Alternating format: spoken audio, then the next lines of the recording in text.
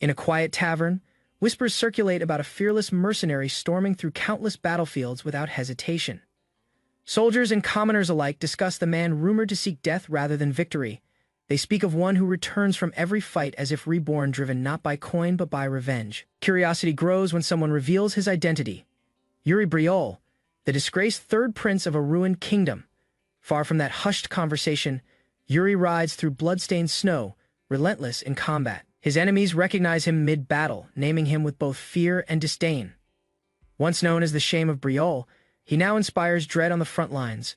Memories of his downfall linger, his name tied to failure and collapse. Despite the disgrace, Yuri pushes forward, wielding a new purpose behind his blade. Years earlier, inside a crowded casino, Yuri lives a different life. Laughter fills the room as he gambles with bold confidence. Across the table sits Hernando, the kingdom's court mage, bewildered by Yuri's repeated wins. Pushing his luck further, Yuri calls for raised stakes, unaware or unconcerned of those watching with suspicion. When confrontation erupts, accusations fly. Unmoved, Yuri challenges their claims with defiance.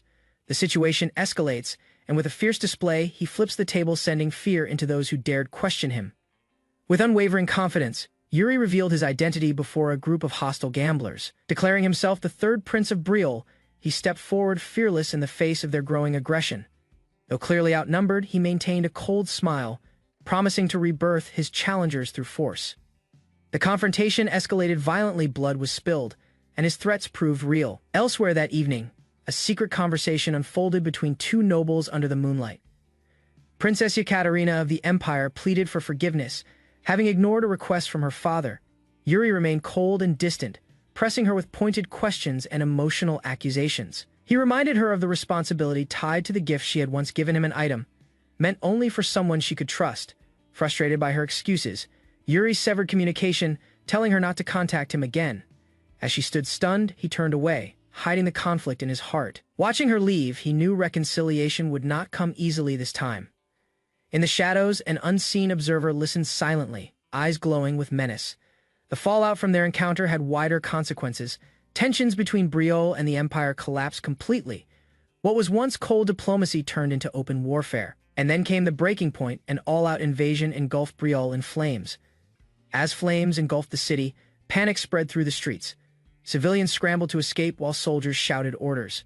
Among the chaos, Yuri raced toward the castle, demanding the evacuation of nearby residents.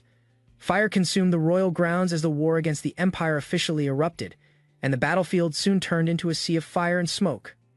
Time passed in relentless bloodshed. Betrayal suffered tremendous casualties, and hope gradually faded. The strongest warrior of the kingdom, Betrayal, had vanished from the front lines. His absence tilted the balance, weakening morale and strategy. With no sign of reinforcements, soldiers struggled to maintain their positions. Commanders questioned their survival as the Empire's forces continued to press forward. The tide of war turned decisively. The Empire gained ground, and victory for Betrayal seemed increasingly distant. Reflecting on the betrayal that started it all, Yuri realized the grim truth: Yekaterina, the only person he confided in, had betrayed him. Her silence after his warnings marked the beginning of Betrayal's downfall. Despite wanting to believe otherwise, her final message crushed any remaining doubt. With despair taking root, Yuri returned to the battlefield. Enemies recognized him instantly.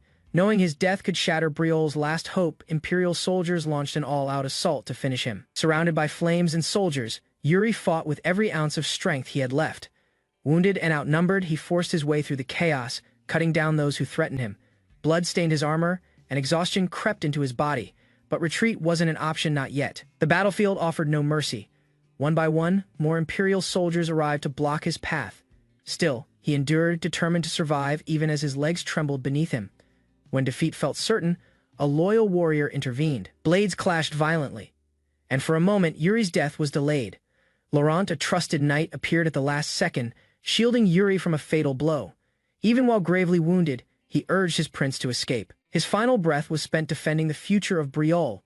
Watching Laurent fall, Yuri screamed in anguish. Commanders shouted for Yuri's retreat. They knew the kingdom had no future without him. Forced to flee, he escaped into the night under relentless pursuit. The Empire wouldn't let him go easily. By morning, enemy scouts scoured the countryside.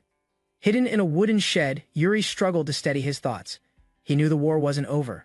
Survival wasn't enough. He had to plan, regroup, and eventually reclaim everything that was lost. In hiding, Yuri began to process the weight of his kingdom's fall. Flashes of bloodshed haunted him, his father likely dead, comrades sacrificed, and his own survival hanging by a thread. A knight entered the shed, casting suspicion and fear. Yet instead of delivering death, the man paused. Seeing Yuri's broken state, determined not to die, Yuri voiced his plea. He knew if he fell now, Betrayal would collapse without resistance. The countless knights who had died protecting him would have perished for nothing. Overcome with guilt and desperation, he asked for mercy, acknowledging his failure with a quiet apology. The knight gave no long explanation. He offered Yuri a single directive. Leave, revenge and justice would come in time, but survival was now the priority. Knowing enemy soldiers were closing in, Yuri ran once more, clinging to a fragile hope of rebuilding. But reality was crueler than he imagined. Rain poured as he wandered alone. Everyone he trusted had died, and his goals now felt distant. Pain turned inward, festering into guilt.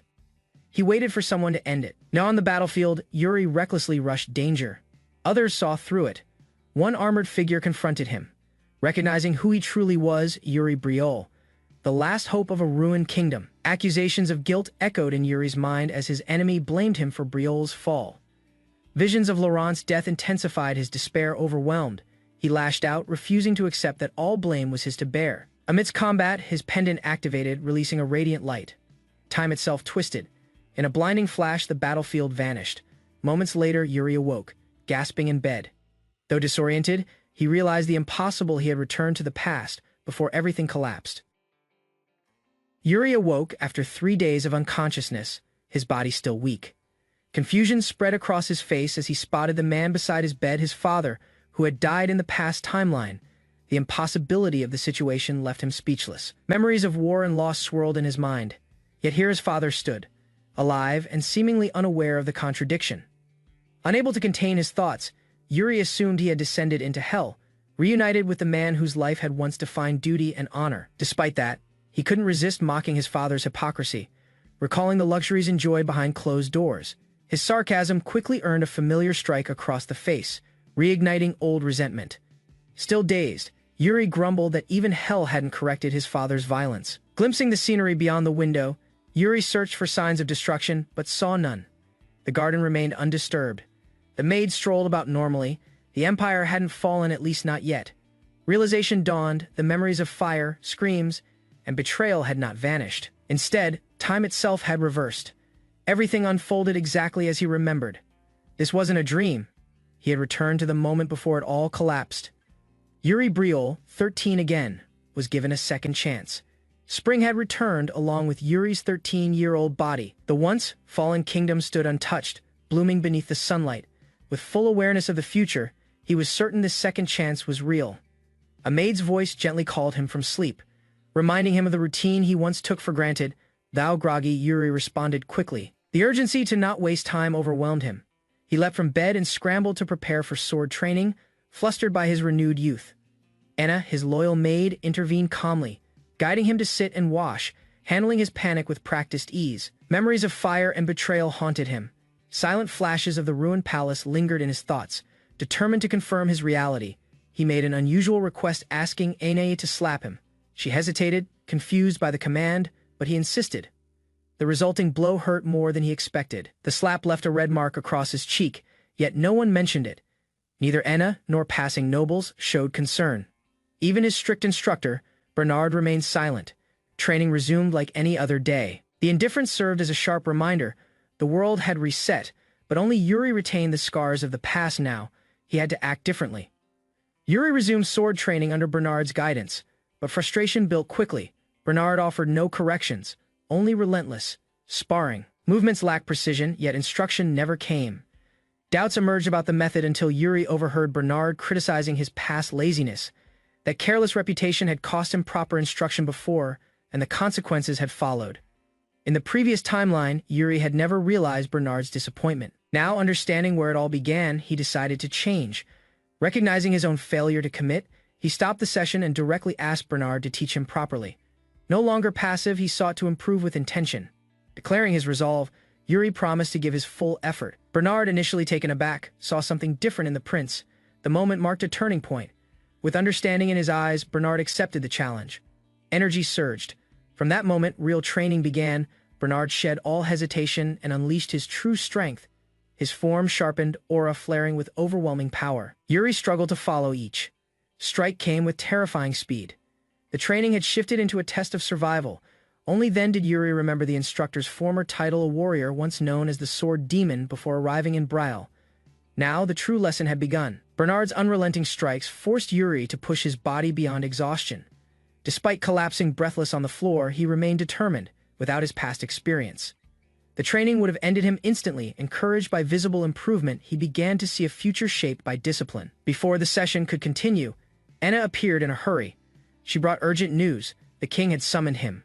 Confused, Yuri learned that Count Johannes' son had arrived, a name he hadn't heard in years. Alarm sparked instantly. Memories of fire and betrayal surged as he remembered Got Barkvar, the man responsible for the kingdom's downfall. Realizing the traitor stood somewhere within these same castle walls, Yuri tensed. No longer unsure, he demanded to know exactly where the enemy was. A royal banquet brought together nobles, family, and guests in a formal setting. The once overlooked third prince, Yuri, sat in dignified silence, his poised demeanor drawing unexpected attention. Courtiers murmured in surprise, noting the changes in his appearance and behavior. Even the king jested about his transformation, prompting curiosity from the royal siblings seated nearby. While others exchanged pleasantries, Yuri remained focused, cautious of those around him. One prince observed Yuri sharply, feigning friendliness but harboring suspicion. Their past tensions simmered beneath the surface. Yuri sensed the insincerity but concealed his contempt behind calm eyes. Memories of betrayal still lingered, his gaze briefly darkening with buried resentment. A whispered question from a sibling prompted reflection. Yuri recalled how, in a past life, this very man had betrayed the kingdom. Rather than lash out, he chose to wait. From his perspective, nothing had changed. Got remained as deceptive as ever. But Yuri had changed. He resolved to prevent past mistakes from repeating. Memories of a burning kingdom fueled his resolve. The time to act had come. Outside, Yuri confronted Got with subtle intent. His words hinted at expectation, not vengeance. This time, he would shape the future. Redemption for Got wasn't guaranteed, but the kingdom's survival depended on change. Got hesitated, trying to justify himself, but Yuri had already drawn the line. The training duel escalated instantly. With swift footwork, Yuri charged forward, striking with speed and precision. Got, unprepared for the intensity, barely managed to react before being knocked backward by the prince's unrelenting assault. An unexpected strike left Got stunned. He called out for adherence to knightly honor, yet Yuri calmly discarded his weapon and advanced bare-handed.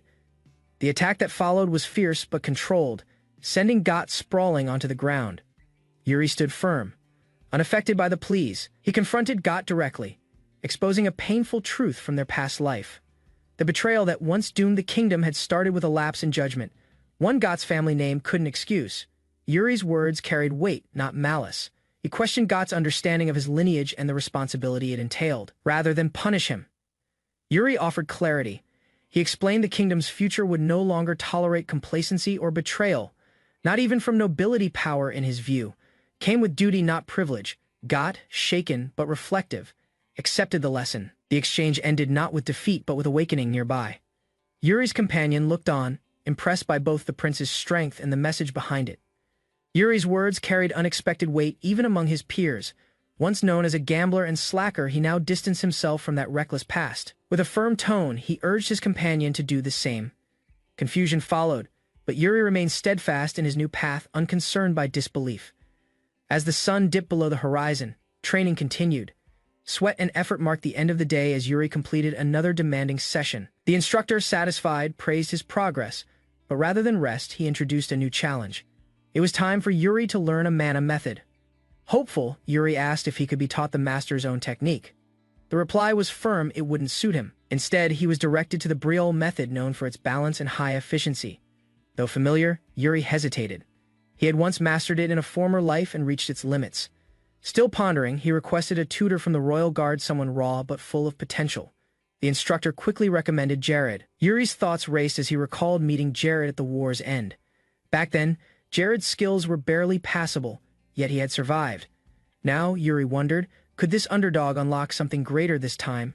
Jared once lacked skill, but never retreated. During the war, he protected comrades with grit alone. Remembering that bravery, Yuri prepared for tomorrow across the yard.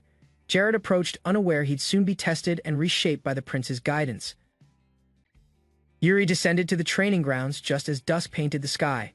Soldiers noticed his presence but continued sparring without pause. He approached calmly, scanning the area with purpose. Jared, the trainee he had requested, stood among the crowd, practicing with unrefined yet energetic movements. The soldiers greeted Yuri respectfully. His gaze shifted to Jared, and without hesitation he asked to see his performance firsthand. Jared's readiness showed in his posture. The duel commenced immediately, the tension quieting the surroundings. From the first clash, it was clear Jared fought with raw strength. His strikes were firm and well-placed. However, Yuri's counters displayed restraint and control. The two exchanged blows under the onlookers' eyes, drawing attention with their precision and power. Jared's allies cheered him on, expecting him to dominate, but something puzzled him mid-fight. He began noticing Yuri's movements weren't just reactive, they were calculated. Each step, each angle, each distance between their blades remained consistent. This wasn't random defense. Yuri was measuring him, reading him like a seasoned tactician. What appeared to be a simple sparring match had become a quiet evaluation. Jared, now alert, realized he wasn't just fighting a prince. He was being tested by someone far more experienced. Jared noticed something unusual. Yuri's movements weren't just defensive. They mirrored his rhythm with unsettling precision. Every swing was measured, calculated. The duel, once energetic, felt like a choreographed exchange. Jared realized it was more a demonstration than a clash. Suddenly, Yuri proposed they stop holding back. In an instant, the tempo shifted. Blades clashed with force, and Jared's eyes widened as his opponent's strikes carried weight he hadn't expected.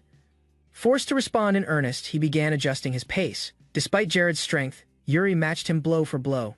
Jared tried to ease up earlier, but now realized it wasn't an option.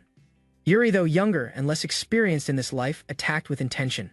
Determined, he no longer cared about winning, just proving he could land a meaningful strike. With focus, Yuri launched a bold maneuver, bypassing Jared's guard and landing a clean hit. Cheers erupted nearby. For a moment, Yuri grinned, recognizing the effort had paid off. Jared, too, seemed surprised. Yet something felt off. Jared, although the aggressor, sensed pressure building. Each exchange left him second-guessing. He pressed harder, yet it felt like Yuri controlled the flow. The fight continued, but one truth became clear: Jared was being drawn into Yuri's pace. Jared's frustration peaked as he activated his mana technique, unleashing power far beyond what sparring demanded. Onlookers panicked, alarmed at his recklessness against a royal. Despite the backlash, he pressed forward, blinded by urgency and irritation. Yuri, though, stunned by the intensity, remained composed. A brief injury didn't shake his confidence. Instead of retreating, he urged Jared to continue. Picking up his blade once more, he reignited the match. Intent on pushing the limits, the fight escalated quickly. Jared's strikes intensified, but so did Yuri's responses. Observers began to notice a pattern. Yuri wasn't simply defending. He was predicting. His movements circled around Jared's offense, cutting off angles with deliberate control. It no longer felt like sparring to Jared. Panic crept into his thoughts. Yuri's presence surrounded him from multiple directions. Despite facing him directly, every attempt to break free was met with equal resistance. As Jared pushed forward with brute strength, Yuri adapted fluidly, matching effort with precision. The gap between them widened. Two figures faced each other in the grand hall, swords drawn. Tension thick between them. Yuri, the young prince, moved first, eyes sharp, body poised with unshakable determination. His opponent, a seasoned knight, felt a strange intensity rise within him, one he hadn't experienced even against stronger foes. As their blades clashed, he realized this was no ordinary sparring match. Each exchange pushed them further. Yuri's strikes weren't just swift, they were precise, fueled by something deeper. Despite his youth, he fought like a warrior who had endured years of brutal combat. The knight struggled to keep pace, driven only by the instinct awakened within him. Sparks burst between their weapons as they both pushed their limits. A sudden shift in movement gave Yuri the upper hand. With force and skill, he sent the knight flying and ended the match. Calmly declaring victory, Yuri stood tall, sweat clinging to his face, but his composure unwavering. Acknowledging defeat, the knight responded with respect, not shame. He'd learned something from Yuri that couldn't be taught: raw purpose. As Yuri extended his hand, the knight obeyed without hesitation. The fight left him questioning how such resolve existed in a prince so young. Unbeknownst to him, Yuri carried the weight of a life already lived. After the duel, Yuri collapsed on the floor, exhausted yet satisfied. A faint injury on his face startled an onlooker, prompting panic from a nearby guard.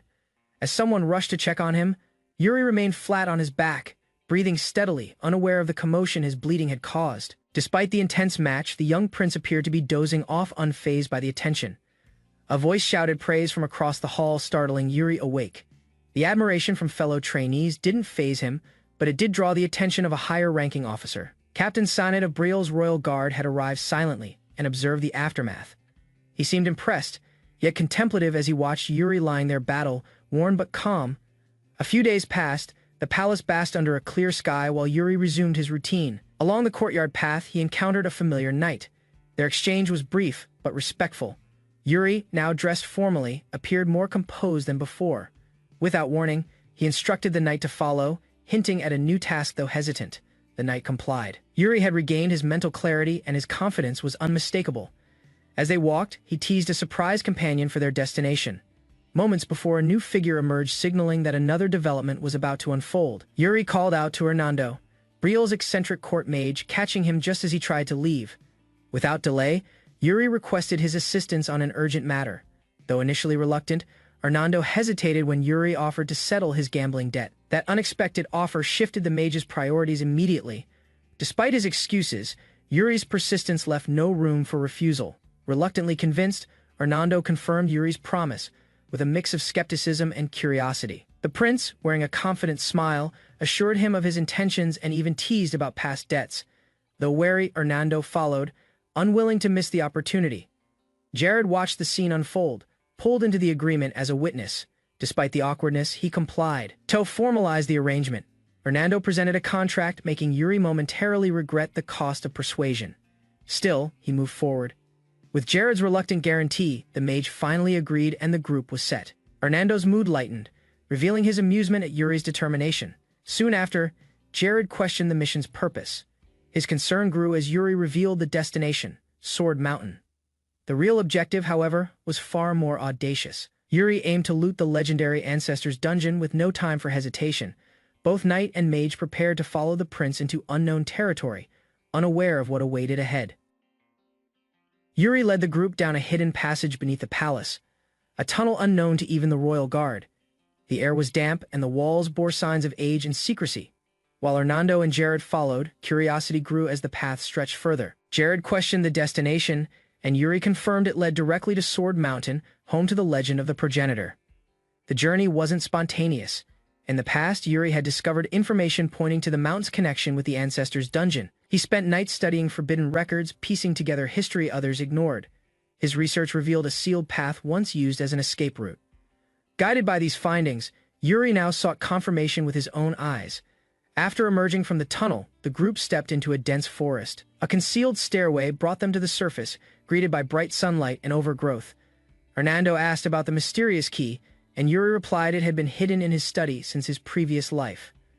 Though he once failed to understand its value, now he was prepared to use it. Navigating through thorny plants and teasing remarks, the group pushed forward. Yuri's urgency remained constant. At one point, he told the others to wait, stepping ahead alone. Something significant lay just beyond.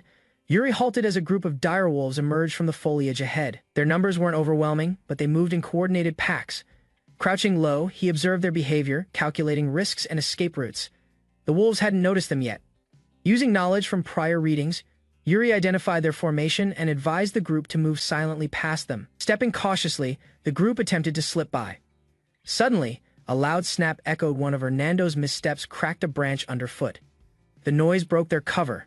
Though the mage laughed off the accident, it was too late. The wolves responded aggressively, and one leapt toward him. Jared acted immediately, unleashing a mana-infused slash that struck down the attacker. Yuri noted the precision and praised his method. However, the minor clash had drawn more than attention. It had provoked the alpha. The largest wolf emerged, eyes glowing with focused rage. An eerie howl followed. In response, the entire pack surged forward. Jared stepped to the front, sword enveloped in mana, commanding the others to stay behind.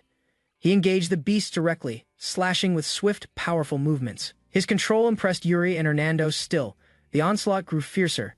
Though Jared was skilled, the overwhelming numbers began to wear him down quickly. Yuri gave the signal, prompting Hernando to act. Flames gathered swiftly in the mage's hands, his hesitation replaced by focus. Trust placed in him by the royal family now demanded proof. With burning spheres forming around him, Hernando prepared to unleash his full power. As Jared continued fending off the direwolves, Hernando launched his fire magic into the fray. Heat and mana mixed violently, blasting the enemies back. The combined assault from knight and mage turned the battle. Wolves fell under Jared's blade while flames cleared their path. With the threat neutralized, the group pressed onward. Eventually, the sun dipped behind the horizon as they reached the peak of Sword Mountain. Exhausted yet determined, they scanned the area. At first, it appeared empty. But Yuri remained confident. After a brief search, he located something buried in the earth, a sword resting within a crevice. Together with Hernando, he began pulling the blade free. Though reluctant, the mage assisted. The weapon came loose, revealed beneath the fading sky. Its condition surprised them, pristine and polished. It looked untouched by time. One word was engraved along its side, guilty. While others pondered its origin, Yuri's gaze remained fixed. This marked the beginning of what he had come to reclaim. Yuri examined the blade's origin, but before conclusions formed, the ground beneath them suddenly collapsed. The group fell through a hidden shaft concealed below the mountaintop. Caught off guard, they plunged into darkness, descending rapidly toward an unknown underground chamber below. A blinding column of mana light surged downwards, piercing the depths of an ancient underground ruin. Moments later, Yuri crashed violently into the stone floor, surrounded by the fading traces of his defensive magic. Struggling upright, he assessed the impact. Though shaken, he had landed with precision, his magical barrier absorbing the worst of the fall. From behind, Hernando descended with light steps, taking in the cavern's ominous depth. His calm observation was quickly interrupted by Yuri's sharp words, confronting Hernando's recklessness. The silver-haired noble brushed it off with a smile, citing urgency. Before the tension could settle, a crimson glow erupted further ahead. A pulsing red gem floated mid-air, unnatural, seething with cursed energy. Warning instincts flared too late. A towering figure emerged from the shadows, a death knight, its body wrapped in dark armor and black mist. Eyes burning red, it stepped forward without a word. Yuri froze briefly. Recognizing the threat, he called out to Hernando, urging him to wake the unconscious Jared beside them. Jared stirred in confusion. Unaware of the peril, he staggered to his feet as the Death Knight closed the distance. Instinctively, Jared positioned himself between the creature and Yuri, weapon drawn. Blood dripped from the knight's blade. The battle had already begun. The Death Knight's aura shifted as his skeletal face came into full view, its crimson eyes radiating eerie intelligence. Unlike ordinary undead, this one retained conscious thought, a knight awakened with a lingering purpose. Yuri immediately sensed something unusual. While Jared raised his blade in caution, Yuri halted him, calmly declaring the knight was not hostile. Confused, Jared questioned his certainty. Yuri, however, trusted his instincts. He explained that the Death Knight was bound to the Founder's dungeon and would never harm a direct descendant of the Founder's bloodline. His words carried weight, and the knight's lack of aggression confirmed it. Moments later, the atmosphere shifted violently. The knight suddenly lunged not to attack, but to intercept a hidden danger aimed at Yuri. Hernando shouted in alarm, but the strike never landed. Amid the dust, Yuri remained unharmed, leaving Hernando stunned.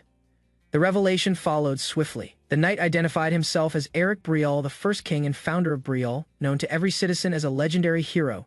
Yuri asked if he was the first to reach this chamber, and Eric confirmed it. As proof of bloodline, Yuri effortlessly drew the founder's sacred sword. Eric observed in silence, then voiced surprise at Yuri's expression. Embarrassed, Yuri admitted he felt guilty handling a hero's weapon. Yuri stood firm before the Death Knight, who demanded a reason for his intrusion. With calm resolve, Yuri extended his hand and introduced himself as the third prince of Betrayal, rightful heir of Eric Betrayal. He requested the founder's legacy be passed down to him. The Death Knight's burning eyes stared back in silence before turning to walk deeper into the chamber. Acknowledging the truth in Yuri's blood, the knight declared it was time to fulfill his duty. He agreed to grant the legacy that Yuri sought. The group proceeded through the crystal, lit corridor, shadows stretching behind them. Jared, trailing behind, tried to process the surreal events. Speaking with a legendary founder's spirit and walking beside a Death Knight wasn't part of his expectations as a royal guard. His confusion deepened with each step. Memories flickered, visions of Yuri from a tragic past where death and ruin prevailed. He interrupted Jared's daze, prompting him to follow. Though hesitant, Jared responded with reluctant steps. The corridor ended at a radiant crystal sanctuary, glowing with ancient power. As the group entered, the energy pulsed with quiet intensity. Yuri, facing the brilliance ahead, clenched his fists slightly. Uncertainty lingered in his eyes, but his resolve remained unshaken. He pressed forward, hoping for answers. A mysterious voice echoed as Yuri found himself standing alone in a vast desert under twilight skies. Sensing something strange, he spotted a figure resembling the founder in the distance, Before he could approach, a monstrous creature charged across the sands. Its speed left no room for error. In an instant, a strike landed, but something activated. Glowing magic surged around Yuri's body, forming a powerful defense. Through instinct, he summoned an unknown martial form, and ancient founder's combat technique awakened. A figure of glowing energy materialized before Yuri, its form radiating pure mana mastery. Observing intently, Yuri studied the way the being manipulated power. Realizing it wasn't simply casting spells, it was controlling mana itself. Rather than relying on structured techniques, it moved with instinctual precision. Yuri, still untrained in proper mana usage, was caught off guard. The figure, ancient and silent, demanded imitation mid-battle. Confused but unwilling to back down, Yuri grasped his sword tighter. Laughter escaped him. Masking the tension, it became clear this was no ordinary lesson. His ancestor had thrown him into a live combat situation to learn through survival. Wiping sweat from his brow, Yuri focused. Only someone who had lived another life could devise such reckless instruction. Steadying his stance, he channeled what little mana he could gather. Mimicking the movements, energy responded faintly, yet something began to stir. Uncertainty lingered, but retreat wasn't an option. If he was to survive and defend Betrayal in the future, he had to adapt now. The Empire's invasion loomed near, and his former self had already witnessed its devastation. This time, Yuri vowed to rewrite history.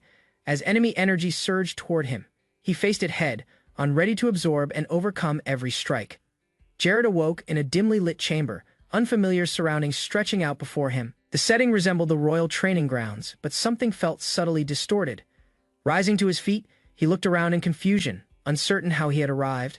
As footsteps echoed in the distance, tension tightened in his chest. A flicker of movement caught his attention. Someone was there. Jared instinctively readied his stance, calling out to the unseen figure. No reply came, only silence, until a shadow emerged. It mirrored his form almost perfectly. Recognition dawned slowly. A doppelganger conjured to test him. He questioned its origin, suspecting this trial belonged to the legendary Death Knight training. The clone responded, eerily calling him by name and warning him not to resist fate. Mockery followed as the doppelganger spoke of Jared's desire for comfort, labeling his royal guard status as avoidance. It warned him to stay away from the third prince, implying defiance would bring ruin. In the past, Jared might have believed those words, but now, something had changed. His gaze sharpened with conviction. As his opponent pressed on with philosophical threats, Jared rejected the fear. He tightened his grip on the sword, ready to fight not only for his role but for his chosen future. Jared raised his mana-forged blade, unimpressed by the opponent's cryptic warnings. Refusing to be intimidated, he charged forward with sharp focus. The blade collided with a powerful force, and sparks of mana burst through the air. His strike was direct, clean, and without hesitation. In combat, he noted the enemy's style rigid and cautious. It lacked ambition, clearly built around avoiding risk rather than overcoming threat. Jared's instincts recognized it immediately. It mirrored the defensive mindset he once held. That realization ignited a deeper resolve. Pushing harder, he unleashed a furious exchange of strikes, seeking to break past the shallow defense. Each movement gained strength as confidence surged. No longer limited by fear, he fought to surpass the version of himself that once clung to safety. Suddenly, the enemy's body began to distort. The skin melted, revealing a grotesque, shapeless creature beneath. The illusion of humanity faded as the training manifested its final trial. Jared steadied his breath, sword still lit with mana. The creature lunged, but Jared didn't flinch. Within, he heard a faint plea, not from the monster, but from the one who had created this memory. It wasn't just a battle, it was a message, one final push to overcome the weakness of his former self. Yuri launched forward with precise speed, mana enveloping his blade as he closed in on the enemy. His movements, once hesitant, now flowed with control and confidence. The training dummy lunged at him, but he sidestepped cleanly, striking with a force that sent energy crackling through the arena. Each blow exchanged sharpened his instincts, and the once overwhelming pressure began to feel manageable. After another rapid clash, he pulled back, breathing heavily, sweat dripping from his brow. His eyes narrowed, noting how far he had come. Through relentless sparring, he had learned to circulate mana correctly and wield his sword with proper form. What once felt like raw power now responded to his will, refined and efficient. Suddenly, the dummy reactivated. Its presence loomed heavier than before, pushing him into one last confrontation. He met it without fear, understanding that the challenge marked the end. As their final clash erupted in a burst of blue light, the figure disintegrated into fragments of mana. The simulation faded. Crystals shimmered around him as his surroundings returned to the real world. Yuri stood still, reflecting on the growth he had gained. What began as a simple test had become a crucial step in his journey. Yuri stood before the ancient figure surrounded by the glow of hidden crystals buried deep underground. Recalling the ruin of his past life, he realized no Betrayal royal had ever reached this sanctuary. His presence here marked a break in fate. The armored guardian denied that the founder used the same mana method. Instead, it was a legacy crafted by Eric, the last wielder of true enlightenment. This inheritance, known as Soul's Severance, wasn't passed down through bloodlines but through timing and necessity. Yuri had reached the dungeon because the world itself had deemed the moment right. Pressed with questions, he learned that some answers must be discovered alone. The dungeon's appearance signaled that he was ready to wield what others could not. The armored spirit commanded Yuri to kneel. Accepting the weight of history, he dropped to one knee. From that moment, the mantle of Betrayal's final guardian was passed to him. Warnings were given: never trust enemies and always act on conviction. His nod sealed the vow as the guardian faded into light. One truth echoed: Betrayal never abandons its honor, even at death's edge. That was the oath Yuri now carried. Elsewhere, morning broke. He awoke to a new day, changed in spirit and burdened with purpose. Yuri jolted awake, explaining he had visited the royal palace archive during the night. Driven by curiosity, he searched through historical records to uncover something long forgotten. While examining old documents, he discovered a hidden detail. The founder, Eric Betrayal, had a brother. This brother vanished from official history, casting aside his sword and leaving no name behind. That revelation led him to a theory. The Death Knight, the mysterious figure who passed on the mana technique, was likely that brother and the sword Yuri now possessed might have originally belonged to him. Before he could investigate further, a maid entered in haste, urging him to prepare. The king had summoned him after receiving a report from Sir Hernando down the hall.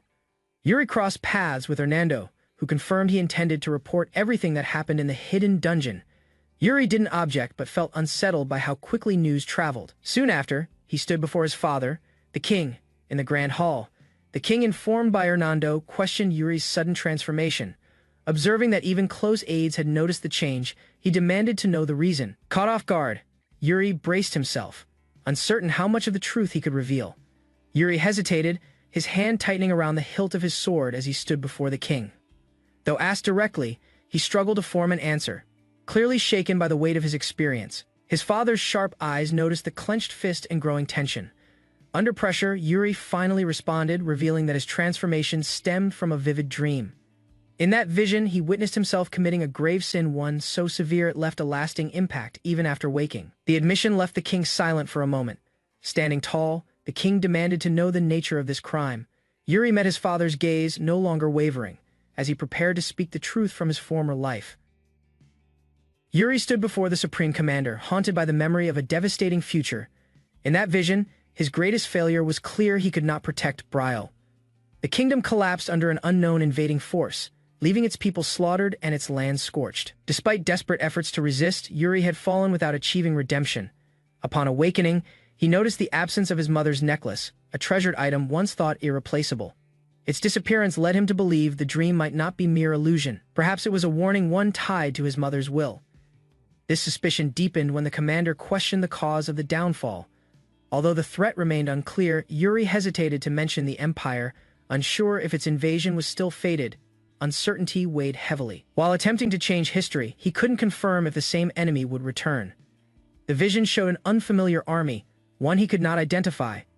Still, the commander offered calm reassurance and expressed relief at Yuri's improved state, yet Yuri himself remained conflicted. His actions were not signs of confidence but efforts to repent.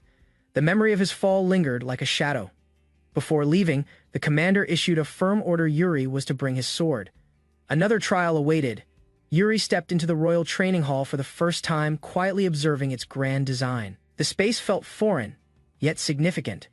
His father, surprised by Yuri's interest, admitted he had never seen sword talent in any of his sons unshaken. Yuri claimed confidence in his ability, earning a raised brow and a faint smile. Their duel began without delay. The Supreme Commander drew his blade with practiced ease, while Yuri positioned himself calmly. Questions arose about what truly defined a swordsman's talent: strength, speed, or wisdom. None. According to the commander, even possessing all three did not guarantee greatness. A deeper element was needed. As Yuri envisioned a past version of himself clad in full armor, a haunting memory surged, one where strength alone failed him. His opponent explained the missing factor: the power to push beyond one's limits. Their swords clashed, In that moment, Yuri sensed a change. His father's aura had shifted, growing darker, more forceful. The duel intensified. Blood was drawn. Despite the pain, Yuri stood firm. When asked to explain the force he referred to, the commander described it not as duty or fear, but something closer to a calling. The word lingered between them, unspoken yet understood. Perhaps it was fate. Yuri stood in silence as his father's question echoed. Was he meant for this path?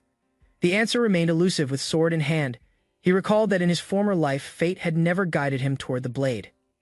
This new life, however, offered another chance, one that might reshape his destiny entirely. The commander pressed further, asking if Yuri could sense a deeper calling. Could he see himself wielding a sword even at the brink of death? As uncertainty swelled within him, Yuri's grip tightened. No answer surfaced. Fear gripped him instead. Suddenly, the atmosphere darkened. His father's form transformed into something shadowy and monstrous. The memory surged forward. Horrors from his past life returned. Screams echoed. Flames consumed the capital. Citizens begged for salvation, but chaos reigned. The haunting cries of war rang in his ears. Yuri's vision shifted to the burning kingdom. Bodies clashed amid crumbling towers. Amidst it all, he saw himself armored, defiant, standing within the inferno. Confusion overtook him. Why was Betrayal engulfed in flames again? Then recognition dawned in others. Soldiers shouted his name. Whispers spread. The third prince, long thought gone, had returned to the battlefield. He wasn't just a survivor now. He was the kingdom's final hope. Realization struck Yuri as he recognized the flames. The Empire's assault had begun. Glancing at his hand, he questioned the moment. Somehow, he had returned to the past precisely when Betrayal was collapsing, engulfed in war and overwhelming destruction. Flames consumed the once proud kingdom, reducing buildings and lives to ash under a burning sky. Frozen amidst the inferno, Yuri struggled to comprehend the devastation unfolding before his eyes. From the chaos, an enemy charged with fury, forcing Yuri to raise his blade in defense. Clashing steel and bloodshed surrounded him as he barely held his ground. Nearby, a knight struck down an attacker and shouted a desperate plea for Yuri to flee. Instead of running, he turned, unable to ignore the comrades laying down their lives for him. Another scream pierced the air as a soldier collapsed, his body crumpling beneath a fatal blow. On trembling legs, Yuri questioned if this brutal end had always been inevitable. No matter how hard they fought, the fall of Betrayal seemed destined. Rain fell gently as Yuri, older now, accepted that he had once failed to protect everything. Standing over wreckage and corpses, he faced the ruins of both past and present, yet the enemy's approach reignited the fire within him. A voice echoed from deep within, reminding him of the time he had been granted. Memories of betrayal, defeat, and sacrifice shaped his will. With newfound resolve, Yuri charged forward, ready to defy fate. With a fierce cry, Yuri launched forward, his glowing blade cleaving through enemy defenses. Steel met flesh as the strike tore across his opponent, blood spraying into the fiery air. Victory flashed briefly in his eyes before another foe charged headlong into a brutal clash. Blades collided again, the sound ringing out as Yuri drove his sword through another attacker surrounded by fallen enemies. He gasped for air, hands trembling from fatigue and fury. Not retreating, he pressed forward, a lone figure amidst smoke and glowing embers. From across the battlefield, a voice demanded surrender, labeling him the last remaining prince. He answered not with words, but with raised steel and a vow to protect his people. Driven by conviction, he dove into the fray once more, blade flashing with purpose. Light consumed everything around him, and suddenly silence replaced fire and death. In a serene chamber, the younger Yuri awakened, shaken by the vivid memory. Realization struck. He had returned to a time before it all began. His father's firm grip grounded him, insisting what he saw was mere illusion. Though confused, he clung to the sword tightly, heart racing with unspoken urgency, silent but resolute. Yuri promised himself he would rewrite fate.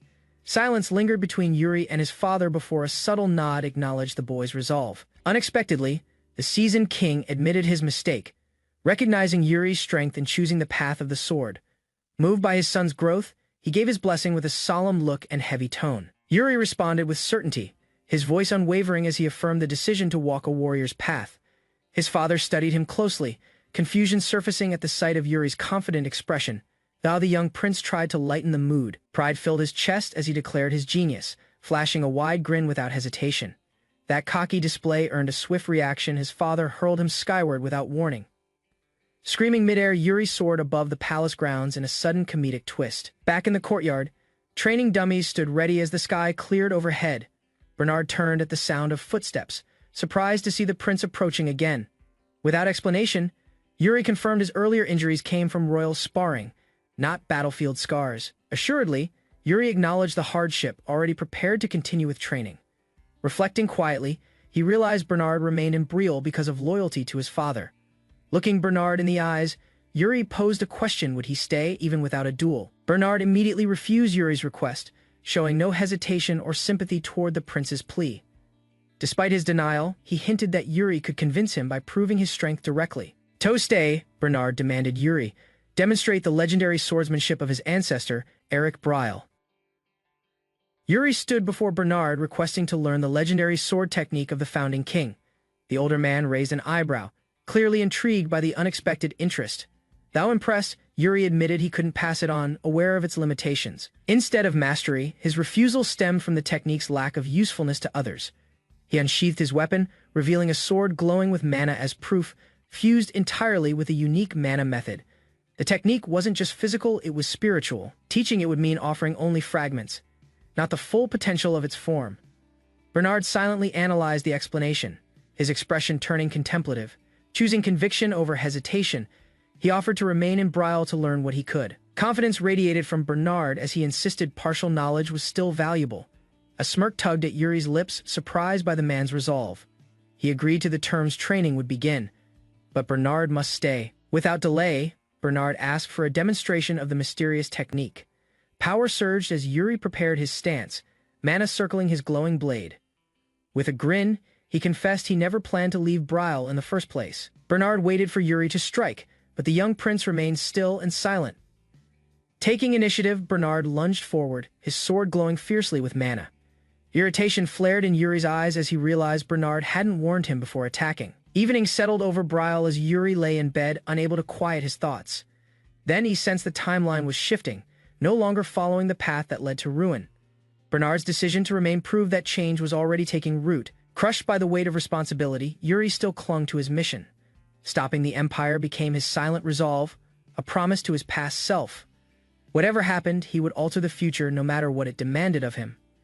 A maid entered with concern, urging him not to stir up trouble again. Feigning innocence, Yuri asked if something was scheduled. Then she reminded him of tomorrow's Senate meeting. Attendance was no longer optional. He cursed under his breath, caught off guard by the obligation. Her hands gripped his tightly, pleading for patience and diplomacy. With a confident smirk, Yuri promised he'd behave this time for real. The capital's towering palace stood under clear skies as senators gathered for the royal meeting.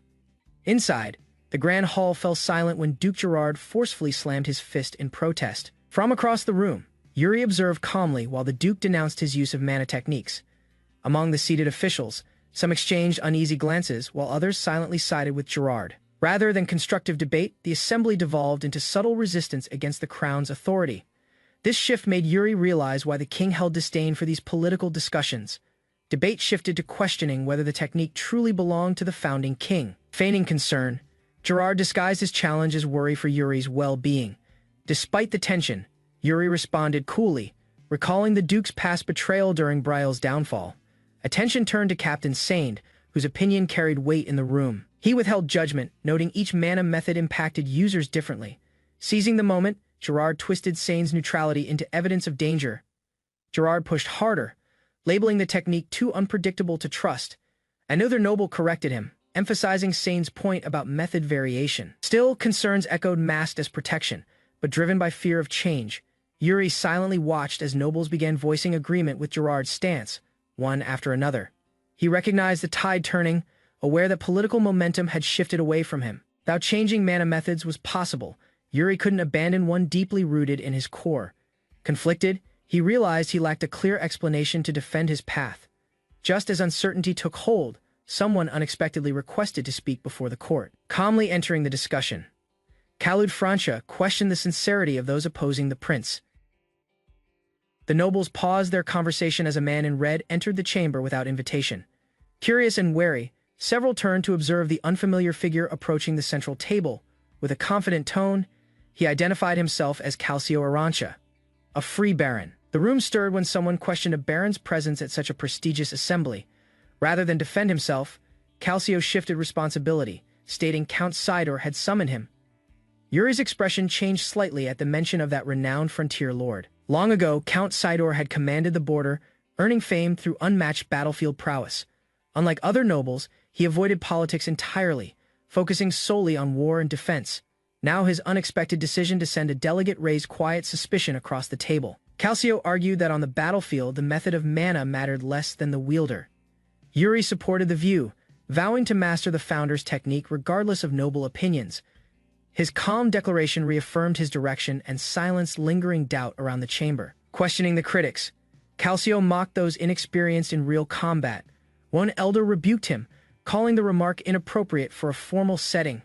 He apologized curtly, blaming his roughness on a life spent battling orcs at the border. Calcio addressed the senators bluntly, questioning who among them had real experience battling orcs. No hands rose, and the silence only reinforced the divide between theory and reality. In response, Yuri challenged the notion of abandoning tradition simply due to uncertainty. One noble argued the idea was unrealistic, calling the change practically impossible. Shrugging, Calcio asked whether they intended to rip out the prince's core to test him. Turning to Yuri, he pressed for support with a steady, unflinching gaze. Mockery followed, with nobles accusing the frontier of enjoying peace and undeserved funding. Calcio's voice turned cold as he recounted soldiers dying for loss on his day of departure. He condemned their ignorance, reminding them war never paused for political comfort. Earlier that morning, he had personally covered a fallen comrade's body. The weight of his words hung in the room, silencing further ridicule orcs. He warned, existed only to kill, and they never stopped. Attention shifted to a map showing increased orc movement near the borders. Yuri questioned the shift in behavior, suspecting a broader threat. He ended with concern. Wasn't the Keen division stationed at that very front? Calcio informed the council that the frontline troops had abruptly pulled back without explanation. As a result, undefended towns were destroyed, their residents fleeing amidst chaos and fire. Yuri quickly realized the cause may have been the Duke's impulsive third son. In silence, he absorbed the implications while the others avoided direct response. Declaring the meeting concluded, Yuri stood and prepared to exit without further debate. He dismissed their objections, emphasizing that real priorities like Klein and the orcs remained unresolved. That evening, Calcio relayed the events through a crystal, reporting Yuri's actions in full. The man receiving the message noted rumors of Yuri's change in behaviors. Skeptical, he ordered a closer investigation should the situation demand it. Calcio acknowledged the request, agreeing to observe the prince more closely. Though little was known about Yuri, his recent conduct raised new interest before. Ending the call, Calcio confirmed he would report back soon. Later, children played under the evening sky, unaware of growing unrest. A cloaked figure passed nearby, drawing whispers and curious stares from the locals. One man hesitated, uncertain if he'd just seen the third prince in disguise. Under the moonlit sky, Yuri and Hernando slipped unnoticed from the palace into the city. Though Hernando felt uneasy, Yuri remained calm, treating their outing as a casual stroll. As they walked, Hernando questioned their purpose, suspecting mischief behind Yuri's secretive behavior. Yuri finally revealed their destination, a casino known for being the capital's largest. The goal wasn't gambling, but to observe suspicious activity connected to black market funds. With resolve, Yuri led the way, planning to expose corruption from within the establishment. Among the people of Betrayal, several individuals once stirred massive unrest during Yuri's previous life. Notably, a notorious nobleman emerged as the ruthless ruler of the criminal underworld. Equally influential, a cunning businesswoman built the continent's top merchant guild from the shadows. Feared across Betrayal, a legendary assassin ultimately dethroned the underworld boss and seized control. The victim of that killer's blade was none other than Goryo, a powerful loan shark. Yuri, reborn with knowledge of the past, returned to Betrayal and stepped into Goryo's casino. His unexpected appearance startled many, especially after revealing his true status as the third prince. Feigning casual intent, Yuri claimed he came to enjoy the entertainment while observing reactions. Instead of games, he accepted Goryo's invitation to talk business in private. Hernando's confusion surfaced quickly, only to be silenced by Yuri's sharp response. A request to borrow funds followed, framed as an investment opportunity rather than financial need. Hints of deeper ambition prompted suspicion, but Yuri quickly cut off further speculation. Questions were deflected as Yuri reminded Goryo that probing him wasn't part of the deal. Plans unfolded, he would purchase Magrana spice, a rare product from the Klein region. Supply lagging behind demand guaranteed massive profit, setting the stage for Yuri's next move. Hernando's voice cracked in confusion, startled by Yuri's unexpected investment proposal. With a smirk, Goryo questioned the idea, doubting Mugranja's worth as a serious venture. Rather than argue, Yuri hinted at the unfolding turmoil in the Klein region that would shift demand. Though aware of the civil unrest and roaming orcs, Hernando remained unconvinced about its market effect. He wondered if Yuri was simply trying to corner the spice market before competition emerged. But observing Yuri's composed expression, Goryo sensed a sharp mind hidden behind royal status. Goryo leaned forward, inviting Yuri to name the amount he wished to borrow not as royalty, but as a partner. A flick of movement followed as a contract slid across the polished table. With narrowed eyes, Goryo demanded a signature to formalize the arrangement. Outside, Hernando still couldn't believe Yuri had closed a deal with a feared underworld figure. Frustration bubbled he hadn't been informed of the true plan beforehand. Yuri calmly explained that secrecy was necessary to avoid interference from the royal palace. Information about regional assassinations and spice routes filled Hernando's ears as Yuri explained the true motive. Capitalizing on political instability, Yuri aimed to dominate the Mugranja trade before chaos escalated. They arrived at a weathered building, Yuri's next stop, leaving Hernando stunned and full of questions. From the street, Hernando glanced at the decayed building, questioning if this could truly be the destination. Yuri stepped forward without delay, calling out a name into the dimly lit interior. A composed woman emerged moments later, introducing herself as Elaine Wood with calm certainty. Names were exchanged formally as Yuri revealed his identity and purpose without hesitation. Though surprised, Elaine remained poised, listening to his proposal with raised curiosity. Meanwhile, Hernando voiced concern, unsettled by Yuri's choice to trust someone of such uncertain standing. Yuri, unfazed, recalled her past status as one of the continent's most dominant guild leaders. Her empire had once spanned cities, trading power rivaling nobility. Even if her methods turned cruel, Yuri believed in her potential to rise again. Thinking their errand was over, Hernando sighed in relief only for Yuri to reveal another plan. Instead of resting, Yuri turned and strode off toward the shadows of the city. Hernando's shout echoed behind him, baffled by the sudden departure. Inwardly, Yuri knew one last person remained to complete his network. While others had agreed to his cause, this final piece required a different approach toward the slums. He walked where desperation ruled and survival defined worth. Yuri and Hernando arrived in a slum alley searching for a specific person among the homeless. They spotted a group of young outcasts huddled by the wall, and Yuri identified the one he needed. Standing firmly, he introduced himself as the third prince of Betrayal before the wary children. Recognition flickered as a girl named Asana reacted to his title with visible unease. She remembered him not just as royalty, but as the one who had killed Carlo. Asana, survivor of the Black Claw Orc raid, now faced the prince with quiet resentment. Yuri encountered a wary woman in the shadows, her voice cautious as she recognized him. Instead of answering directly, she questioned his presence, uncertain why royalty would tread their broken streets. With calm resolve, Yuri assured her he had come not for status, but to offer help. A trembling man handed over a pouch, burdened by the fear of consequences if he resisted. Yuri glanced at the injured child and remembered how Asana once protected her in the past. To afford treatment, Asana had taken a loan from Goryo, a mistake that sealed her fate. Eventually, she became indebted beyond recovery, trapped like countless others who borrowed from the same man. Manipulated and rebranded, she was forced into Goryo's ranks as a cold, efficient killer. Now Yuri offered money for healing, prompting her cautious question about what he truly wanted. Rather than evade, Yuri introduced himself with purpose, the third prince, Yuri Betrayal. As they walked away, onlookers questioned his generosity. To Yuri, this was strategy, building bonds with those vital to his future plans.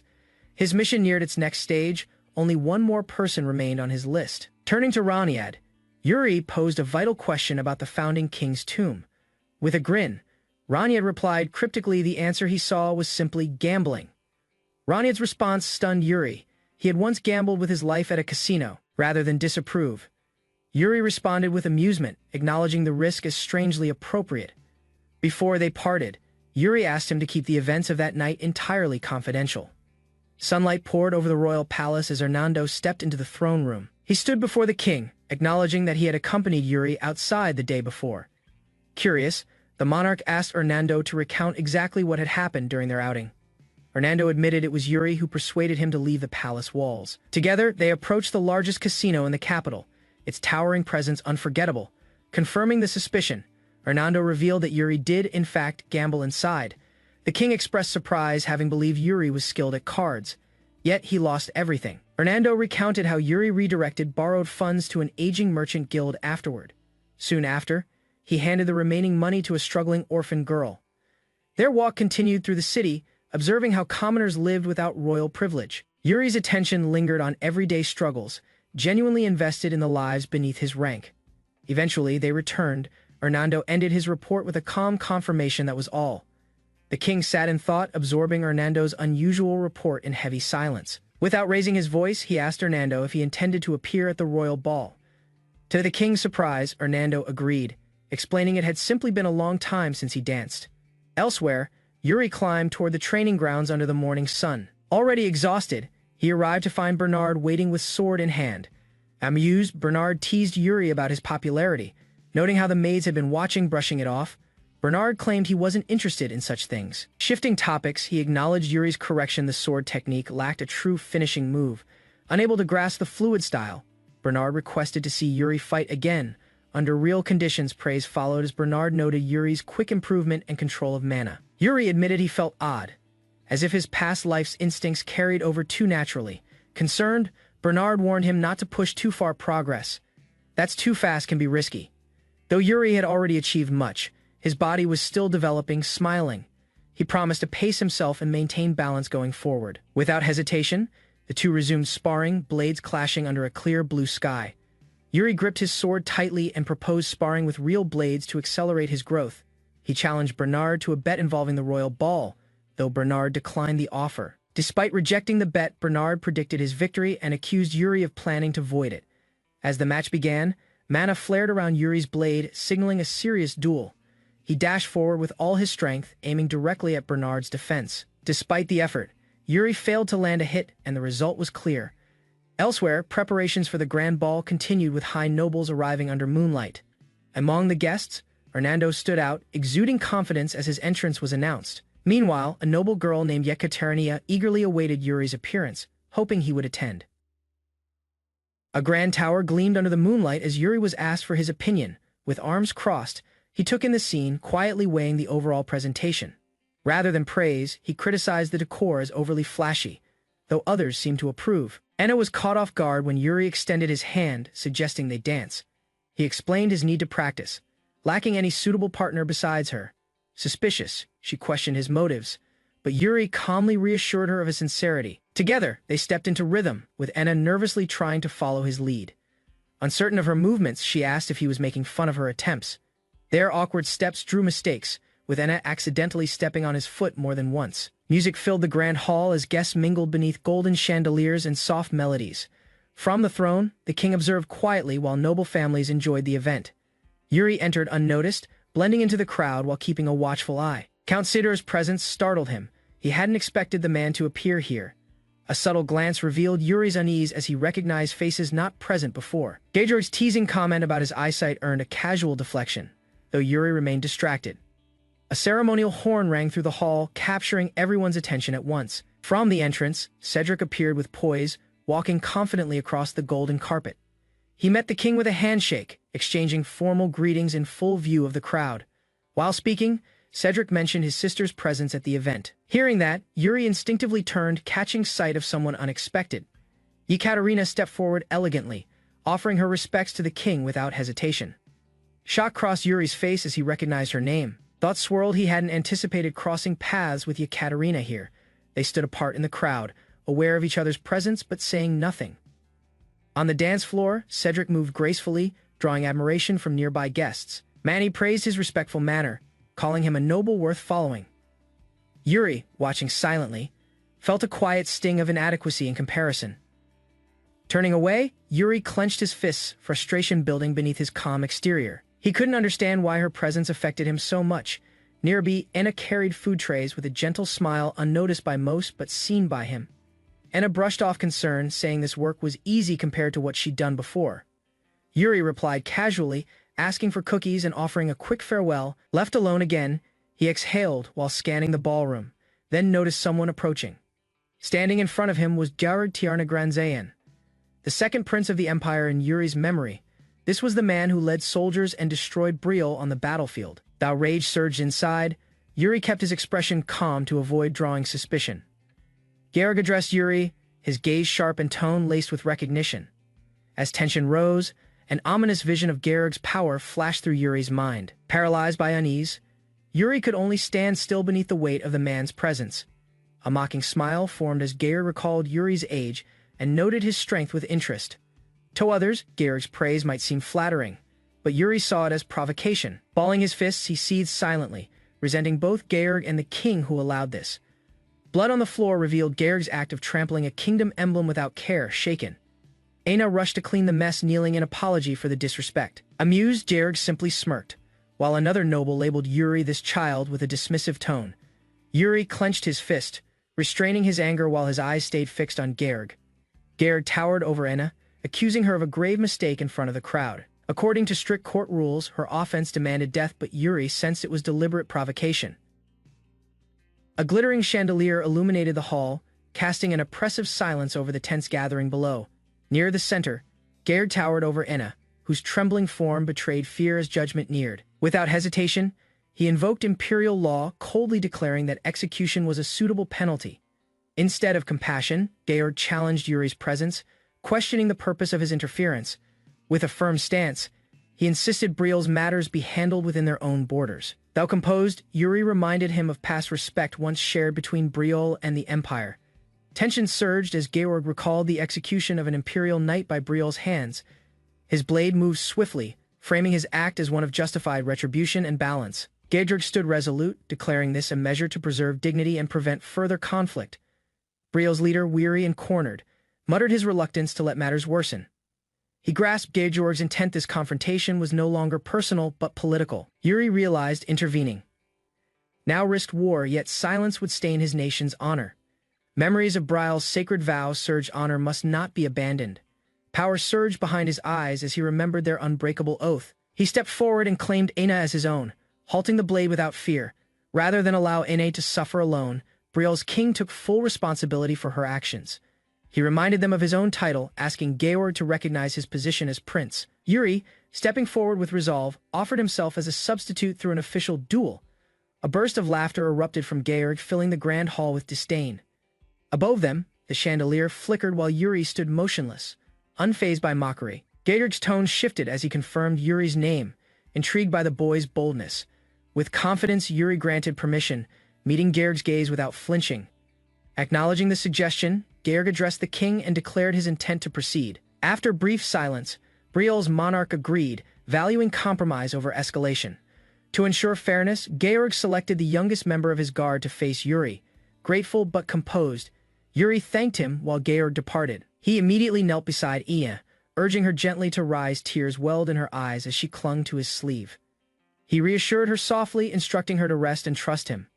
With measured steps, Yuri walked forward alone, leaving her in safety behind him. Memories of Yekaterina briefly surfaced in Yuri's mind, but he quickly suppressed the distraction. That name stirred emotion, yet he dismissed it, labeling the thought unnecessary. With his focus regained, Yuri turned away and continued walking toward his duty. Evening shadows cloaked the hallway as Yuri marched silently through the palace corridors. Waiting in the dark, his older brother emerged from the side with folded arms, taken by surprise. Yuri confessed he couldn't allow Aina to be executed unjustly. Instead of scolding him, his brother softened and smiled at Yuri's conviction. He gently placed a hand on Yuri's head, acknowledging the courage he had shown. That rare moment of warmth reminded him how long it had been since such kindness. A quiet gesture broke the silence as his brother extended a hand. He offered help, knowing Yuri faced not just battle but political consequence. Yuri explained the duel's setup, recognizing it as a calculated trap masked in formality. His brother offered to assist, and Yuri accepted with a grateful smile. Though the party continued behind them, Yuri's thoughts were already on the coming fight. Prepared for what lay ahead, he vowed not to repeat the mistakes of his past. Under a clear sky, Yuri stepped onto the dueling ground, facing the Empire's chosen knight. Spectators, including Georg and Aina, observed silently from the elevated seats nearby. One officer assessed the opponent's refined swordsmanship, noting his training within the royal guard. The knight moved precisely, showing his high level of discipline and skill with each step. While others watched in concern, Georg simply smiled, prompting curiosity from his companion. Yuri drew his sword calmly, his posture and eyes revealing confidence rather than fear. Unattainable by most, the title of Grand Wizard marks the highest tier of magical mastery. This honor is reserved solely for those who unlock the power of origin magic within the tower. Among its forms, fate, revealing magic, stands alone in granting glimpses beyond the boundaries of destiny. Hernando, once unbeatable at reading outcomes, begins losing a simple game for the first time. Since acquiring origin magic, he had flawlessly predicted every move, yet Yuri remained unreadable. Instead of fate, an illusion of a scorched battlefield and Yuri's unwavering sword appeared. Wounded but undeterred, the vision showed Yuri battling on, his blade never pausing. It may have started there when Yuri's future broke away from Hernando's foresight. For someone like him, Prince Yuri held no path, no predetermined future. Standing firm, Yuri assured everyone there was no cause for concern. Gaird's remark questioned his readiness, mocking his prolonged practice swings. Without hesitation, the trial by combat was authorized to begin. The duel commenced as Yuri sprinted forward, meeting his opponent head-on. Momentum built quickly, with steel clashing in bursts of speed and force.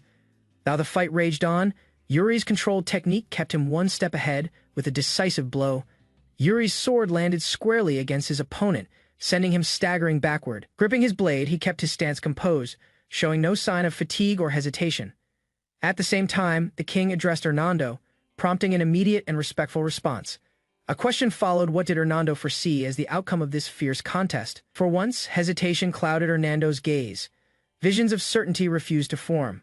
Meanwhile, blades continued clashing on the field below, intensifying with each precise movement. Breaking his silence, Hernando admitted his uncertainty, a rare moment of vulnerability. Their exchange shifted toward fate. Recalling the signs that once guided him to Betrayal, rather than depart, he chose to remain, signaling unfinished purpose. The king welcomed this choice, pleased that Hernando wouldn't be leaving just yet. Still, concern lingered as he sought reassurance about the duel's danger.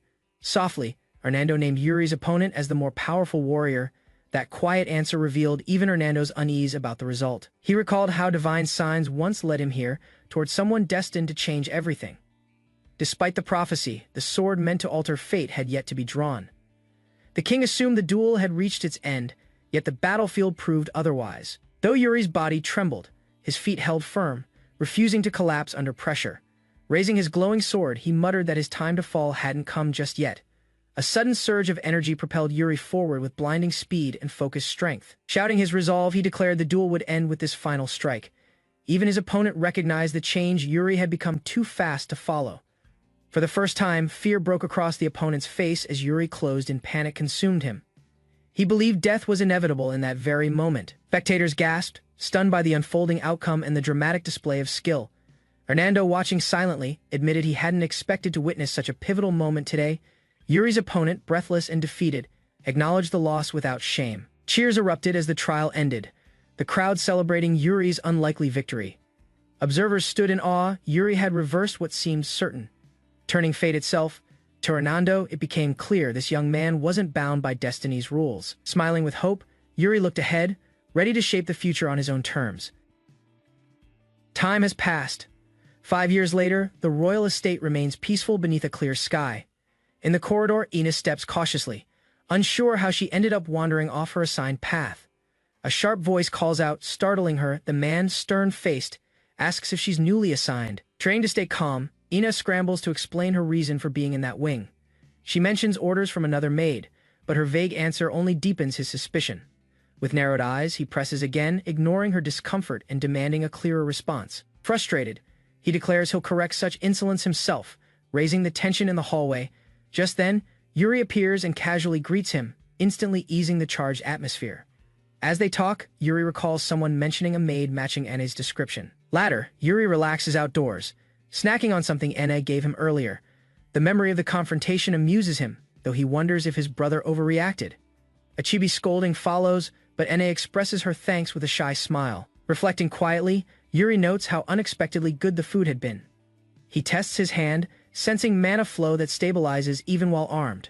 Realization strikes he's entered the unarmed realm, a sign of advanced martial control. Since regressing, 5 years have passed, each one shaped by the memory of a fatal betrayal. Restless in bed, Yuri recalls the moment his brother's blade ended his previous life. He steps outside, sensing the silence before a storm.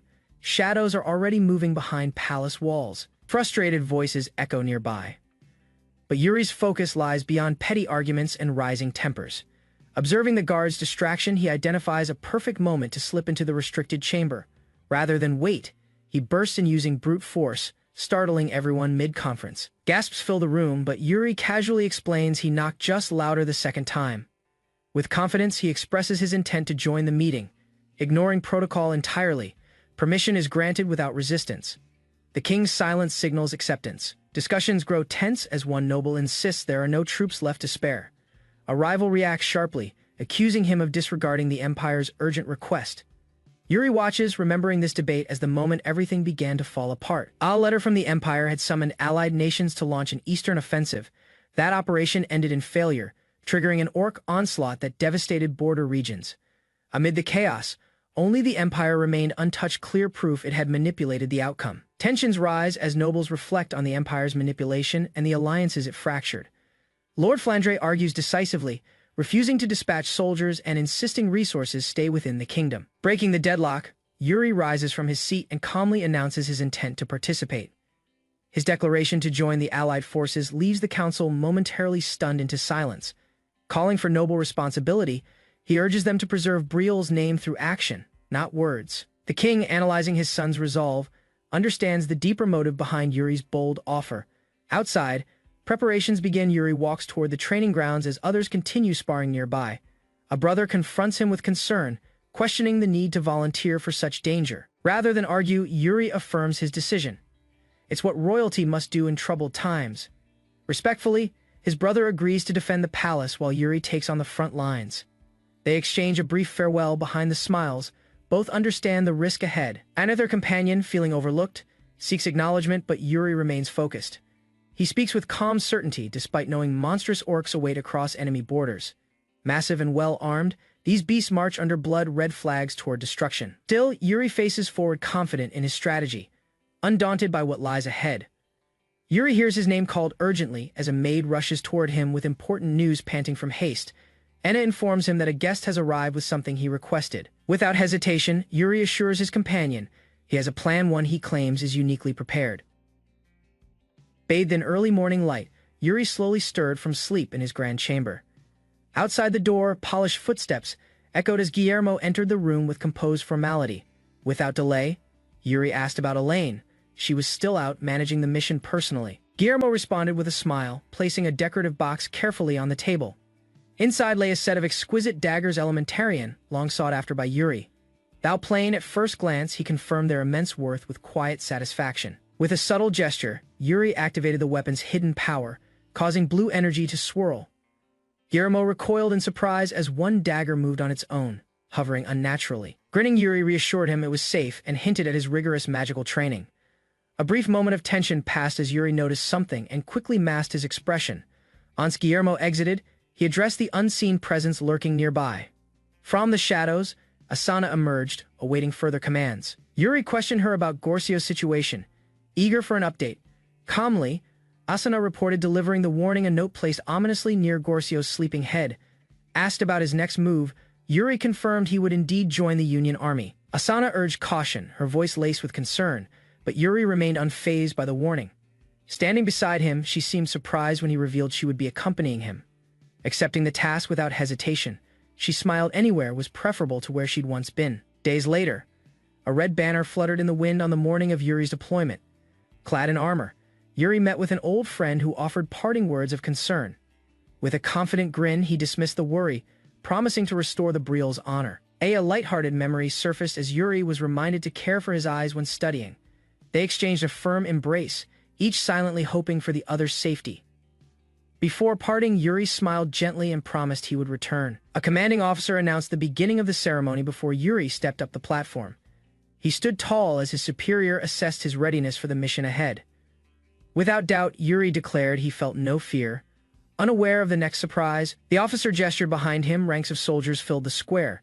Flags raised in the wind. Each life, he said, was now Yuri's responsibility. Not all would return from war. Determined, Yuri recalled past failures and swore he wouldn't let history repeat. A wave of murderous intent swept across the battlefield, paralyzing Yuri where he stood. Though his instincts screamed danger, his body locked up, refusing to respond. The crimson figure approaching radiated only one truth: absolute, inescapable death. Even knowing he'd perish, Yuri refused to yield, preparing to counter the threat.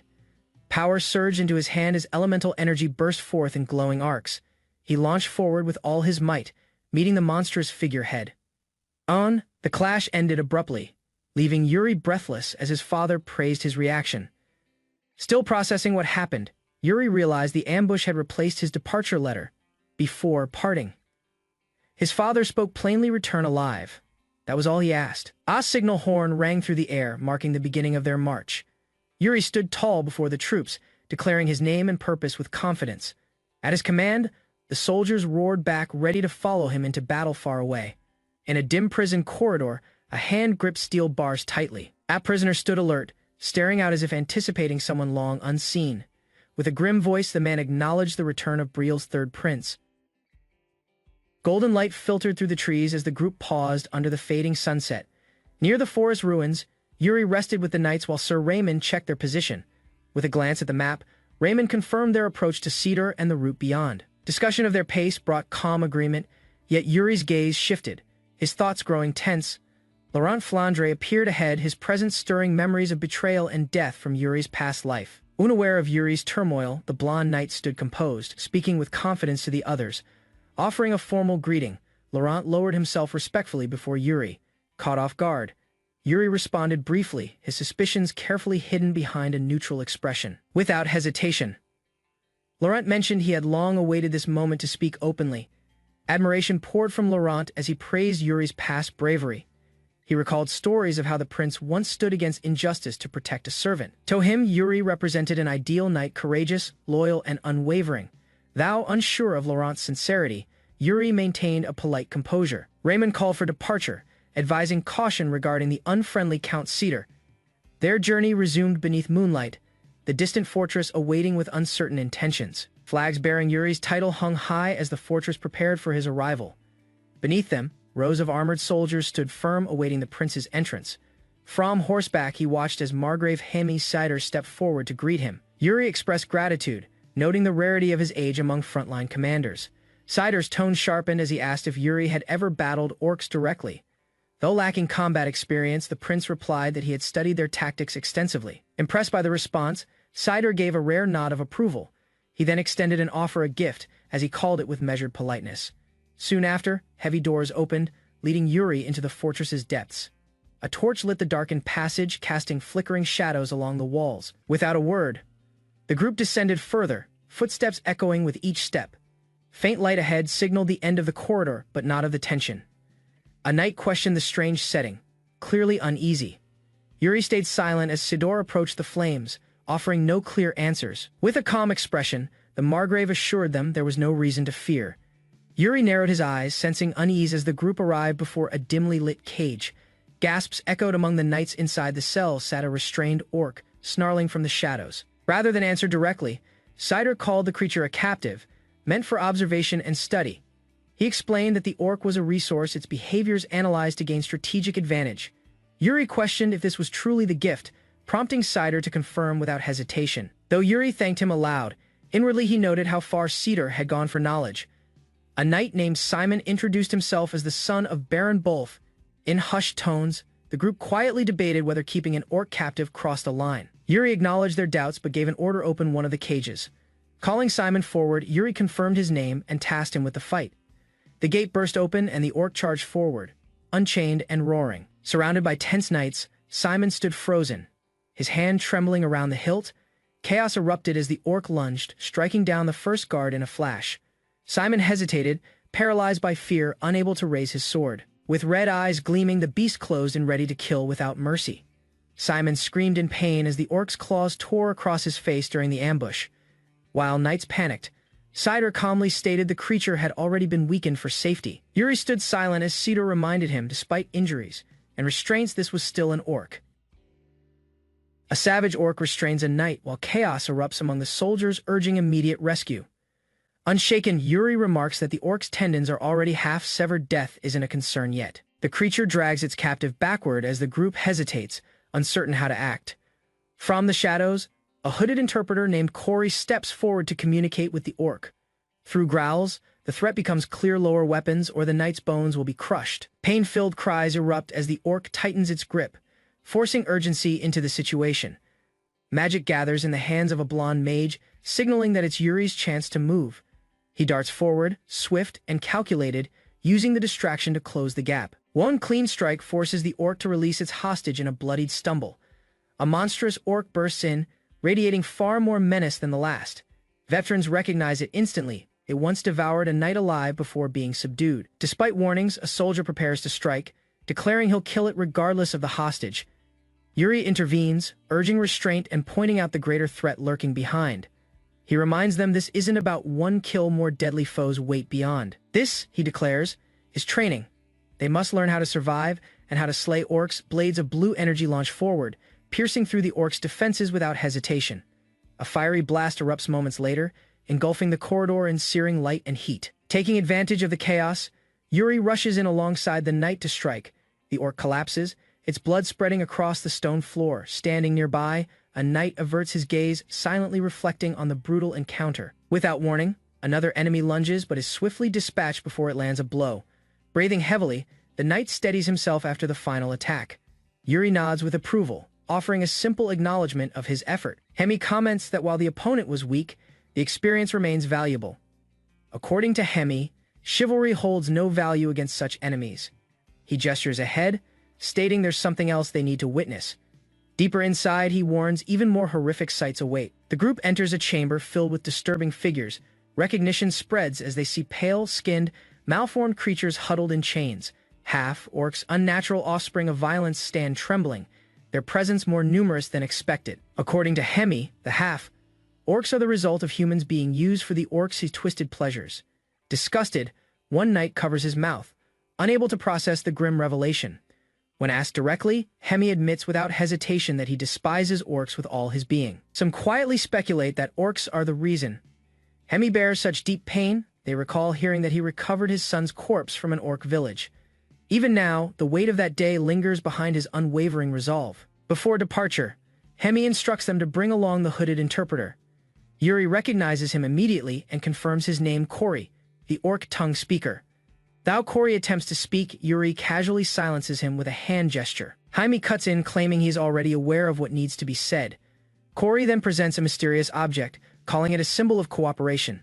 Still uncertain, Yuri receives it, though clearly surprised by the gesture. Seeing the road ahead, Yuri equates bandits with orcs. Both must be eliminated. The group travels through dense forest, heading steadily toward the borderlands. Nearby, an unfamiliar group of horsemen advances quietly through the trees. Suspicious movements catch the soldier's attention as one rider grips his blood-stained sword with intensity. Without warning, he charges forward on horseback, bursting through their formation with sudden aggression. A violent slash follows, splattering blood across the scene as chaos erupts instantly. Yuri leads his unit through the forested trail as their horses gallop under the kingdom's banner. Alert and focused, he studies the map in his hand while keeping pace with the group. Hernando, riding beside him, speaks confidently, trusting Yuri will act alone if necessary. Responding to Yuri's call, Jared straightens up, ready for orders. Yuri commands him to scout a nearby area suspected to be occupied by bandits.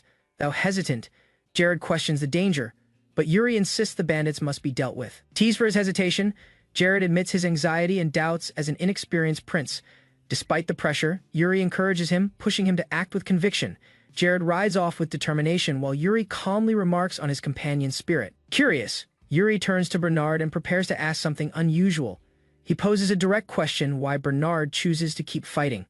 Taken aback, Bernard reflects silently, then admits it's a question he hasn't faced in years. Yuri listens earnestly as Bernard reveals his purpose, protecting the safety of Betrayal.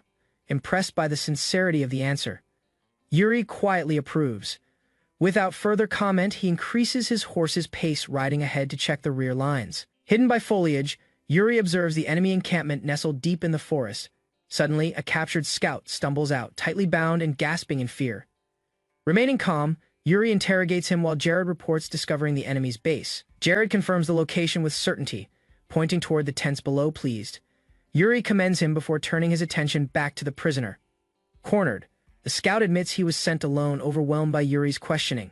The prisoner shrieks as Yuri inspects a mysterious object hidden in his uniform. Curious, Yuri questions its origin while the scout stammers nervously. Panic rising, the captive insists he knows nothing about the object's true purpose. Yuri stands silently, then turns away, unfazed by the man's cries. Resolving to uncover the truth, he decides to confront the bandit leader directly. As the sun sets over the mountains, preparations begin for the next move. An urgent call alerts Yuri as he nears the command post at dusk. His men report all routes are secured and scouts dispatched for intel on inner ranks. Without hesitation, Yuri charges forward alone, catching even Jared off guard. Jared shouts after Yuri, warning that charging in alone is reckless and dangerous. Without slowing down, Yuri leads the charge as soldiers rush in behind him. Inside the bandit camp, confusion spreads while a sentry reacts to the distant sound of hooves. Campfires flicker as startled bandits look around, puzzled by the growing noise. Yuri breaks through their defenses with force, sending panic through their ranks. Grinning, he confronts the stunned bandits' head, mocking them as he attacks. Under the moonlight, Bernard and his men arrive, but the battle has already ended. Irritated, Bernard scolds Yuri for acting without support. Shrugging off the lecture, Yuri calmly points out they were simply too slow. Raymond confirms the enemy was completely wiped out with no friendly casualties. Pleased, Yuri announces it's time to eat using the bandits as supplies. As flames rise, he enjoys the skewered meat, joking about the smoky taste. Camp settles down as Yuri agrees to resume the march at dawn. Bernard reports that before reaching Balsied, they'll cross paths with another allied kingdom's army. The mention of the Holy Kingdom leaves Yuri visibly tense as new tension looms. Yuri confidently comments on the disorganized nature of the Holy Kingdom's army based on past experience. Bernard expresses doubt, recalling how ruthless and calculated their commander once was. A figure cloaked in red radiates menace, leading disciplined soldiers with cold authority and silent control. Under the moonlit sky, Yuri listens intently as the political situation involving the Holy Kingdom unfolds. Rather than sending scouts, he dismisses the suggestion, preferring a direct encounter with the princess. With quiet determination, he gazes ahead, aware that diplomacy may shape the fate of their cause. At the military camp, orders are given to maintain order and prepare the soldiers for what lies ahead. Inside the city, Yuri is received by the local lord, who extends a respectful greeting. The man praises Yuri's royal bloodline, recalling his father's legendary victories against the orc tribes. A whisper interrupts the meeting, delivering news of the princess's timely arrival. The lord suggests an introduction, to which Yuri agrees with composed readiness. Settling into his seat, he prepares to assess this ally's intent and presence firsthand. Heels click against the marble floor as Sibylla Arsanti enters with her guards in formation. Bathed in light, she introduces herself with pride as the second princess of the Holy Kingdom. Diplomatic words follow as she acknowledges Yuri's presence and the land's current hardships. A pause lingers as her eyes study the unfamiliar young man before her. Mistaking him for a subordinate, she requests privacy for discussion with the lord. Tension rises when a knight bursts out, furious at Yuri's seated posture before royalty. With a calm smile, Yuri reveals his identity as the third prince of Betrayal. The room falls silent. Sibylla and her guards are visibly stunned by the unexpected announcement. Taking control, he explains that he's also the commander of the allied forces despite appearances. Feigning regret, Yuri blames himself for not wearing formal attire like the others. Expressions shift as Sibylla and her knights quickly offer sincere apologies for their earlier behavior. Breaking the tension, he casually questions whether his outfit truly looks that plain. Yuri proposes a proper introduction, extending his hand with confidence. Sibylla accepts, and a brief handshake marks the beginning of mutual respect. Changing the subject, he curiously asks her age, comparing their difference casually from across the room. The lord praises their growing rapport before any battle begins. Sibylla agrees with a nod, open to cooperation. When asked about her forces, she confirms their arrival is expected by tomorrow. Confidently, Sibylla assures him of her troops' strict discipline and order rather than doubting them. Yuri explains that internal threats from orcs can still occur. As a warning, he urges caution. Enemy ambushes often defy logic or timing. Bright streets bustle as Yuri walks through the city, reflecting on the Holy Kingdom's paladins. He finds their rigidity excessive, predicting challenges ahead for the princess in battle. While browsing a market stall, his attention shifts to an unusual item in his hand. Hernando confidently confirms it's a local product found only in this region. According to rumors, the necklace enrages orcs, causing them to attack its bearer. Rather than praise it, Yuri remains skeptical, calling it a crude, unreliable tool. Despite searching, no similar items are found among the vendors. Shrugging, Yuri accepts the setback but stays alert to the situation. Noticing soldiers entering a bar, he frowns at signs of improper conduct. Without hesitation, he decides such behavior must be addressed immediately. Hernando agrees, emphasizing the need for discipline in the ranks. Meanwhile, Fennec speaks mockingly of Briol's third prince in another part of town. Sibylla joins, criticizing Yuri's look and demeanor as undignified for royalty. Thankfully, Fennec warns her to hold her tongue before she crosses a line. With calm assurance, he declares the situation fully managed and the troops secure. Sibylla and her knights depart to patrol the city, maintaining their commitment to order. As night approaches, her expression sharpens, hinting at growing concern beneath the surface. Elsewhere, inside a tavern, soldiers and locals drink freely as tension simmers beneath the noise. Fennec notices a group of men and quickly identifies them as Betrayal soldiers. Seeing their open gambling, he expresses disapproval, questioning their discipline. Frustrated, he prepares to intervene, feeling obligated to correct their behavior as a Holy Kingdom paladin. Raising his voice, Fennec confronts the group, demanding accountability from the soldiers. He accuses them of dishonoring the Allied cause, escalating the situation with forceful words. Before tempers flare further, Yuri steps in calmly, facing Fennec with a composed expression. With a self-assured smile, Yuri is questioned by Fennec about his identity. He answers without hesitation, stating his title Third Prince, causing visible surprise. Fennec scolds him, claiming arrogance endangers both Yuri and the soldiers around him. A slight chuckle escapes Yuri, amused by the hollow lecture. His gaze sharpens as he criticizes Fennec for lacking awareness of military structure. Caught off guard, Fennec tries to respond but is interrupted by a commanding voice. The officer approaches, pointing out that Fennec was supposed to be on patrol. Lowering his head, Fennec offers a reluctant apology and steps aside. Though the officer tries to smooth things over, Yuri declines further apologies. Quietly adjusting his gear, Yuri acknowledges the difficulty of managing uncooperative subordinates. As the officer departs, a promise to settle the matter later is made. Yuri recalls Raymond's words about political weakness and understands the officer's careful restraint. He brushes off the incident, choosing not to dwell on internal power struggles. Back outside, light chatter returns as his squad resumes their turn. From a distance, Fennec fumes, still agitated over the public humiliation. Sibylla and Fennec react as a knight urgently approaches the gates under cover of dusk. Without delay, the rider dismounts and kneels, delivering an emergency message from the main force.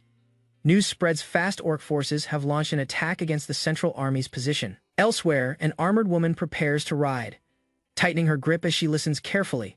A noble suggests seeking aid from the Betrayal forces, though hesitant to overstep.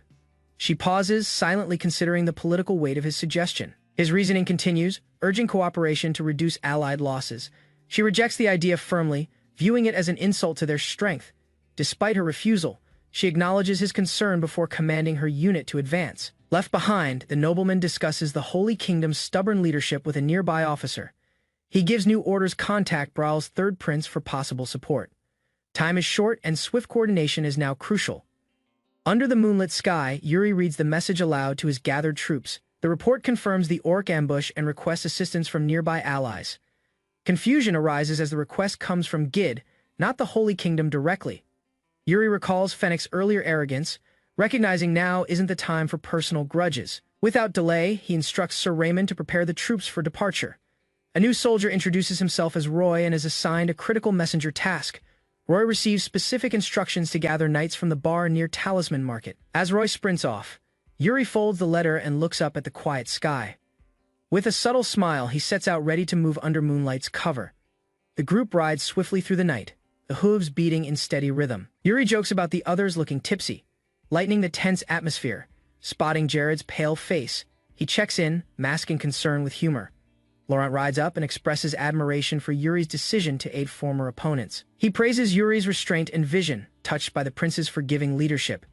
Yuri humbly deflects the compliment, smiling as Laurent's enthusiasm intensifies.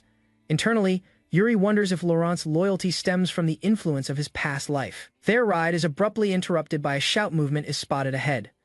The silhouettes rushing toward them are identified as paladins from the Holy Kingdom.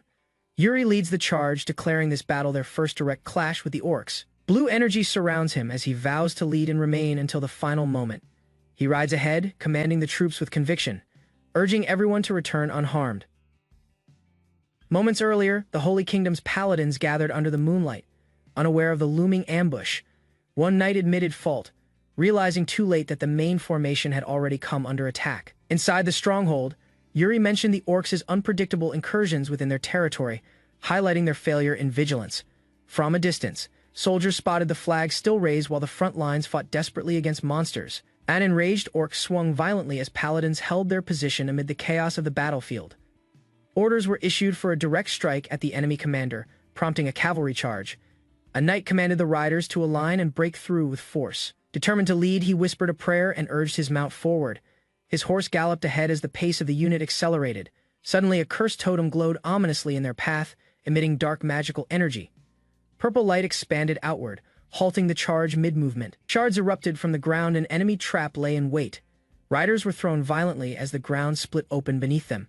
A knight's arm reached upward through dust and debris, clinging to consciousness. In fading thought, he remembered praise from the past as despair consumed him. Praise echoed in Sibylla's memory. Tied to the warmth of a hand on her head, admiration once fueled her effort to succeed. Yet doubt crept in about the path she chose. At a ceremonial moment, she stood before the priest as the newly named leader of the healers. Collapsed among rubble, Sibylla dismissed her past ideals, feeling utterly betrayed. Across the field, injured soldiers gasped for breath, their formation broken and vulnerable. With urgency in her voice, she ordered the others to gather themselves and prepare for battle. Sticky liquid on her armor drew attention oil, scattered by enemy hands above. Torches were raised high, panic sparked, as she realized the enemy's cruel intention.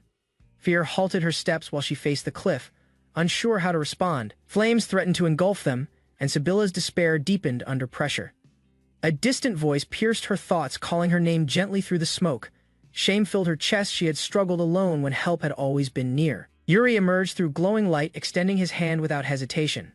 A rope dropped, giving her the strength to rise from the pit. Gratitude softened her eyes as she whispered thanks. Now standing again beside the Prince Fennec, bloodied and worn, formally introduced himself and apologized for his past behavior. Sibylla watched as he pledged loyalty to Yuri, swearing to remember the prince's grace. Yuri accepted the apology and expressed hope for future support from the Holy Kingdom. Suddenly, orc forces reappeared, moving swiftly under the cover of darkness. Their leader growled in frustration, signaling a retreat after failing to defeat the paladins. Yuri gave the order to pursue, determined not to let the enemy escape unpunished. A tattered black flag waved as a new orc commander stepped forward. Radiating menace, the monster unleashed energy, roaring as it prepared to strike down those in its path. Both Yuri and Sibylla stood their ground as the enemy advanced. Magic burst into the sky, signaling the start of a powerful clash. Yuri, nearly struck, realized the danger wasn't random, it was meant for him. Without hesitation, he drew his weapon and prepared to answer the orc's challenge head on. At the mountain's base, Yuri stood alert, his body wrapped in a glowing blue aura. Power surged as armored knights looked on.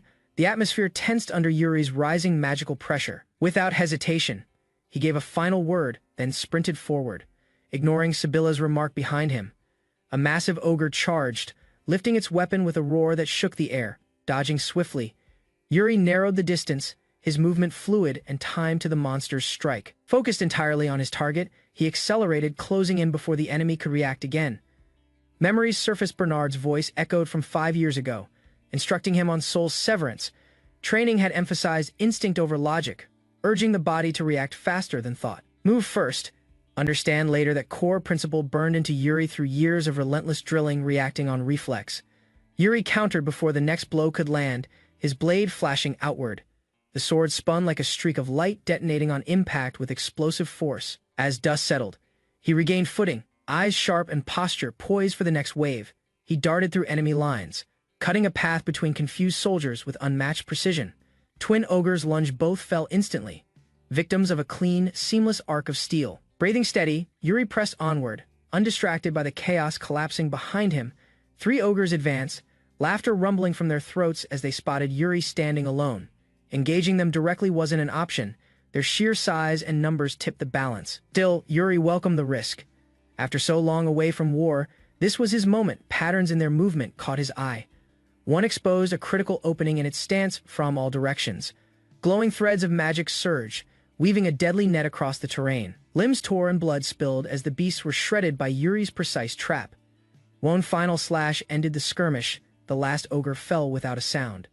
Around him, the ground was littered with corpses, evidence of brutal efficiency. He tightened his grip, sensing more foes ahead as another presence drew closer. Lightning gathered around his blade as Yuri dashed toward the next threat. Speed and force blurred together, overwhelming the enemy before they could brace. With measured strikes and quiet focus, he carved a path through resistance. In the distance, a larger figure growled, commanding attention with a menacing glare. Surprisingly, the monsters didn't swarm. Instead, they waited, forming a scattered formation. Expecting chaos, Yuri narrowed his eyes. This was far too organized for mere brutes. After assessing the retreating enemy, Yuri realized they chose to withdraw and avoid further casualties. Reflecting on the earlier battle, he hoped the outcome satisfied the warrior he confronted before. As Sibylla rushed over, concern showed on her face, but Yuri reassured her with a smile. Sibylla joined his side, both acknowledging the conclusion of the current skirmish with relief. Moments earlier, she had fought bravely, defeating her first foe as part of the allied force. Her efforts earned Yuri's gratitude, and he gave her credit for helping turn the tide. Suddenly, the ground shook as a new monstrous figure landed heavily in the distance. Ogres rallied behind it, roaring in response to its presence and awaiting command. Eyes glowing red, the large brute stepped forward, emanating pressure unlike any that came before. Beneath the moonlit sky, a murmur rippled through the streets as townspeople rushed toward the tavern. Inside, Jared animatedly recalled Prince Yuri's bold move, snatching a torch mid-air before it fell. Anather's soldier, half laughing, reflected on old gossip that painted Yuri as a reckless gambler. Waving off the claims, Laurent insisted those were lies and praised Yuri's unmatched strength in battle. With pride, he claimed Yuri outshined even the kingdom's finest warriors during their training days. Across the room, Asana listened in silence, her gaze sharp as whispers of Yuri stirred her thoughts. To her, Yuri's actions defied royal norms. His decisions felt calculated, as if guided by foresight. Few men would stride alone into chaos. Yet he did so without hesitation. She summoned the innkeeper, seeking word of a skilled swordsman with dark hair and quiet strength. The innkeeper hesitated, but something in her voice compelled him to recall a foreign-sounding guest. He remembered an unusual order plain risotto and a question about directions to Balshad.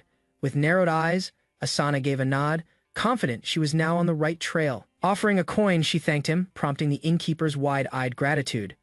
Balshad, just the mention of it confirmed Yuri's movement toward the allied forces. She knew this path wouldn't be chance. To find him, she had to move ahead of him. After their victory at Gid, the unit pressed on toward their next target through forest trails. As evening approached, soldiers dismounted and began setting up another temporary camp with practiced coordination. Their efficiency stemmed from experience gained in earlier battles, especially the campaign in the Holy Kingdom. Raymond observed the group's rhythm and noted their growth since the journey began. Rather than remain idle, Yuri passed leadership to Raymond and slipped into the woods alone. Even surrounded by allies, his instincts warned that something was amiss nearby. Not far from camp, he overheard soldiers berating a cloaked man already on his knees. They mocked his appearance and accused him of deceiving Yuri under false pretenses. Attempts to defend himself were ignored as suspicion and prejudice took hold. One soldier grabbed a small item, claiming it had been stolen. Before destruction followed, Yuri stepped in, halting their actions with quiet authority. He questioned their behavior, his presence enough to freeze the accusers in place.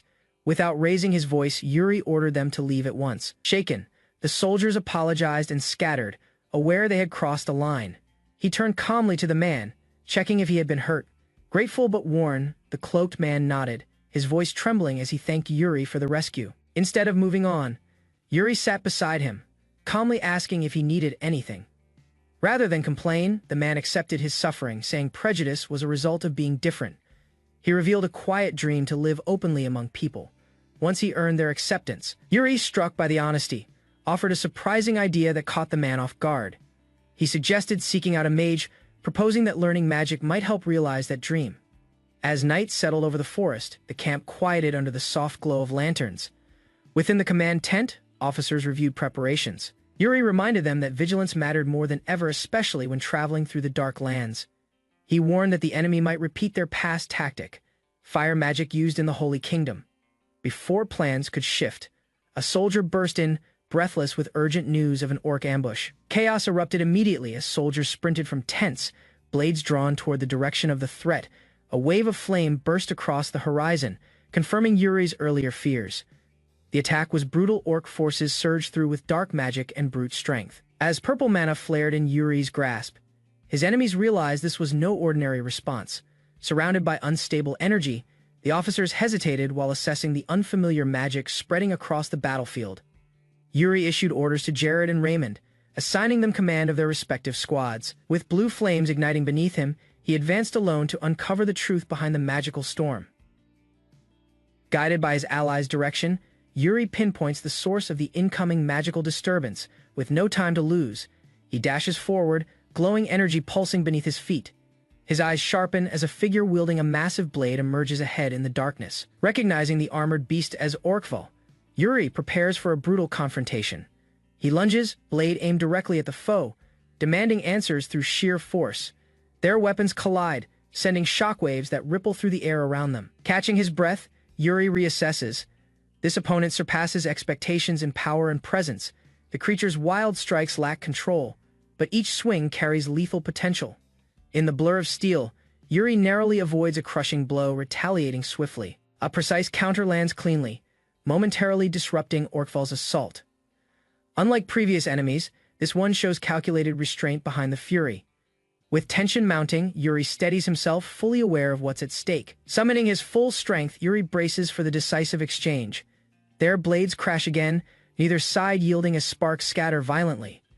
Grinning with renewed resolve, he embraces the challenge unfolding before him. Unnatural symbols ignite as corrupted mana envelops the enemy's body in pulsing violet light. Empowered by forbidden arts, he lunges forward with greater speed and violent precision. Yuri halts. Recognizing this isn't just mana, it is a warped form of sorcery. The realization strikes. Lower-tier creatures have begun wielding structured mana techniques. Observing his foe's markings, Yuri confirms he's facing one of the elite-infused warriors. A glow flashes in his eyes as he activates soul synchronization to match the threat. With a swift strike, his blade tears through one enemy's chest, drawing first blood. Their response is immediate. The remaining creatures reposition like soldiers under unseen command. Suspecting manipulation, Yuri shifts his stance, scanning for the hidden coordinator behind them. More monsters charge in, but he meets them head. On with controlled, lethal grace, a sharp slash severs an arm, forcing the attackers to momentarily retreat. Maintaining distance, Yuri gauges their rhythm, planning his next decisive move. Blood stains his armor, yet his footing stays firm and eyes locked on targets. Smiling coldly, he channels mana anew, refusing to fall behind in power. Lightning, fast he dashes forward, ready to settle the clash with overwhelming force. A devastating clash erupts as Yuri's attack collides with his enemy's mana. Infused strike, the explosion shakes the battlefield, leaving a deep crater where the two forces met. From the rubble, Yuri emerges and silently assesses the aftermath. He approaches the fallen foe, standing firm as the orc struggles to rise again. Raising his sword, he channels energy into one final decisive strike. The blade lands true, sending the enemy crashing back, motionless. Yuri steps forward and confirms the orc is still clinging to life. Judging by its gear and resistance, this one likely holds valuable intelligence, deciding against execution. He signals the others as troops arrive from the rear. Soldiers regroup and report that the battlefield has been cleared of remaining threats. Yuri issues orders to gather the survivors and keep this one alive. He declares a new objective: every captured orc will now be examined. Flames roared against the night sky as the soldiers regrouped under the dim light of the crescent moon. While medics tended to wounds, Yuri remained still, receiving treatment without complaint. Hernando finished healing him, noting the damage and how often Yuri seemed prepared for pain. Without hesitation, Yuri ordered something unusual to be brought forth. The command revealed a lavish red chair, its design far too extravagant for a battlefield. Hernando, unfazed, insisted that majesty must accompany authority, even in war. Settling into the throne, Yuri exuded authority as the soldiers watched in silence. He declared the beginning of the interrogation, voice firm and unwavering. Prisoners were lined up, awaiting judgment as Yuri ordered them forward one at a time. An unexpected blast shattered the moment, an orc exploding in a fiery defiance. Despite the chaos, another captive resisted, questioning with snarls and silence. Remaining composed, Yuri pressed for answers about who led the assault. A knight reported the orc's refusal, but Yuri remained unfazed. Jared stepped forward, driving a brutal punch into the prisoner's face. Shock spread among the orcs, their rebellion faltering under Yuri's cold resolve. Hernando stood beside Yuri as another orc prisoner was dragged forward, uncooperative and seething with rage. Without warning, flames engulfed the defiant orc in a violent blaze, silencing further resistance. Yuri raised his hand, conjuring a stream of glowing water, and issued a single warning to all. With icy precision, Yuri declared he would only question each prisoner once, depending on their cooperation. He would choose between swift mercy or brutal consequence. The first orc's refusal earned him a frozen punishment, as water surged and trapped him instantly. Jared observed silently before setting the immobilized orc aside, noting his silence. Another captive shouted frantically, prompting Yuri to inquire about the meaning. Hernando translated. The orc begged to be spared, blaming the attack on a superior named Okue. Yuri laughed bitterly. Recognizing the orc's desperation for survival, still processing the name, he questioned if the command had truly come from Okue. Surprised, he admitted unfamiliarity with the name, prompting deeper reflection. Visions from Yuri's past revealed Okua, the ruthless king of orcs responsible for much suffering. To end this threat, Yuri silently vowed to destroy him, no matter the cost. When the orc demanded an oath, Yuri, amused by the irony, agreed without hesitation. Jared questioned Yuri's intent, alarmed by the idea of releasing the captured orc remaining composed. Yuri reassured him as the orc confirmed the attack originated from Okua. Further inquiry revealed that Okua somehow gained root information, though the method remained unclear. Caution returned to Jared's voice as he connected the ambush to Okua's strategic awareness. Curiosity turned into concern when they asked about Okua's strength. Without warning, the orc screamed, his fear overtaking reason at just the mention of the name. Through trembling lips, he claimed even a dozen orcs stood no chance against Okua. Descriptions painted a figure unmatched in power, surpassing all known creatures. Yet Yuri smirked, stating that humans held the true edge: intelligence and ruthlessness. As release neared, the orc muttered something under his breath. In a sudden burst, he broke free. Overwhelming the guard's energy surged as Yuri urgently commanded his men to stop the threat. Chaos erupted. The transformed orc launched forward with deadly intent. Hernando struck first, cutting through the beast mid-charge. Without hesitation, Yuri delivered his verdict: the enemy must be killed. A quiet night veiled the camp as tents flickered under torchlight, sheltering the wounded. Inside, weak groans filled the air while medics tended to soldiers sprawled across makeshift beds. Germain, the priest of Betrayal, responded to a call, moving swiftly between the rows. He was directed toward a critical patient while others rushed to stabilize the rest. Corey entered with water in hand, receiving thanks before stepping aside respectfully. Golden light burst forth as Germain invoked divine energy, surrounding the water with magic. Sacred symbols danced across the surface, altering its essence into something beyond natural. Germain instructed Corey to cleanse the wounds using the now enchanted liquid. Cries for help pulled him away again, leaving others stunned by the transformation. With each spell cast, fear in the camp began to fade. Hernando observed quietly as healing light soothed pain and brought hope. Corey, watching closely, finally recognized it for what it was: true magic. As dawn broke, the night's chaos gave way to calm. Germain and Hernando exchanged words while Corey listened silently nearby. Though the damage was limited, the real battle had yet to begin. Germain reflected on the coming hardships, knowing the battle ahead held even greater dangers. Despite the weight of that truth, he expressed hope that the process itself might bring unity. Across the firelight, music echoed as soldiers found comfort in each other's presence. Hernando lifted a finger skyward, channeling energy that pulsed gently through his spell. Streaks of color illuminated the heavens, casting a magical glow over the campgrounds. Rather than boasting, he humbly stated that magic only served to strengthen people's hearts. Corey's voice broke the silence as he turned with a request: he wished to learn magic. The proposal caught Hernando off guard, though it stirred something familiar within him. Explaining further, Corey admitted the prince had inspired the desire to grow stronger. Around the fires, shared laughter and music brought peace to weary minds.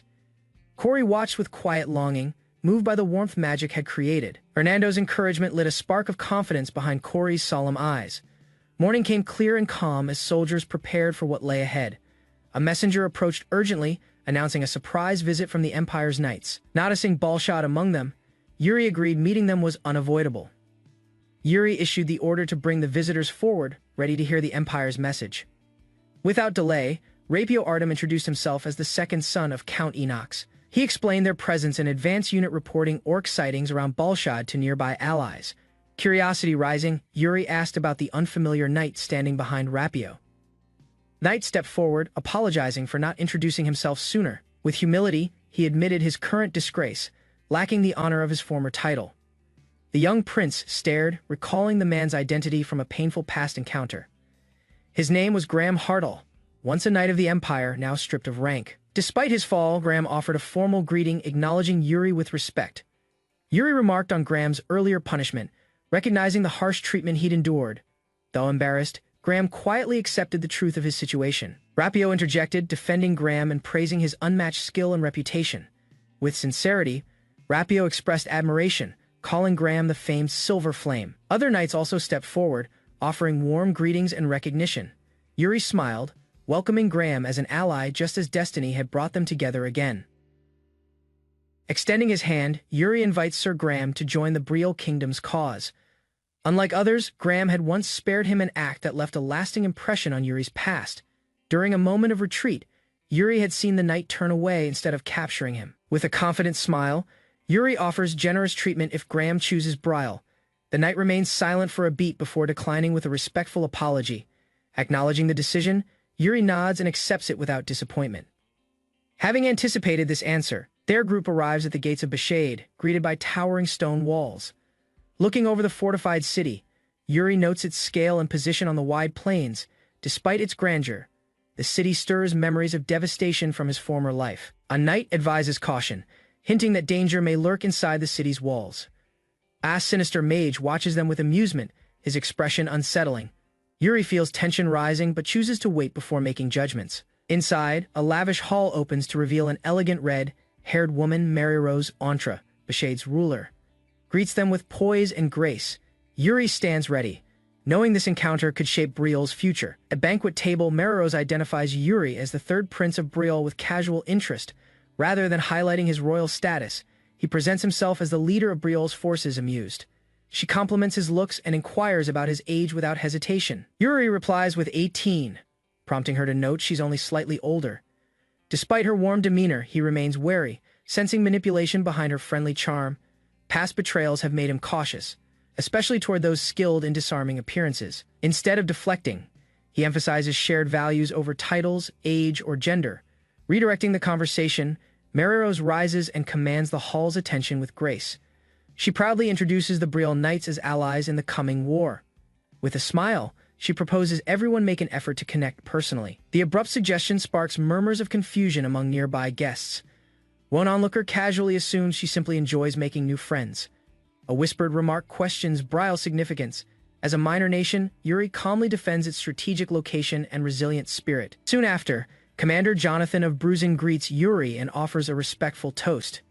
Yuri observes the wine, surprised by its quality, and questions if it is truly just wine.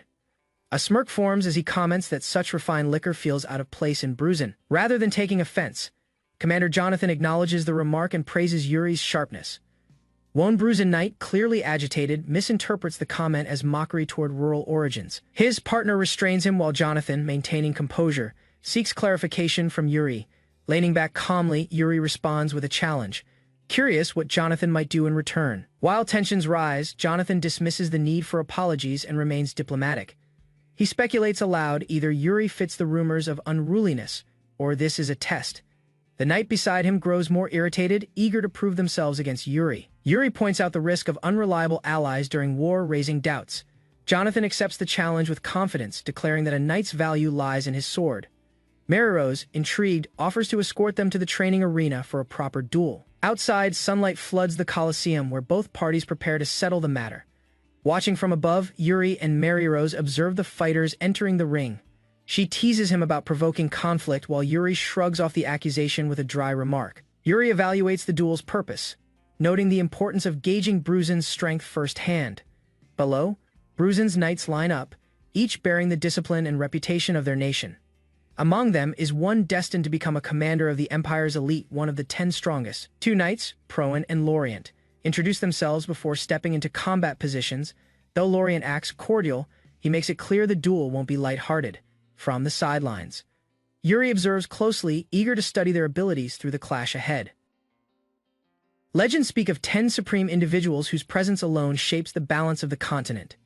Among all factions, their authority stands unrivaled, regarded as the strongest living deterrents to chaos.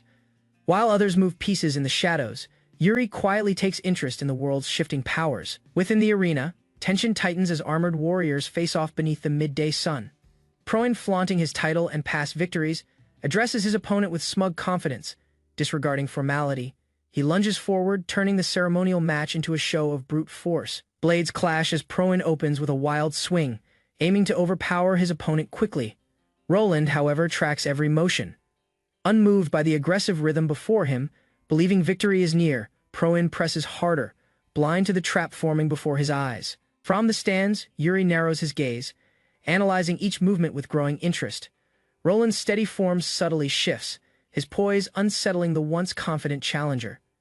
No words are exchanged, but doubt creeps into Proan's expression with every missed strike. A deliberate gap opens in Roland's defense, baiting an eager response. Yuri immediately recognizes the intent. It's not a mistake, but a calculated opening, redirecting the blow harmlessly. Roland prepares to end the duel with precision and control. With flawless timing, Roland redirected Proan's strike. Exploiting the feint he had carefully prepared, the momentum broke instantly, denying any chance for a follow-up or recovery. Watching intently, Yuri assessed how Roland's precision dismantled Proan's speed with minimal movement. Acknowledging defeat, Proan lowered his blade and accepted the outcome with humility. A handshake followed, both knights sharing a rare moment of mutual respect. Among the audience, Yuri commended their discipline, quietly impressed by Brawl's standard of combat. Without hesitation, the commander called out Jose, signaling the start of the next duel sword in hand. Jose responded with steady steps, showing no sign of fear or doubt. Yuri leaned forward, noting the weight behind each movement from Ruzin's next challenger. All eyes turned as Jose was introduced as the strongest knight within his squad. Gerald, caught off guard, received the order to step in, visibly unsure. Prompted by Yuri's command, he moved forward, pressure mounting with every step. Their handshake marked the start, Jose masking intensity beneath courteous formality. Doubt filled Gerald's eyes, realizing the man before him was no ordinary opponent. That unwavering gaze revealed the mindset of someone who fought only to claim victory. Without delay, Jose charged forward, delivering the first strike with assertive precision. Caught off guard, Gerald widened his eyes as the attack descended too fast to counter. His sword rose too late, the impact shattered his defense before it fully formed. Stumbling back, Gerald struggled to regain balance under the pressure of Jose's aggressive rhythm rather than let up. Jose questioned his opponent's distraction while tightening his advance. Steel rang out repeatedly as both fighters collided in a violent, rapid exchange. Barely holding firm, Gerald's movements grew desperate under the weight of unrelenting pressure. Meanwhile, Yuri silently assessed Jose's power, comparable to a beast, yet refined through discipline. Every swing showcased perfect synergy between raw strength and trained form. A single overpowering blow hurled Gerald across the arena floor, ending the duel decisively. Instead of boasting, Jose offered respectful praise for his opponent's surprising endurance. Though defeated, Gerald nodded firmly, having earned recognition through effort. From above, Yuri acknowledged the even score with a satisfied smile. Knights exchanged handshakes, their rivalry set aside in shared growth. Far off, an unfamiliar observer watched silently, hinting that this match was just the beginning. Yuri discussed combat strategy, evaluating who could truly be trusted when battles turned critical. He paused at her response, finding her vague confidence neither reassuring nor fully honest. Mary Rose moved closer, amused by his doubts, suggesting he hadn't taken time to understand her. Yuri freezes upon recognizing the red-haired woman Mary Rose, dressed in a striking, elegant outfit. Her sudden appearance sparks a mix of surprise and unease as she approaches confidently. Without delay, she asks to see his office, prompting Yuri to prepare for her intrusion. Mary Rose agrees casually, suggesting he accompany her, but Yuri declines, citing urgent matters with his knights. He strides away briskly, cutting off the exchange with a sharp yet polite farewell. Left behind, Mary Rose fumes in irritation while her aide tries to pacify her frustration. Banners of various kingdoms flutter as the allied forces assemble at Balzrad's fortress. Word of the Empire's supreme commander triggers cautious evaluations among the gathered nations. Brielle, however, stands apart, silent, observant, and uninterested in political games. Hernando questions their focus on training, unsure if isolation is the right approach. Yuri explains others share only fragments of their plans, holding back true intentions. In a field of swordsmen, full trust remains a rare commodity. Arrogance among nations hinders cooperation, each believing themselves superior. Only action earns respect, not empty claims or alliances. Yuri suggests duels to prove strength, and Hernando accepts with calm resolve. A blonde swordsman steps forward with confidence, declaring how honored he is to face Yuri. Yuri responds firmly, insisting that the man shouldn't expect any leniency during their match. Mana flares around the blonde fighter, its purity catching Yuri's attention as he studies his opponent. Yuri quickly judges the duel to be evenly matched, recognizing the other man's formidable power. Both charge simultaneously, their blades meeting with a loud crack of magic and steel. Momentum shifts repeatedly as the blonde swordsman escalates his assault with sharper, faster strikes. Yuri sidesteps a heavy blow and counters with a clean, measured slash. Their speed rises with every exchange, creating shockwaves that ripple across the training ground. Memories surface of previous spars, reminding Yuri how far he's advanced since those earlier days. He holds his ground firmly, his timing far more precise than before his regression. Determined to prove his progress, Yuri meets each attack with unwavering focus and discipline. Another explosive clash erupts between them. Neither willing to yield an inch of space, both fighters rush in again, colliding with enough force to stun the watching knights. The onlookers cheer in disbelief, amazed by the intensity unfolding before them. Even experienced soldiers quietly acknowledge Yuri's exceptional growth and rising talent. A sudden flicker of recognition crosses the blonde knight's eyes as someone catches his attention. Jose then appears with an enthusiastic greeting, interrupting the tense atmosphere without hesitation. Before Yuri can speak, Jose requests a personal favor, hoping to take part in the duel. Yuri slowly glances his way, surprised to hear such an unexpected request. Instead of declining, he agrees with a calm smile, even offering a spare training weapon. The knights around them drag Jose forward with cheerful encouragement, leaving him flustered. Once the duel concludes, the blonde knight expresses sincere gratitude for the match. Yuri responds lightly, suggesting they repeat the duel whenever the chance arises. Afterward, he retreats to a quiet shade, releasing a tired breath as he sits alone. A familiar presence approaches, prompting Yuri to ask whether any progress has been made. Asana steps from the shadows, remarking on Yuri's noticeable improvement before giving her report. Curious, Yuri asks about her findings regarding the foreigner's movements. She explains that traces of the target were discovered near Balsihad during her search. The information forces Yuri to recall the man's dangerous influence and growing threat. A chilling memory resurfaces: blood, violence, and the foreigner's monstrous nature, which darkens Yuri's expression. A lion emblazoned crest once marked the legacy of an imperial prince feared across nations. Standing tall amidst firelight, Ragna commanded respect as both general and half-brother to the emperor. Yuri recognized the name instantly, an unforgettable figure from a lifelong buried in memory. Fingers entwined, Yuri held Yekaterina's hand within the quiet sanctuary of the palace room. Dismissive of her concern, he smiled, assuring her their meeting remained unseen. Still anxious, she hesitated, but the moment lingered, heavy with feelings and unspoken risk. Their private tension shattered as Ragna's voice broke in, calmly urging them to separate. Revealed as her uncle, his sudden presence silenced the pair with growing pressure. Without pretense, he asked Yuri directly if his affection for Yekaterina was genuine. A shrug dismissed the situation, Ragna choosing to let Yuri discover the consequences alone. That brief exchange, however, revealed a deeper character behind Ragna's detached exterior. Inside the war room, officials convened, already addressing him with deference and formality. Most viewed his arrival as rare an opportunity in these unstable times. Though surrounded by allies, Yuri sensed a divide, unsure of his place from behind. Ragna reappeared wordlessly, once again asserting his silent dominance. Ragna's clenched grip on the table reflected his frustration with the council's hesitation. A sudden burst of force shattered the tension as he launched himself atop the table. Declaring his intent to lead the charge, he stunned the room into silence. Unshaken, Yuri welcomed questions, asserting unexpected control amid seasoned leaders. Instead of backing down, he pressed the group for intelligence on the enemy orcs. That confidence triggered Ragna's curiosity, prompting a direct demand to know his name. Revealing his title, Yuri introduced himself as commander of the Betrayal forces. Ragna recognized the name instantly. This was the youth Garrick had once praised. He responded with crucial intel. Orkua had unified 3 tribes and advanced dangerously close. Plans moved swiftly. By dawn, the army would march to confront the looming threat. Without delay, Ragna nominated Yuri to lead the joint force into their first battle, confident and ready. Yuri agreed, placing himself at the forefront of the coming war. Under a quiet sky, the fire's glow lit Yuri's pensive expression.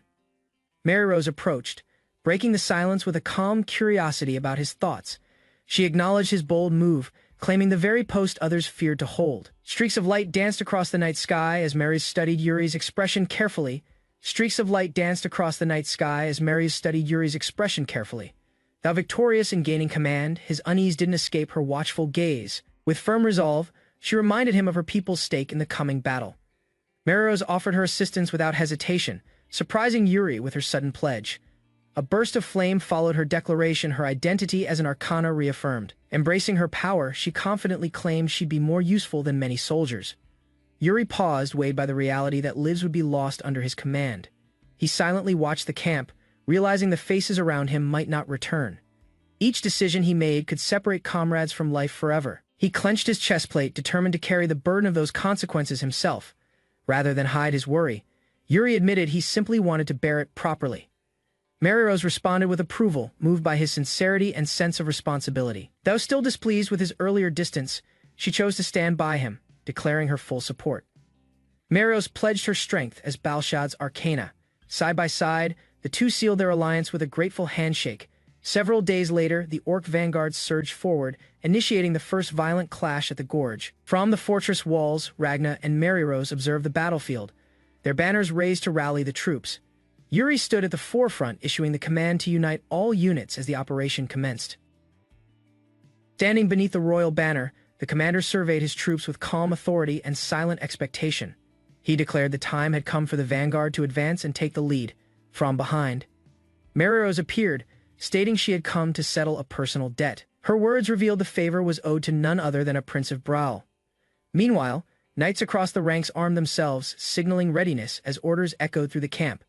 With formation secured, they charged ahead, hooves pounding as the cavalry launched into motion. Enemy lines grew closer as both sides clashed in a violent, chaotic rush. Leading the assault, a lone rider stormed forward, drawing attention from allies and foes alike. The commander narrowed his gaze, viewing the act as reckless and tactically unsound. Mariros stepped forward, flames swirling as she addressed the commander with purpose. A massive fire spell erupted from her staff, spiraling into the air like a fiery beacon. Power surged outward, aimed squarely at the enemy forces with no regard for restraint. Alarmed, the commander realized the explosion would engulf friendly units as well. Yet Mariros remained composed, eyes fixed ahead as if expecting the outcome.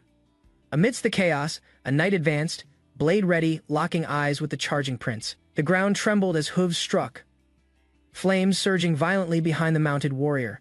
Without slowing, he rode straight through the blaze, pushing toward the front line. His comrades followed as swords gleamed with magic water, like energy swirling ahead of the charge. A commanding gaze settled over the battlefield as the general assessed the encroaching inferno. Despite the scorched terrain, knights advanced behind a protective stream of conjured energy. Waves of power cleared the path as riders pushed deeper into enemy territory. Steel clashed with monstrous claws as knights met the enemy in close combat. In the distance, swords rose again as relentless beasts closed in. A swift counter cut down a charging brute, halting its momentum instantly. An enemy howled as it lunged toward the line, claws extended in fury. The knight parried, retaliating with a sweeping strike that felled two attackers. Acknowledging their strength, he declared it was time to accelerate the advance. Reinforcements from the Holy Kingdom rushed in to support the faltering Betrayal formation. As enemy ranks scattered, the knights pressed forward to prevent escape from a distance. The commander observed calmly, noting the captain's bold action had inspired morale. Blades clashed as the prince continued advancing, cutting through enemies without hesitation. Amidst the flames, Mariros evaluated the destruction left behind, her expression unreadable. Not far away, a fallen banner marked the cost of victory on scorched ground. Darkness settled over the towering castle, its windows lit under the quiet night sky. Inside, Mariros wrote steadily, her quill gliding across parchment with measured precision. She paused briefly, noting Prince Yuri's success before addressing the presence behind her. Hernando entered uninvited, offering a casual greeting while reminiscing about their old mentor. Student bond without a word. She gestured for him to explain his sudden appearance. Golden magic pulsed as Mariros revealed her latest progress in decoding ancient sigils. Papers and arcane books cluttered her desk, each filled with research on forbidden magic. Hernando's demand for updates was met with her questioning stare and veiled sarcasm. Despite concern for Yuri, she reminded him of their limits as grand wizards. From his seat, Hernando insisted his actions remain indirect, bound by strict neutrality. Outside, the breeze shifted the Betrayal flag above the still, silent camp. At the war table, Yuri confronted his commander, seeking answers about Mariros' hidden support. At nightfall, the military camp rests quietly, its tents illuminated by scattered torches and guarded posts. Within the central tent, Yuri proposes a bold maneuver as his subordinate questions the risk involved. Rather than deny it, he outlines a diversion plan meant to divide the enemy and minimize losses. Holding firm, Yuri recommends allowing another nation the opportunity to prove themselves at the front. Doubt surfaces as the commander insists only proven units should handle critical missions. Instead of pressing further, Yuri calmly offers an alternative that redirects the discussion constructively. Elsewhere, murmurs spread as officers react to news about a new scout unit. Clarification comes quickly: the unit will support the main force and be formed through competition. From each allied state, candidates must now compete, raising tension and anticipation. Yuri issues a test: retrieve orc ears from patrol routes as proof of success. His authority ensures all nations participate, regardless of hesitation or protest. He explains this approach will reveal true strength across the coalition. Though concerns remain, Yuri ends the debate with confidence. assuring them he's prepared. He takes personal command, guiding the main force toward open plains. Behind him, another commander orders flank scouts to pursue enemies swiftly and report findings. A commanding voice announces that the nation collecting the most orc ears will gain priority in mission distribution. The gathered knights and officers react with seriousness, each silently absorbing the pressure of competition. Without delay, the senior commander lifts an hourglass and officially starts the operation. Under the bright midday sun, elite riders prepare to charge, eyes fixed on the horizon. A nearby commander shares his optimism regarding Prince Briol's performance in the upcoming engagement. In response, the blonde leader grins, noting Yuri's youth, yet growing influence. Galloping across the plains, the cavalry moves swiftly in formation, stirring up grass and wind. Speculation grows: if Briol succeeds again, admiration for Yuri may rise. Meanwhile, soldiers scan the terrain, determined to locate their quarry before others do. A soldier laughs confidently, claiming he has a solid plan in mind. Shouts suddenly erupt as an enemy presence is spotted on the right flank. Dark figures on horseback charge, and orc raiders have appeared with brutal speed. In a shadowed space, a robed figure activates a glowing red crystal with magical energy. The artifact unleashes power, summoning more monstrous orcs to the battlefield. Fueled by rage and magic, they roar and storm forward, escalating the conflict dramatically. A knight rallies his unit, reminding them of the mission's importance and the stakes involved. With his sword glowing, he urges them not to forget that power alone won't guarantee victory. At his command, the charge begins. Blades slash forward as he cleaves into a mounted orc. On the battlefield, chaos erupts as knights clash violently with waves of monstrous enemies. Each warrior pushes forward, slashing through the relentless orc assault with sharpened precision. But among the horde, more powerful orcs rise, driven by bloodlust and dark energy. One knight maneuvers swiftly on horseback, evading an incoming strike from a massive orc. Eyes glowing red, the creature lunges, but the knight counters with clean, controlled strikes. Determined, he declares his intent to finish the fight here, before moving on. 2 trophies are identified: a crystal necklace taken from bandits, and 10 orc ears. A soldier confidently claims they've gathered enough to surpass rival nations. The lead knight rejects that notion, asserting their goal is far from complete. Without hesitation, he releases a radiant attack, igniting the battlefield with blazing golden light. His allies stare in awe as the power clears the area in an instant. Resolute, he vows to eliminate every remaining orc and return without fail.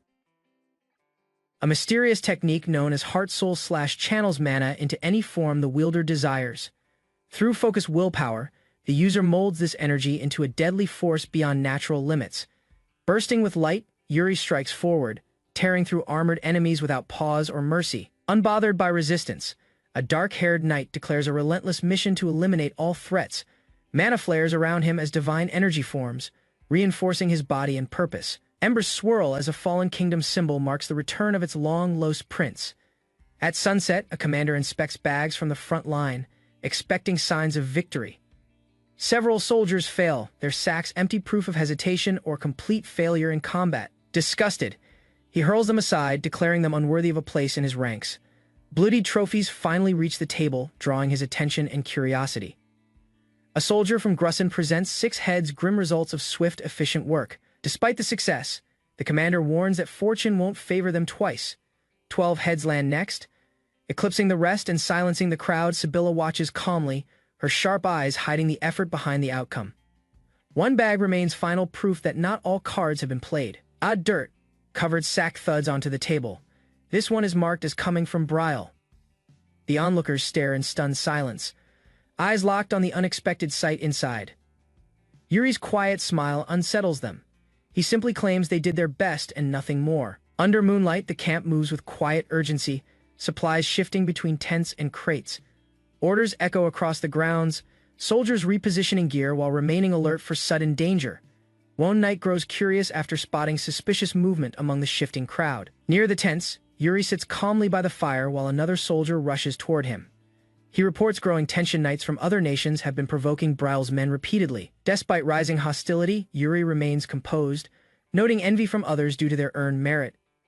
In a dim cage, an orc shaman snarls and writhes, spewing unknown words. The creature shouts, "Black Dog," repeatedly, its voice sharp with hate and fear. Yuri interprets the phrase, recognizing it as a crude title given by the orcs. Rumors spread quickly even among the enemy that a black-haired knight tracks like a beast. For Yuri, it's a rare honor. Being named by orcs proves they see him as a threat. His comrade chuckles at the nickname, earning a glare, though both know the title fits. Yuri smirks, realizing the orcs now recognize his presence as a symbol of fear. Their message is clear. The Emperor's black dog is now hunting for Orkura's head. This revelation irritates Yuri. They view him as nothing more than an imperial weapon. Tension grows as the orc prisoners sense danger. Yuri's glare intensifies under blue flame. Reluctantly, he hands over the interrogation task, deciding to shift focus elsewhere from captured intel. They learn Orkura's top subordinate, Kuru, is preparing to strike first. Kuru's rise through violence makes him a dangerous opponent, uniting tribes with pure strength. If he moves first, the allied force may fall before even reaching Orkura. Yuri quickly relays the information, entrusting Jahald to alert the commander immediately. Before leaving, Jahald suddenly shifts the topic and asks Yuri about his romantic status. Caught off guard, Yuri answers honestly he has no lover, and he's only 18. With a grin, Jahald suggests his beautiful niece, leaving Yuri stunned and speechless. Recognition dawns. Jahald's niece is someone Yuri knows all too well. The memory of her resurfaces, leaving him visibly shaken and retreating in panic. He swears to himself, no matter what, he'll never get involved with her again. Yuri freezes as a familiar voice calls out, disrupting his attempt to avoid the past. His eyes widen in disbelief. After so long, the person he once lost stands before him. Bathed in warm light, she appears unchanged. Yuri is overwhelmed, unsure how to face her again. Yuri suddenly grabs Sibylla's shoulders, his intense gaze unsettling her under the cold night sky. Recalling a past rescue, he spoke cryptically, hinting at an upcoming situation only she could handle. Though surprised, she agreed without hesitation, but he walked away before offering any clear explanation. Sir Fennec approached with a beaming smile, disrupting her thoughts with unexpected cheer. He playfully commented on how good she and Yuri looked together. Catching her completely off guard, annoyance settled in as she stood in awkward silence, wishing everyone would simply vanish. Morning came, and the knights advanced through the open countryside in tight formation. One soldier leaned toward Yuri, mentioning whispers of a romantic arrangement involving the commander, dismissing it curtly. Yuri showed no interest in entertaining foolish rumors. Some laughed, teasing that Yuri was fleeing a marriage proposal. A sudden swarm of crows darkened the sky, shifting the mood instantly. Sensing danger, Yuri and another rider moved ahead to scout. Their horses entered a narrow canyon, shadows stretching ominously between steep cliffs. Figures emerged silent, numerous, and clearly hostile. Realization struck the unit had walked straight into an ambush. One knight analyzed the eerie battlefield, realizing the corpses were intentionally placed as bait. He deduced the enemy had staged the scene to conceal their movements and delay discovery. Acting swiftly, he requested permission to clean up the bodies and received immediate approval. A soldier lit a torch as ordered, flames rising to illuminate the grim surroundings. With fire blazing, the troops began moving and clearing the corpses in organized effort. Despite the carnage, one knight urged his comrades not to be shaken by the scene. Two soldiers acknowledged the order to return and began heading back through the narrow path. Suspicion grew. When one noticed the direction of fallen arrows seemed unnatural. They pointed downward, opposite the bodies as if fired from above the cliffs. Without warning, a hidden enemy struck from close range, catching a soldier off guard. Chaos exploded. Blood splattered as attackers revealed themselves among the rocks. Shouts of ambush filled the air while the knights scrambled to respond. From higher ground, enemy archers launched a volley toward the unprepared troops. A knight realized he had no time to defend and braced himself. Still, he leapt into action, aiming to protect Guinness at all costs. A knight drew his sword swiftly, channeling energy to unleash a powerful counterattack. Bright blue force surged through his blade as he spun, deflecting the oncoming arrows. With the ambush neutralized, he landed beside Guinness and confirmed he was still alive. Orders were given for Dyke and Simon to seek aid from the Holy Kingdom. As the group prepared to move, doubts crept in. Something about the situation felt wrong. Looking up at the cliffside, he realized the ambush was intentional and well orchestrated. The enemy's overconfidence made it clear they could strike again at will. Determined not to hold back, he silently vowed to respond with full force. The time for mercy had passed. This fight would be different. Elsewhere, leaders discussed the ambush and recognized the need to eliminate the threat. Yuri requested archers to prevent enemy retreat and trap them. He prepared for a counterstrike from higher ground to regain control. Corpses lie scattered at the cliff's edge as soldiers scramble in a desperate retreat. A towering, monstrous archer narrows his glowing red eyes, spotting his fleeing prey. Arrows surge forward with explosive force, igniting mid-air and tearing through the canyon nearby. A formation of royal archers takes aim under the calm gaze of their leader. With precise authority, the golden-haired commander orders a lockdown on enemy escape routes. Meanwhile, elite knights begin their descent into the ravine. Scaling down the vertical drop, leading the charge, a dark-caped warrior outpaces the others, descending recklessly. Shouts of warning echo from behind, urging him to conserve energy before engagement. Yet he presses on. Eyes sharp, missing this timing isn't an option. Suddenly, an ambush erupts from above, hurling stone and flame toward his position. He responds by unleashing radiant blue energy, surrounding his armor in glowing force. Impact lands with a thunderous blast, scattering enemies upon arrival. He dashes forward, flames trailing his feet like blue comets. Illusory copies split from him, overwhelming nearby foes with sheer speed. Focused and unrelenting, he charges, sword ready, toward the enemy's exposed flank, clinging to the cliff face. One soldier strains to maintain his grip after a sharp jolt. Above him, another calls out, checking on the group's condition after the sudden movement. They respond affirmatively, still climbing as their leader urges them to stay close behind. Reaching solid ground, the vanguard charges forward with speed, wasting no time. Another soldier descends rapidly, joining him as the battlefield comes into view. Surrounded by monstrous foes, the prince lands and prepares for immediate combat. A guttural laugh erupts from the enemies as they recognize their advancing opponent. Roaring in unison, the creatures surge toward him with murderous intent. Without hesitation, he dashes forward, sword blazing, slicing into the first wave. One enemy's arm is severed mid-swing, drawing a surprised grunt from the beast. The prince counters fiercely, remarking on the significance of every injury in battle. Despite the growing threat, he maintains control, striking down another before being swarmed. Flashes of blue magic streak across the battlefield as he carves through multiple attackers. Dozens of enemies fall under his relentless strikes, yet more close in from all sides. Bloodied but unyielding, he endures a direct blow while demanding backup from his struggling allies.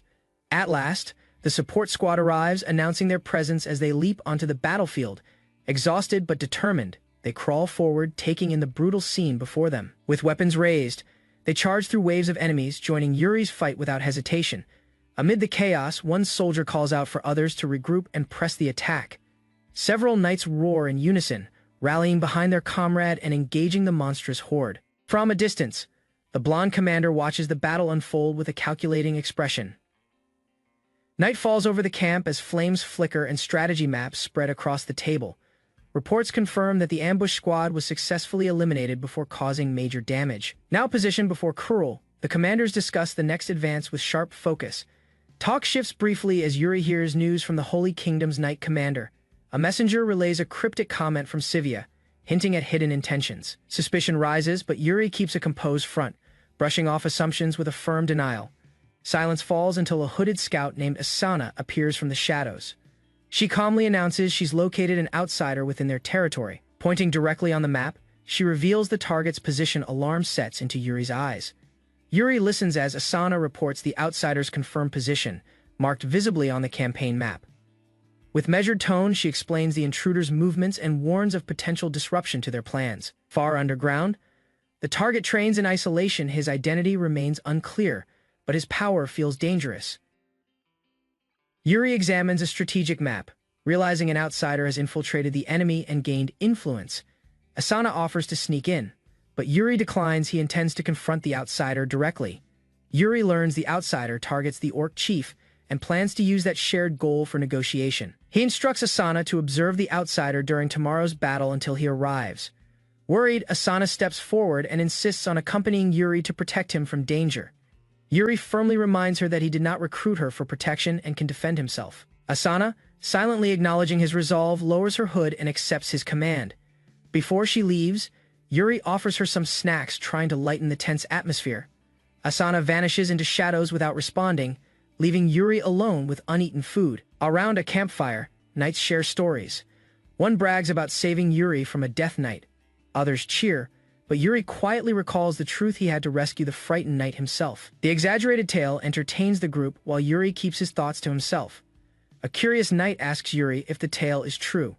Yuri nods vaguely to maintain morale. The knights praise Yuri for bravely confronting a terrifying death knight with physical form. Jared reflects that truly fearsome enemies aren't those with form, but those hidden and unknown. Laughter echoed around the campfire as the knights joked about slicing ghosts, unaware of any danger.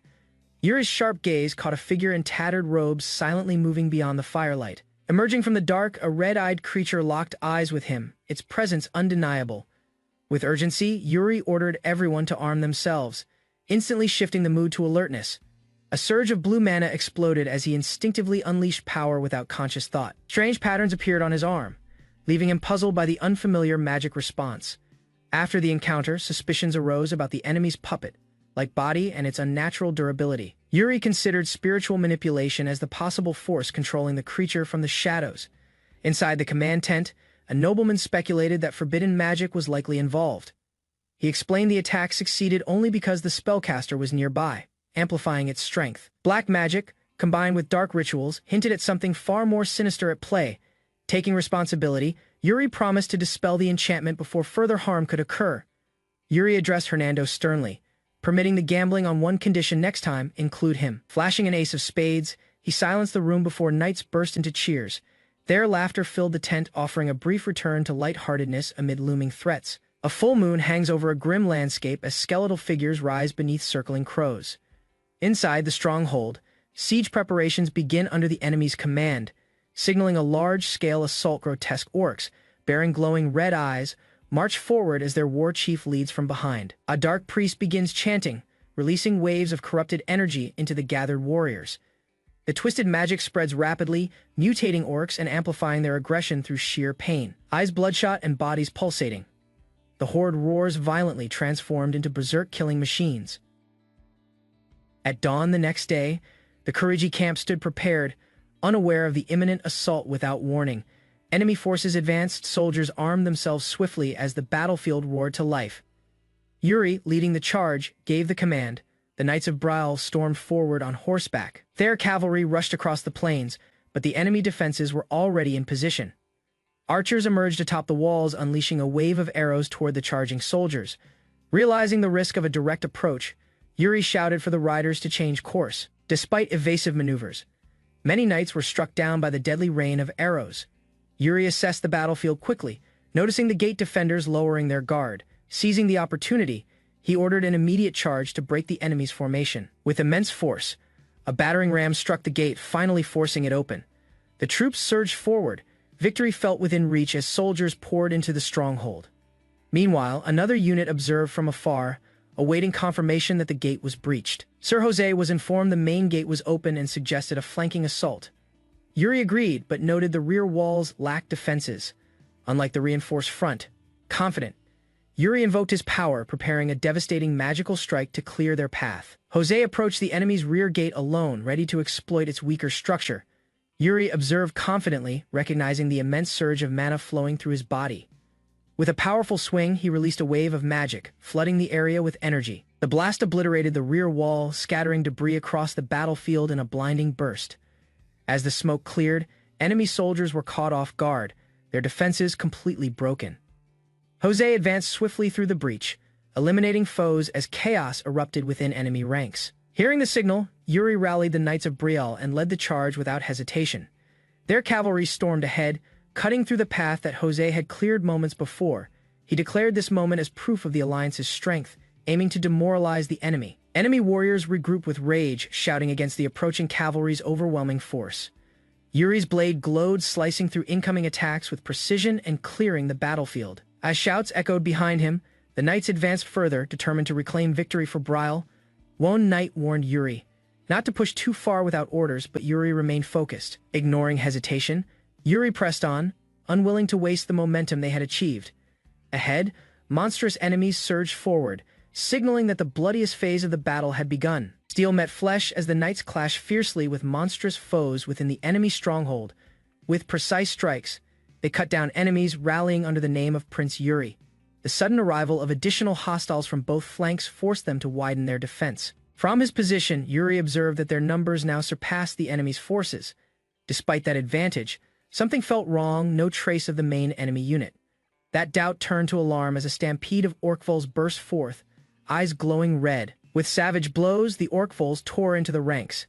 Catching the knights off guard, chaos spread rapidly. Even experienced soldiers faltered before the creature's brutal strength. Overwhelmed, the front line struggled to hold back the advancing horde. One knight collapsed, frozen in fear, as a shadow loomed over him. Yuri charged in, yelling at him to rise and keep fighting. He engaged the beast himself, blade sparking as it met the orc-foal's strike. Issuing commands swiftly, Yuri repositioned his allies to recover formation. He slashed through an oncoming foe, clearing the immediate threat together. The knights rallied and drove back the advancing monsters with renewed resolve. A dark figure advanced, surrounded by ominous energy and bearing the crest of destruction.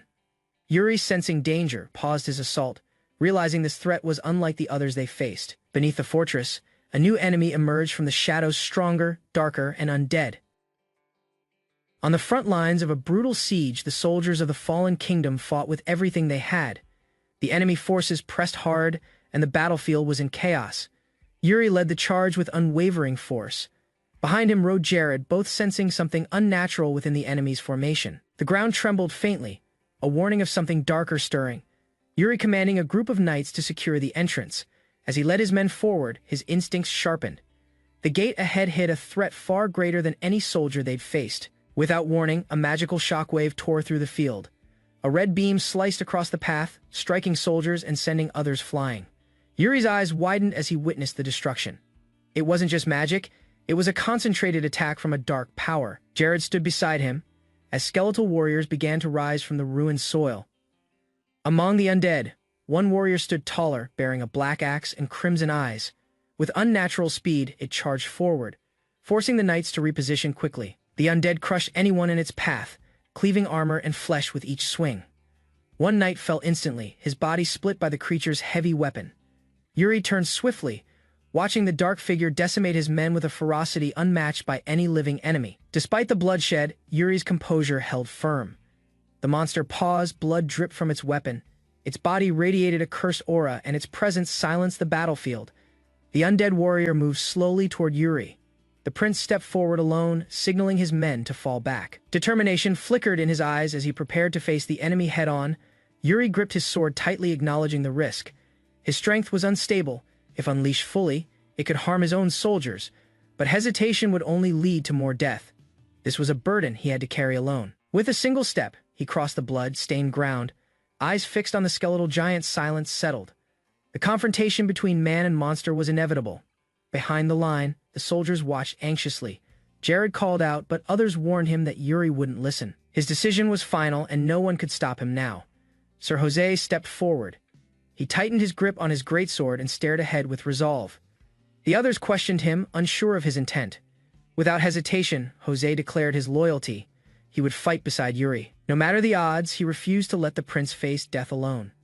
Yuri raised his blade and unleashed a forceful strike. The clash of steel and energy between him and the undead warrior exploded on impact. The skeletal enemy countered with rage, swinging its massive weapon. Yuri's attack forced it back momentarily. Their movements collided in a violent wave, neither side yielding ground as shockwaves burst outward. Locked in battle, Yuri's eyes locked with the creatures in that silent moment. Both assessed the other's strength. The monster retreated briefly, damaged but unbroken, signaling that the fight was far from over. Yuri advanced again, aware that a single misstep could prove fatal. His body strained to contain the power surging within. If struck directly, even once, the cost would be severe. As the ground cracked beneath his feet, Yuri charged forward with unrelenting speed. Dust rose behind him as he closed the distance between him and the monstrous enemy. Sir Jose watched in silence. Though not bound by duty, he felt the burden of leadership heavy on Yuri's shoulders. With a deep breath, he stepped forward, determined to support his prince. Standing beside Yuri, Jose accepted the risks. His silence conveyed understanding. There was no need for words between warriors who shared the same battlefield. At a distance, a beast lurked, a corrupted wolf, eyes glowing. It paced like a sentinel, its presence more symbolic than threatening, as if guarding something sacred amidst the chaos. Yuri narrowed his eyes. The creature wasn't acting on instinct but protection. He recognized the familiar traits in its stance, cautious, defensive, ready to die. It reminded him of a soldier. The orc warrior returned with renewed fury. Swinging its axe, Yuri and Jose moved in unison, their coordination refined through experience and trust. Their blades met the enemy's assault head-on. With synchronized strikes, they pressured the undead, forcing it backward. Yuri delivered a piercing blow while Jose created an opening with a well-timed slash. In a final move, Jose closed the gap and struck the creature's core. The impact caused an explosion of force, shaking the ground beneath them. Breathing heavily, Yuri assessed their opponent. Its sheer resilience exceeded that of anything he'd fought. This was not just a monster. It was a remnant of dark warfare. The undead retaliated wildly, surrounded by flaming energy. Jose held his ground as waves of power crashed toward them. Neither knight backed away. Yuri gathered his strength for one final blow. His sword surged with energy. With precision, he released the strike, cutting through the air as it raced toward the enemy. Yuri launched a decisive blow, his sword striking with full force. But the skeletal warrior countered with a brutal attack, piercing Yuri's chest armor and forcing blood to spill onto the ground. Despite the wound, Yuri stood tall, barely flinching. The hit was shallow, not enough to slow him down. Pain flickered across his face, but it quickly hardened into defiance. Yuri wiped the blood from his chest and stared down his enemy. Though the injury wasn't fatal, the irritation lingered. He gripped his weapon again, unwilling to yield. The undead warrior mocked Yuri, claiming the battlefield belonged to him. His magic had corrupted the fallen, turning them into controlled puppets of war. Yuri and Jose tightened their stances as more spectral warriors began to form. Blue energy surged through their swords as they prepared to resist the growing horde. Waves of summoned undead rushed forward. Jose and Yuri split paths, diving into the chaos with synchronized attacks. Yon of the undead cackled, calling for reinforcements. A chilling surge of magic flooded the sky as a dark spell pulsed from the clouds above, signaling the release of a forbidden ritual. Jose and Yuri sensed a powerful curse spreading fast. Before they could react, shadows erupted around them, and a twisted form of the undead began its transformation. From within the purple mist, an abomination emerged, taller, faster, and far deadlier than before. Its red eyes glowed with cursed power, announcing the next phase of the battle. Jose lunged forward, ignoring Yuri's warning. He struck with full strength, but the dark energy around the creature deflected the attack. Yuri shouted for Jose to dodge, but the cursed warrior was already closing in. Jose struggled to keep up as the enemy's speed intensified beyond human limits. The monster prepared another blow, but Yuri intercepted it mid-swing. His sword crackled with energy, deflecting the strike and stabilizing the fight once again. Jose was on the defensive, barely holding back the brute strength of the enemy. Each strike forced him back, testing his endurance. With every clash, Yuri charged once more and landed a precise hit, knocking the undead beast off balance. Jose followed with a counterattack, keeping pressure on their foe. The two knights stood together. Though bloodied and bruised, they were unbroken. Jose nodded in affirmation. He could still fight, and the battle was far from over. As Yuri and Jose stood cautiously, the corrupted knight before them twisted unnaturally. Consumed by a dense purple aura, their instincts screamed that this battle was far from ordinary. A new figure emerged, a hooded undead with crimson eyes. His voice echoed with malicious pride, revealing that the knight's power was nothing but a fragment of his design. Yuri, realizing they were facing a far greater threat. Suddenly, darkness swirled into a monstrous face with glowing eyes and fangs. A chilling thought struck Yuri. Something terrifying was awakening beneath the battlefield. A violent storm cracked across the sky as a horde of monstrous orcs emerged from the shadows, their glowing red eyes piercing through the dark. The lead orc, towering and savage, charged forward with inhuman speed. His roar echoed across the field as he crushed through the front lines with brute strength. Yuri, standing firm with his sword drawn, faced the rushing beast. With one tremendous strike from the orc, the ground beneath him shattered, throwing him backward as he braced for impact. The berserker orc lunged again, this time tearing into one of the knights, flinging him aside effortlessly. Chaos spread as the soldiers struggled to hold formation. Yuri stepped in with resolve, commanding the others to fall back as he prepared to engage the monster. His movements were fast and precise, aiming to intercept the orc's path.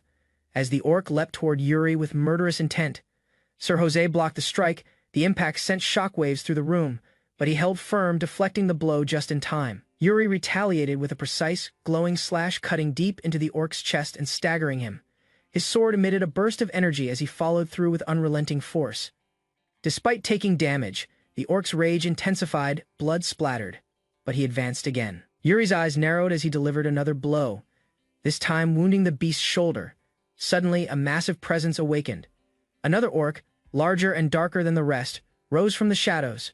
Its eyes glowed crimson as dark energy pulsed from its body, altering the air around them. Yuri's strike was blocked by a strange force. The monstrous orc showed no sign of pain as it grinned and invoked forbidden sorcery, restoring its shattered body.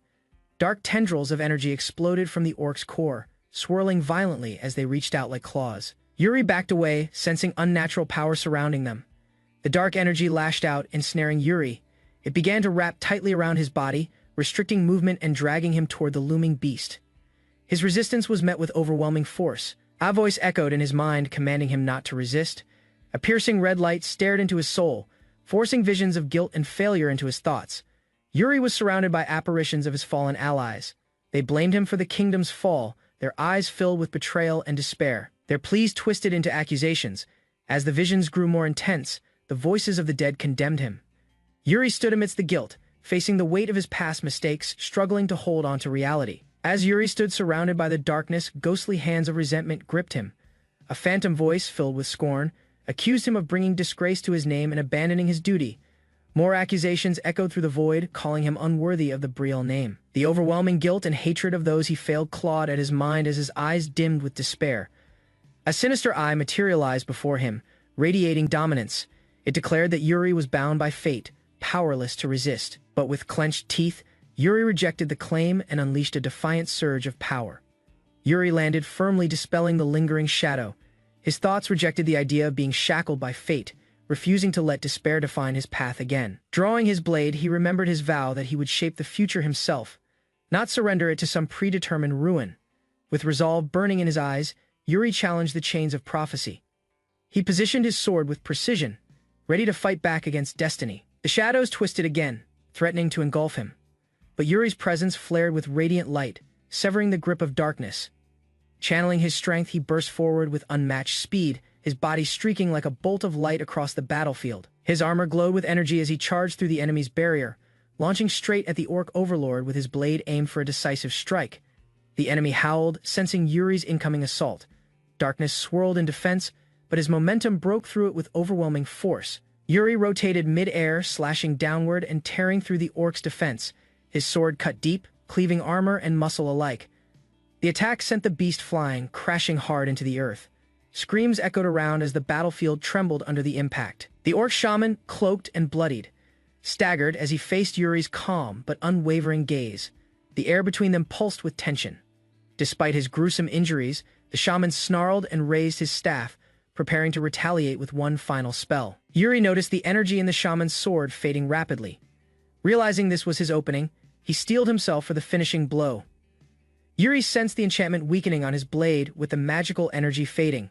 He recognized this was his final window to strike decisively. The remaining orcs, seeing the shift in momentum, surged forward in desperation. In response, Sir Jose rallied the knights, urging them to push forward as the knights clashed with the orc forces. A violent impact shook the battlefield. Yuri's eyes locked onto a distant explosion. Something critical had just unfolded. A monstrous orc warrior leapt into the chaos, his brute strength overwhelming the front line. His raw power dwarfed the other orcs as he tore through defenders. Sir Jose engaged the orc but was struck brutally and thrown aside. Blood splattered as he hit the ground hard, his armor dented and his strength wavering. Despite his injuries, Jose smiled faintly, refusing to fall into despair. But another, even larger orc emerged, roaring as it stomped toward him. With rage blazing in its eyes, the orc raised its massive arms to finish Jose. The knight on the ground warned others not to approach.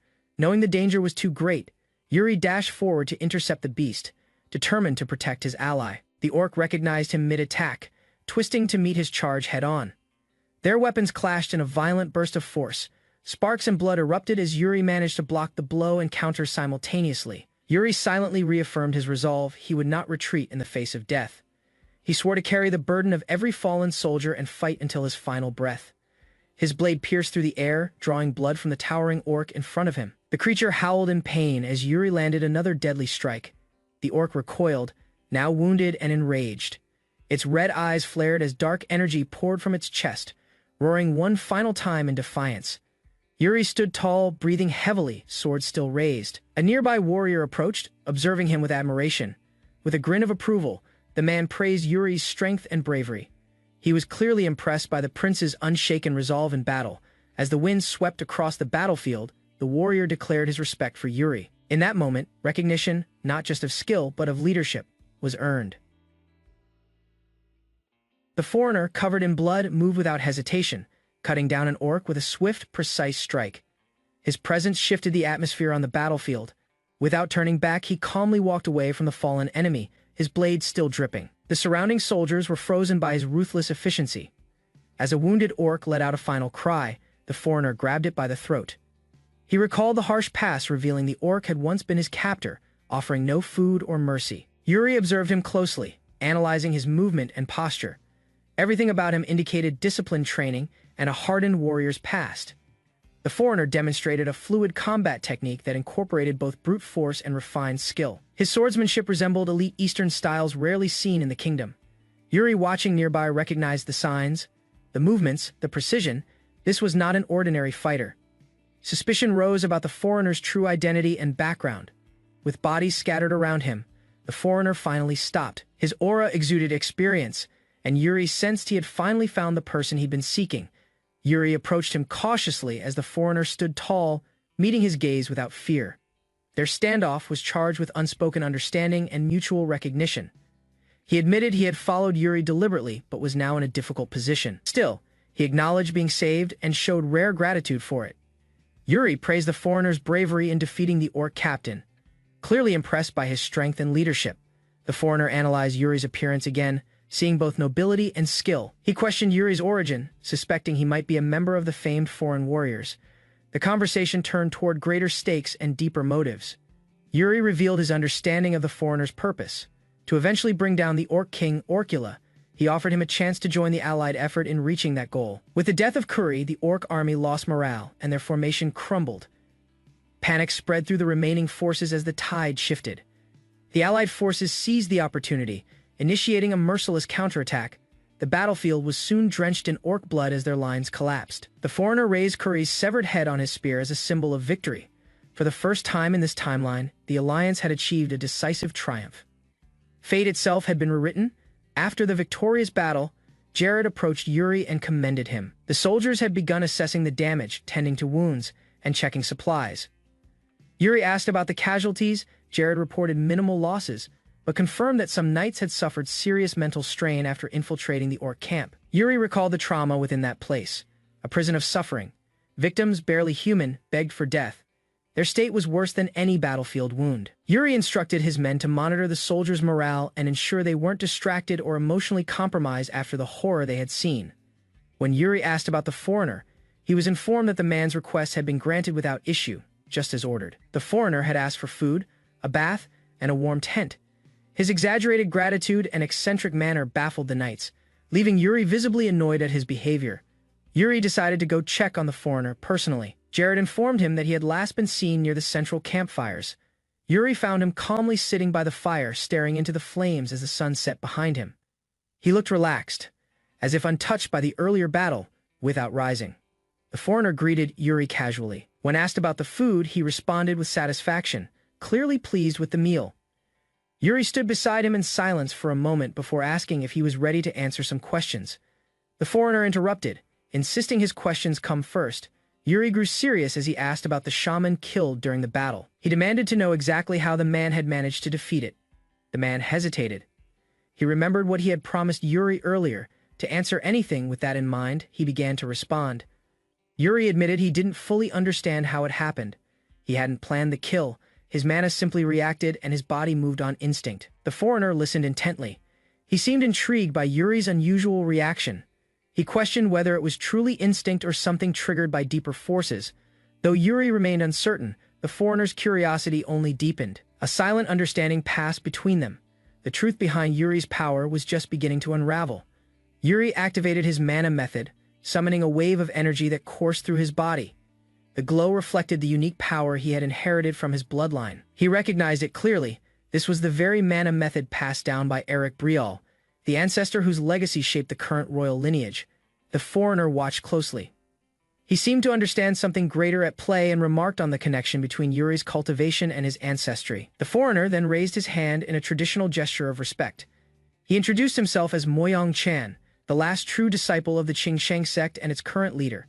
He explained that the sect owed a great debt to Betrayal, who had once been a benefactor to their order. They still honored the memory of the heaven-reigning swordsman.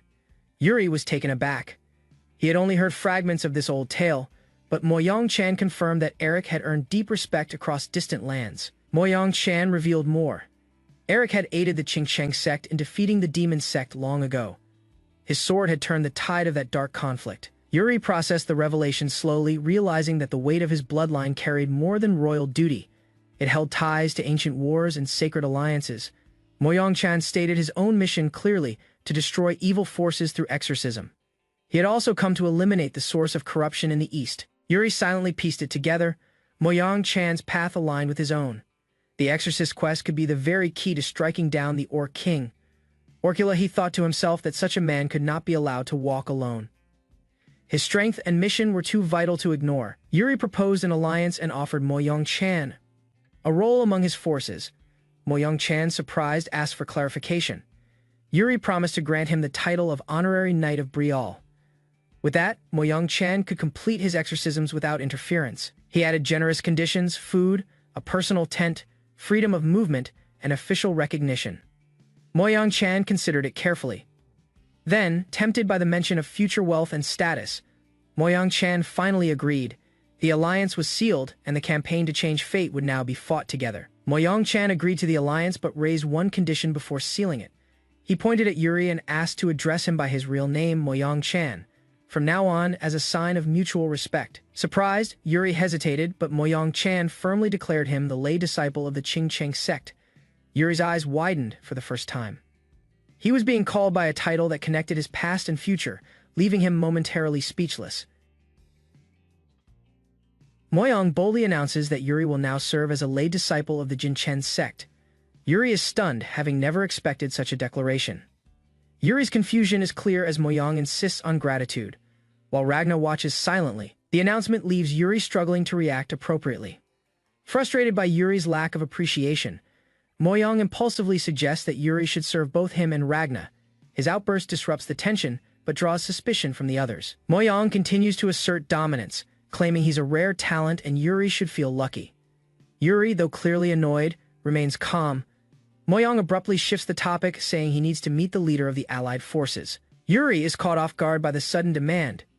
When reminded that Yuri agreed to help, Moyang hints that his reason is linked to something critical about the orcs raising the stakes. As the sun sets over a camp, a dark revelation unfolds. The orcs are performing human sacrifices. A single tent with a marked flag hints at deeper rituals within. Inside, Commander Ragna calmly states that the orcs are capturing humans for offerings. The situation is no longer just a battle, but a descent into dark sorcery. Yuri listens as the truth emerges. The orcs have embraced black sorcery to empower their forces. This revelation reframes the war entirely, pushing Yuri to act. Ragna suggests preparing for the worst if the orcs continue their sorcery. The threat is now both physical and magical, requiring strategic response. Moyang volunteers to disguise himself as an offering to infiltrate the orc ritual. But Yuri admits Moyang's sudden actions have disrupted his existing plan. Despite the interruption, Yuri explains Moyang's true objective, the total destruction of the orcs, and stresses the need for allied cooperation. Commander Ragna is visibly shaken when he realizes Yuri is royalty. The respect between them deepens as stakes rise further. Ragna agrees to search for details about the sorcery, entrusting the foreigner, Moyang, to Yuri's management. Yuri acknowledges the success of getting Moyang to join forces, but before he can move forward, someone calls out his name, perhaps to raise a new concern. Ragna brings up rumors of a half-orc within the Betrayal army, sparking tension in the room. Yuri confirms the rumor without hesitation, acknowledging the sensitive issue. Ragna expresses concern about how half-orcs and captured orcs are being handled, mentioning that Graham currently oversees their treatment. His face hardens as he considers the implications. He shifts responsibility to Yuri, trusting him to decide the fate of the captives. Under the cold moonlight, the gravity of the decision becomes heavier. Yuri reflects near the prison camp. While Ragna's trust may seem like progress, Yuri feels the burden of being pushed into a difficult leadership role.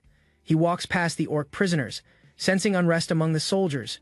Their whispers hint at frustration and distrust toward Betrayal's influence on decision-making. As tensions rise, Yuri witnesses soldiers debating whether they're being manipulated by higher powers. The divide between duty and resentment is becoming clearer. One soldier vents his frustration, questioning why the orcs haven't been put to better use, while Sir Graham insists that they must find a way to benefit from them, fearing the Empire's growing orc numbers. Sir Graham acknowledged that many orcs survived the battle and could be valuable. Yet the conversation takes a turn as one soldier reminds them that victims of the orc attacks deserve to be heard too. Looking at the injured victims, doubt begins to cloud their earlier confidence. The human cost of the orc invasion cannot be dismissed so easily. Still, some soldiers argue the opportunity must not be wasted. Yuri listens silently and finally understands their motivations, fear, ambition, and desperation. He challenges them directly, asking if they truly believe the half-orcs would fight for them on the battlefield. The soldiers falter under his sharp question. Yuri's tone grows firm. The issue isn't just about using orcs as tools, it's about whether anyone can trust them in life or death situations. Loyalty cannot be forced. The soldier tries to defend the orcs, calling them gentle and trainable. Yuri counters with a deeper question. Would they rely on these orcs in a crisis faced with a harsh scenario? The soldiers fall silent. Yuri demands honesty, reminding them that comrades must protect each other no matter what. As the night deepens, Yuri's words linger. He stresses that only when trust is mutual, even in weakness, can warriors stand as one. Yuri stands before the prisoners, his gaze fixed on a wounded woman. Without pressure, he gently asks her to share what she witnessed during the orc captivity. The woman hesitates at first, but Yuri reassures her. He wants to understand the horrors the weak suffered, the truth they had endured. Tears form in her eyes as she begins to speak, her voice shaking with the weight of memories no one should carry. She recounts the horror. Her brother was brutally torn apart, limb by limb. While she watched helplessly, the orcs treated their suffering as entertainment. The scene flashes back, blood-red light pouring into a ritual chamber, twisted laughter, echoing, and her brother screaming until his voice vanished. She remembers every detail. Her brother's pain became a spectacle, a cruel performance the orcs enjoyed. It wasn't just slaughter. It was torture masked as amusement, enraged by her memories. She declares that the orcs deserve no mercy. Her voice trembles with pain and fury, igniting the crowd's emotion. Yuri gently affirms her strength. He reveals that he is from Dater and understands her loss. He had once been powerless too. She recognizes his name. Yuri, the third prince. Desperation fills her voice as she begs him to save them. The plea is more than for safety, it's for justice. A soldier confirms to another that Yuri has taken responsibility for the orc issue. The decision now rests with him and the survivors.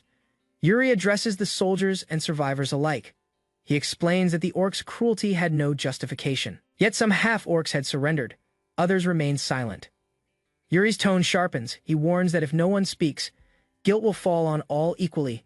Change depends on action, not silence. Under moonlight, Sir Graham announces with grim resolve that with Yuri's authority, they've decided to eliminate the half-orcs. A red banner rises, signaling the command. Before the order can be carried out, a scout sounds the alarm. Orcs are approaching the camp. Panic spreads rapidly through the ranks. The soldiers scramble to respond. Whatever decisions were about to be made are now interrupted by a more immediate threat. The orcs have arrived. A blood-red banner rises over the battlefield as the orcs arrive. Towering and armed, they approach without hesitation, their presence demanding attention. One of the orcs, larger and more imposing than the rest, stands at the front alongside a monstrous creature. Their posture suggests they are not here to fight yet. Commander Ragna is alerted to their unexpected stance. He questions whether the orcs are actually here to negotiate, disbelief flickering across his face. Despite his doubts, he prepares for diplomacy. As the gate opens, the lead orc enters with thunderous steps. Dragging his weapon, the soldiers flinch, but no strike comes. The orc, with a grin both mocking and confident, halts before Ragna. His crimson eyes lock onto the commander's unflinching. Yuri steps forward beside Ragna. The tension is overwhelming. Both sides stand still, waiting for who will speak first and what demand will come.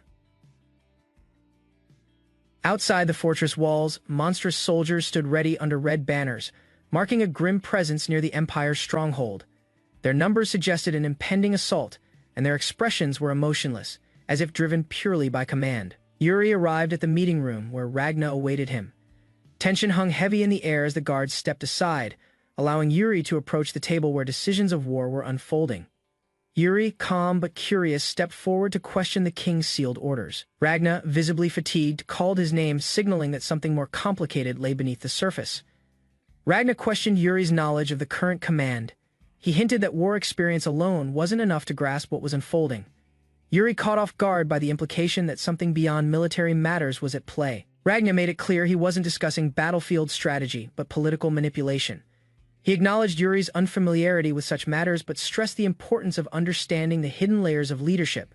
Ragna explained his natural right to lead. However, he revealed that the emperor's influence and backdoor politics overshadowed his role, limiting his authority despite outward appearances. Ragna recalled how, even when granted military command, the emperor remained the true force behind the war. Manipulating victories and defeats from behind the scenes, he ensured all paths led to his favor. Ragnar admitted he would win the war with his strength and the hero's fame behind him. That reputation would attract peace and public support, making him the people's champion.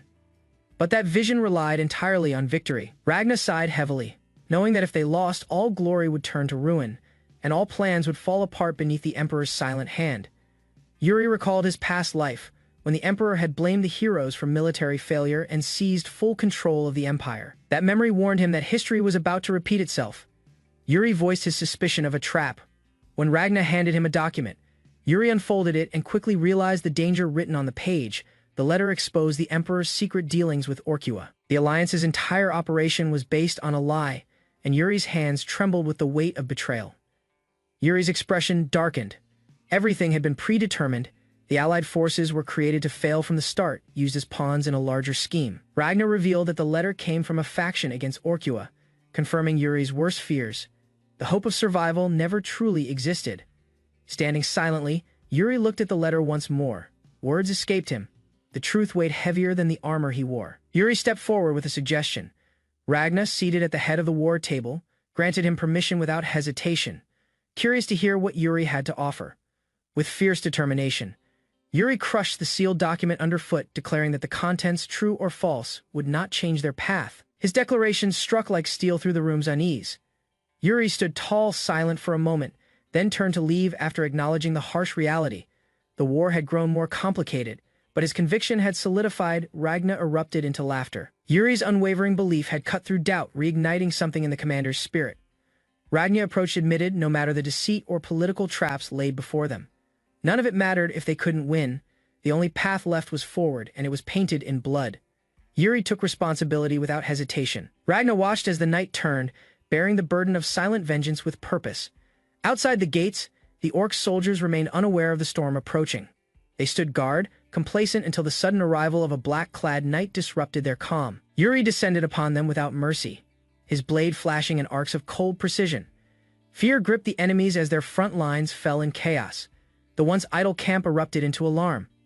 With a final slash, Yuri eliminated their strongest fighter, scattering the rest. His momentum carved a direct path through their formation, leaving the battlefield soaked in silence and ash. The soldiers looked on in disbelief. The enemies had fallen in mere moments, and Yuri now stood alone, blade raised, confirming victory. He had made good on his promise. Back in the war room, Ragnar spoke to his men. Though the outcome favored them now, he warned that surviving the Emperor's schemes would require more than strength. It required resolve. Yuri walked across the field where the enemy had once stood, now reduced to corpses. His gaze was fixed not on the dead. He knew this victory was only the beginning. As the sun set behind the hills, Ragnar stood watching the horizon. He gave orders for the prisoners to be brought forward.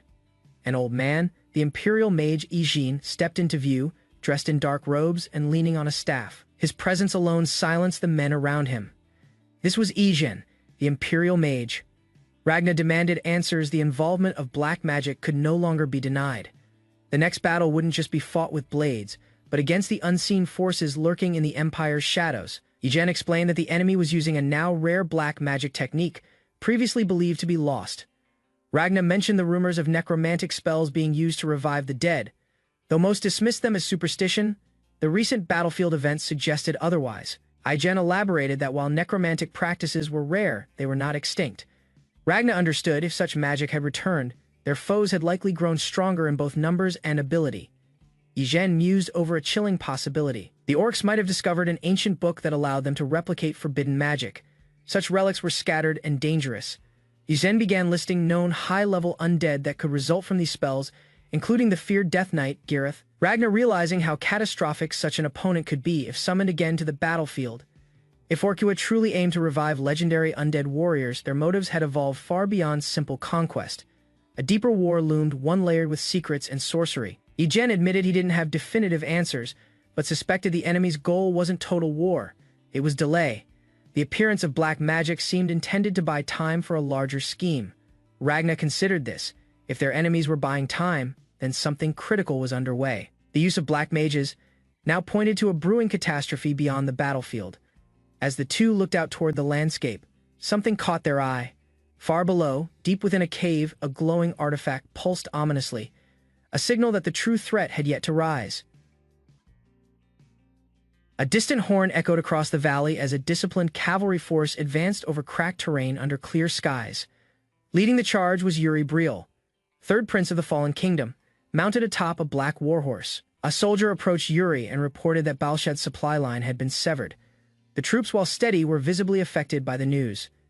Yuri remained composed, digesting the implications of the situation. Yuri explained the cause. Repeated raids had compromised transport, forcing tightened defenses around existing supplies. The disruption hinted at an organized enemy effort. Yuri analyzed the situation quietly. While they had enough supplies for now, he realized their margin for error was narrowing. The conflict was escalating faster than anticipated. As the army advanced deeper into the plains, Yuri's thoughts turned to the nearby region of Orkua. Positioned dangerously close to enemy territory, it was the most vulnerable. If the orcs committed to a full assault, the terrain would favor a prolonged battle of attrition. Determined, Yuri resolved to finish the campaign before such a scenario could unfold. He couldn't allow the enemy to stall them. Swift and decisive action was the only option. Suddenly, the ground trembled violently. Yuri's horse reared up in panic as a strange vibration surged beneath them. Soldiers gasped and looked around in confusion. Yuri immediately shouted for everyone to dismount. He sensed that something was wrong. This wasn't a natural tremor. The earth's movement was too sudden, too focused. Dropping to one knee, Yuri placed his hand on the ground. A strange pulse rippled through the soil. His instincts were clear. It wasn't an earthquake. Something unnatural was approaching. And it was already here. A violent tremor shakes the ground. Dirt and broken stone burst upward as something massive forces its way out from deep underground, sending dust across the open field. The earth splits wider. A tall fortress-like structure rises from the crater, its towers emerging in full view as the rumbling slows and debris rains down around the newly revealed building. A royal scouting group arrives and halts at a safe distance. Hooded mages raise crystal staffs and form glowing purple magic circles in the air. Yuri, forward in full armor, and studies the fortress carefully before him. Ragna stood with guarded focus. Their posture shows caution, as if they recognize the place as more than ordinary ruins. The mages finish their inspection and report that no clear link has been found between the ruins and Orkua, and that the site looks normal on the surface. Yuri remains tense, reading the silence as a warning rather than relief. Ragna watches the fortress entrance and measures the risk. Yuri stands beside Ragna, watching the newly surfaced fortress. The mage's scan cannot reveal what lies inside, and the unclear interior makes the site feel more dangerous than it looks. Yuri evaluates the situation and warns that the ruins may react once they move closer. The sudden appearance of the structure suggests it was sealed for a reason. Yuri volunteers to enter first and handle any threat before it spreads. His confident attitude steadies the group. But Ragna remains alert, knowing overconfidence can invite disaster in unknown ruins. Ragna accepts the plan and assigns Yuri additional forces. He orders the Imperial Knights to accompany him, ensuring the investigation has enough strength to respond quickly if the fortress is occupied or trapped. The Imperial Knights assemble under clear skies, forming an organized unit around their commander. With the order fulfilled, the expedition prepares to advance toward the fortress entrance. Yuri watches the formation and keeps the mages close, ready for sudden magic signals. An Imperial Knight steps forward and introduces himself as Lodane. He joins the advance party as the Knights regroup near the newly risen fortress, keeping their weapons ready. The Knights gather with their horses behind them, speaking quietly about the unexpected addition of the Imperial Knights. Yuri pauses and studies the situation. He realizes the Imperial Knights joining the mission could change the balance of control, and he watches their movements to judge whether they are allies or observers. The mounted Imperial Knights ride into position with disciplined formation. Their calm faces and steady pace make them look prepared for more than a simple escort, raising suspicion that they may have another purpose. The combined unit reaches the fortress entrance and looks up at its towering walls. Wind sweeps leaves across the stone as the ruins loom overhead. The group forms a perimeter while Yuri and the lead knights approach the gate. The group reaches a sealed stone entrance and identifies it as the fortress door, but it will not move. The knights inspect the surface and prepare to force it open since no mechanism responds. Ragna steps away to assess positions while the others wait. He then approaches the door alone and decides that breaking through slightly is the fastest way to begin the investigation. Yuri presses his gloved hand against the stone. The moment he applies pressure, a strange reaction builds under his palm as if the door is sensing him. Instead of resisting, a sudden surge throws Yuri backward and slams him to the ground. The force is not a normal recoil from stone, but a controlled push that knocks him away like a warning. The door opens on its own, revealing a dark interior with no visible light. The knights freeze in place, shocked by the timing. Yuri recovers and watches the entrance carefully. Realizing the fortress is not locked by strength but by a hidden trigger, Yuri studies the open doorway and realizes it responded too easily, after only slight contact. The timing feels intentional, as if the fortress was waiting for someone to step inside. Yuri takes command and leads the first group into the entrance with several knights close behind. The light from outside fades quickly as they cross the threshold. Inside, the corridor is swallowed by darkness. The stone walls and pillars stretch upward, and the group slows down because they cannot see far ahead. Yuri checks supplies and asks if anyone brought a torch. One of the knights, Gerald, admits he does not have one, confirming they entered without proper lighting. Yuri scans the line of soldiers and realizes the rest of the group is equally unprepared. With no torches among them, the knights are forced to rely on limited daylight from the entrance. The team holds position, listening for movement deeper inside the fortress and waiting for a safer way to proceed. Inside the entrance, Yuri recalls how the stone door reacted to mana when it opened. He suspects the fortress is built to respond to specific energy rather than force, and that the door may have recognized someone. Yuri tests the wall lamps along the corridor.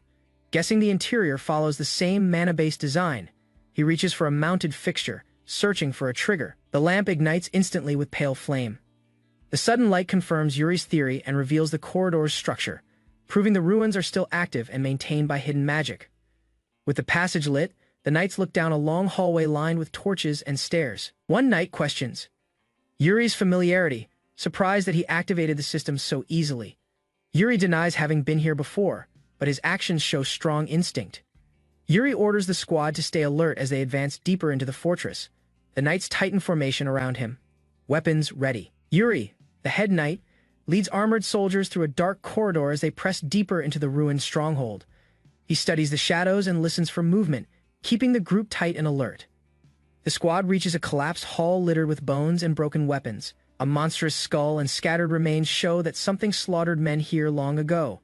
Yuri signals for distance and control, then steps ahead to check the safest path while the others hold positions near the fallen spears and cracked stone. A guard rushes up and reports to Yuri, confirming the team's respect for his authority. Yuri stays calm, scanning the damaged walls and the sealed gate at the far end. At the massive door, they find a slumped skeleton in tattered cloth, as if it died trying to crawl away. One knight tests the door and realizes it will not open. Proving the route ends here, Yuri examines the skeleton slumped against the sealed gate while his knights circle the area. Orc bones lie scattered nearby. But this is the only human remains, suggesting a lone defender. The body's armor and posture reveal the final moments. The corpse is positioned like a barrier, as if it refused to leave its post. Yuri notes that the defender likely died protecting something hidden beyond the door. A knight channels mana into the gate, blue light spilling across the metal panels. The magic fades without any reaction, proving the entrance is sealed by something stronger than ordinary locks. Yuri orders the squad to withdraw and search for another route around the structure, keeping formation and watching the shadows of the ruined hall. As they prepare to move, the skeleton's hand twitches and claws at the torn cloth. The sudden motion confirms the dead are not fully at rest here. Yuri tightens control of the unit, and the knights brace for an attack. As Yuri steps away from the sealed gate, the corpse suddenly lunges. Its bony hand clamps onto Yuri's armored wrist with unnatural strength. Jared spots the movement and panics, shouting a warning as Yuri is dragged a half-step forward. The soldiers realize the dead defender is still active. The squad rushes in from the corridor while Yuri stands closest to the door. The skeleton anchors itself against the stone and tightens its grip, turning the doorway into a trap zone. Yuri strains to break free, raising his other arm to shield his face as pale mana flares around him. He fights to keep balance, trying to avoid being pulled down or exposed to a follow-up strike. In the blinding surge, Yuri recognizes the presence as a holy-type remnant meant to guard what lies beyond. The skeleton's empty eyes fix on him. Yuri steadies his stance, signals his men to hold formation, and prepares to subdue the guardian without damaging the sealed door before the ruin awakens fully again. A sudden vision hits Yuri, pulling him away from the present and forcing him to remember the moment his kingdom fell in his previous life. He realizes the warning is not a dream but a message. Suddenly, a young attendant rushes ahead to alert others. Yuri stays still, watching the area like he is confirming a familiar place. Avra Knight confronts the attendant. The knight's posture shows suspicion and concern, as if the boy has been missing or acting strangely. Yuri remains quiet, letting the scene play out while he measures how much has changed since his regression. The attendant tries to look carefree while holding a thick book close, suggesting he was doing research rather than training. Yuri observes the book, recognizing that small habits and minor delays can become fatal in the future timeline. the vision returns with force. A skull-faced figure in the shadows appears behind Yuri, revealed as Yuri's own presence tied to death and memory. The dead man's message becomes clear. The next disaster is already moving. Yuri steadies himself outside the tower as white energy clings to his armor. He senses he is no longer fully in the present, and realizes the vision is pulling him into someone else's stored memory. From a distance, Yuri watches the boy approach the knight in the courtyard. The scene feels too clear and unchanged. The attendant clings to the knight and insists on showing something important. Yuri stays back, reading their movements, and wonders why the owner of this memory left it behind for him to find. A book is revealed, filled with magic diagrams and a grim illustration of a chained monster. Yuri recognizes the subject as something connected to death and forbidden power and understands why this memory matters to his future. The knight corners the attendant and pressures him for answers, refusing to let the topic shift. The attendant grows tense and evasive, showing the discovery is dangerous.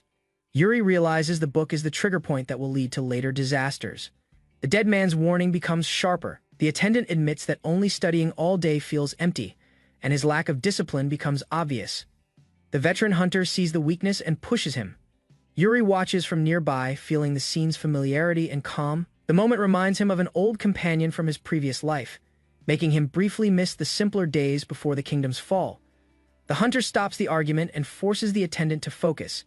He prepares to prove his point with something practical, showing that real strength comes from proof, not excuses. The hunter reveals a red crystal and explains its meaning. The crystal marks someone who has the qualification to hunt orcs and can serve as proof of status. Without it, the attendant's ambition will remain childish and unrecognized. Yuri connects the crystal to the hidden dangers he learned about through the memory.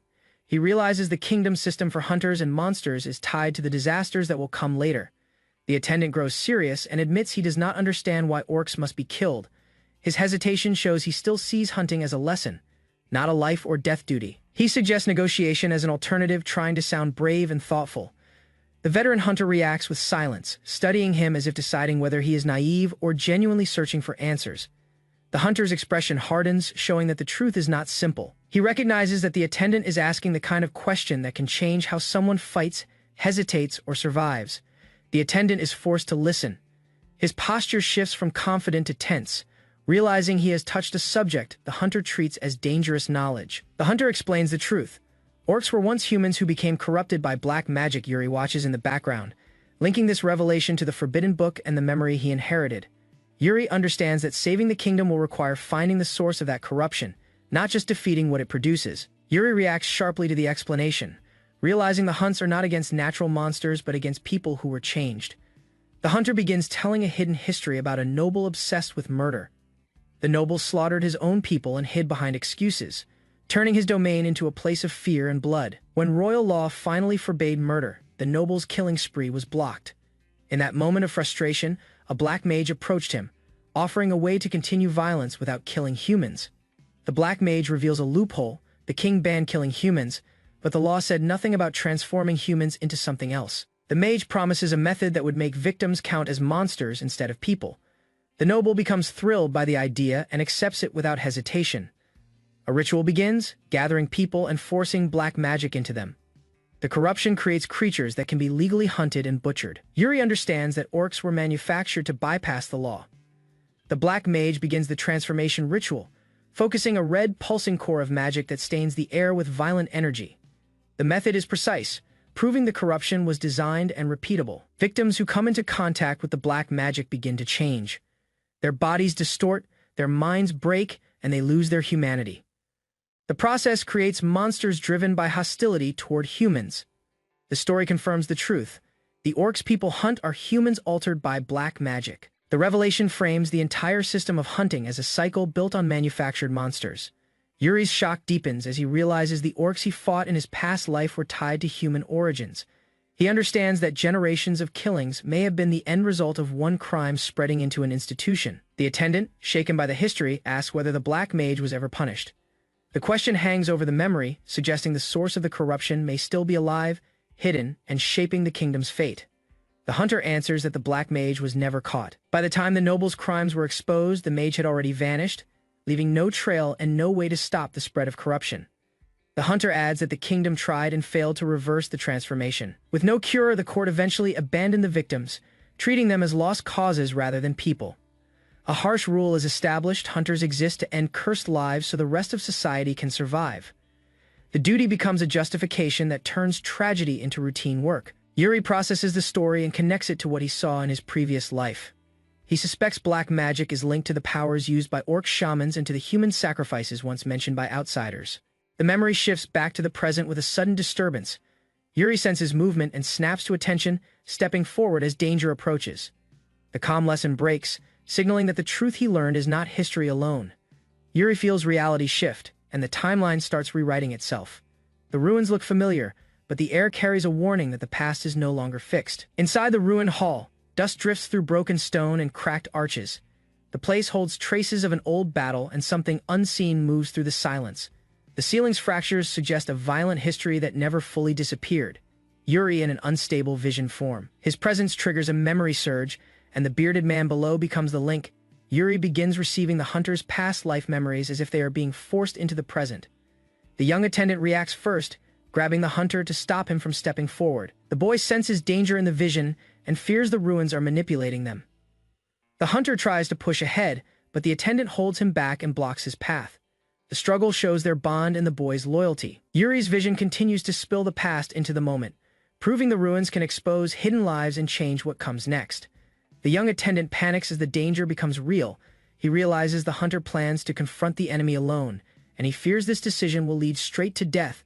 The hunter answers with anger and urgency. He refuses to wait, convinced that delaying even once will cause everything to collapse. His reaction shows he has already accepted the risk. Yuri watches while absorbing the bearded man's past life memories. A name from 10 years ago surfaces, revealing that the kingdom once called Adalbane is tied to this ruin and to the bearded man's hidden history. Outside, a wave of orcs advances through the rain toward the same location. The scale of the threat proves the hunter's fear is justified. He believes only immediate action can stop the coming slaughter and protect what remains. Back inside, the hunter grips the attendant's shoulders and forces him to face reality. He orders the boy to survive and carry their mission forward. The attendant is left behind as the bearded man prepares to confront the approaching army alone. The young attendant steadies himself while the hunter's hands grip his shoulders. He understands that escaping alone will not keep him safe for long, because the orcs are too close and the ruins are surrounded. The attendant chooses a different kind of survival. He decides the most important task is protecting the knowledge left behind in the ruins, so future generations can fight smarter instead of dying the same way. Yuri observes the decision. He realizes the memories stored here were not an accident. The orc hunters intentionally left their experiences behind, waiting for someone in the future to uncover them. The ruin responds as the memory device activates.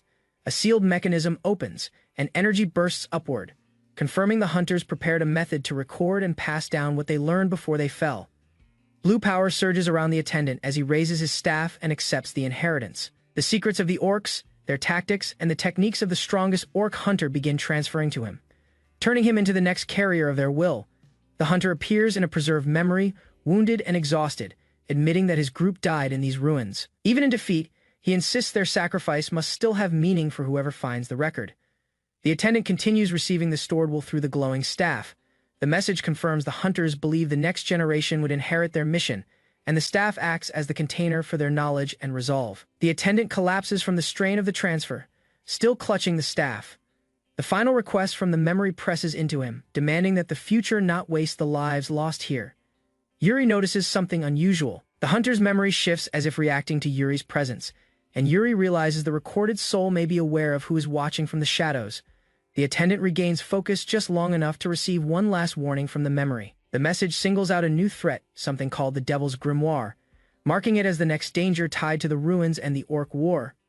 Yuri stiffens when the warning about the Devil's Grimoire reaches him. The name triggers unease, suggesting the threat is larger than the orcs and tied to forbidden power that may have shaped the ruins. Blue crystals break away as the stored memories finish transferring, showing the relic was built to be consumed once its message and techniques were fully delivered. Outside the memory space, a knight calls out for Prince Yuri. The vision ends abruptly, and Yuri's awareness snaps back, as if the ruins released him the moment the inheritance was completed.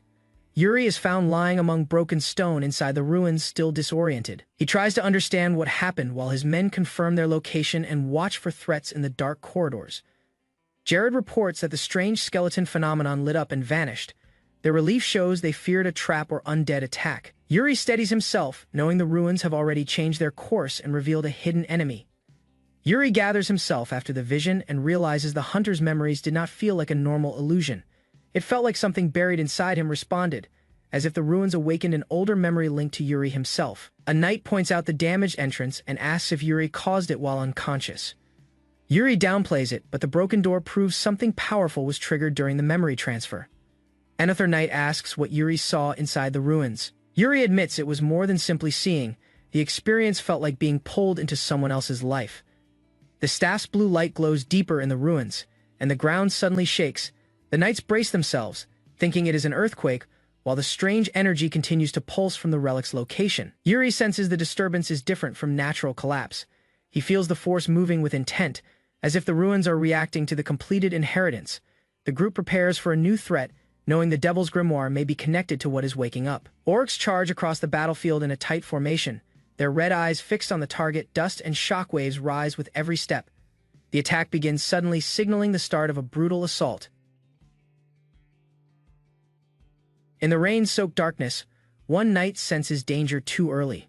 Orcs are moving nearby, and their timing suggests the hiding place has been exposed or prepared as a trap.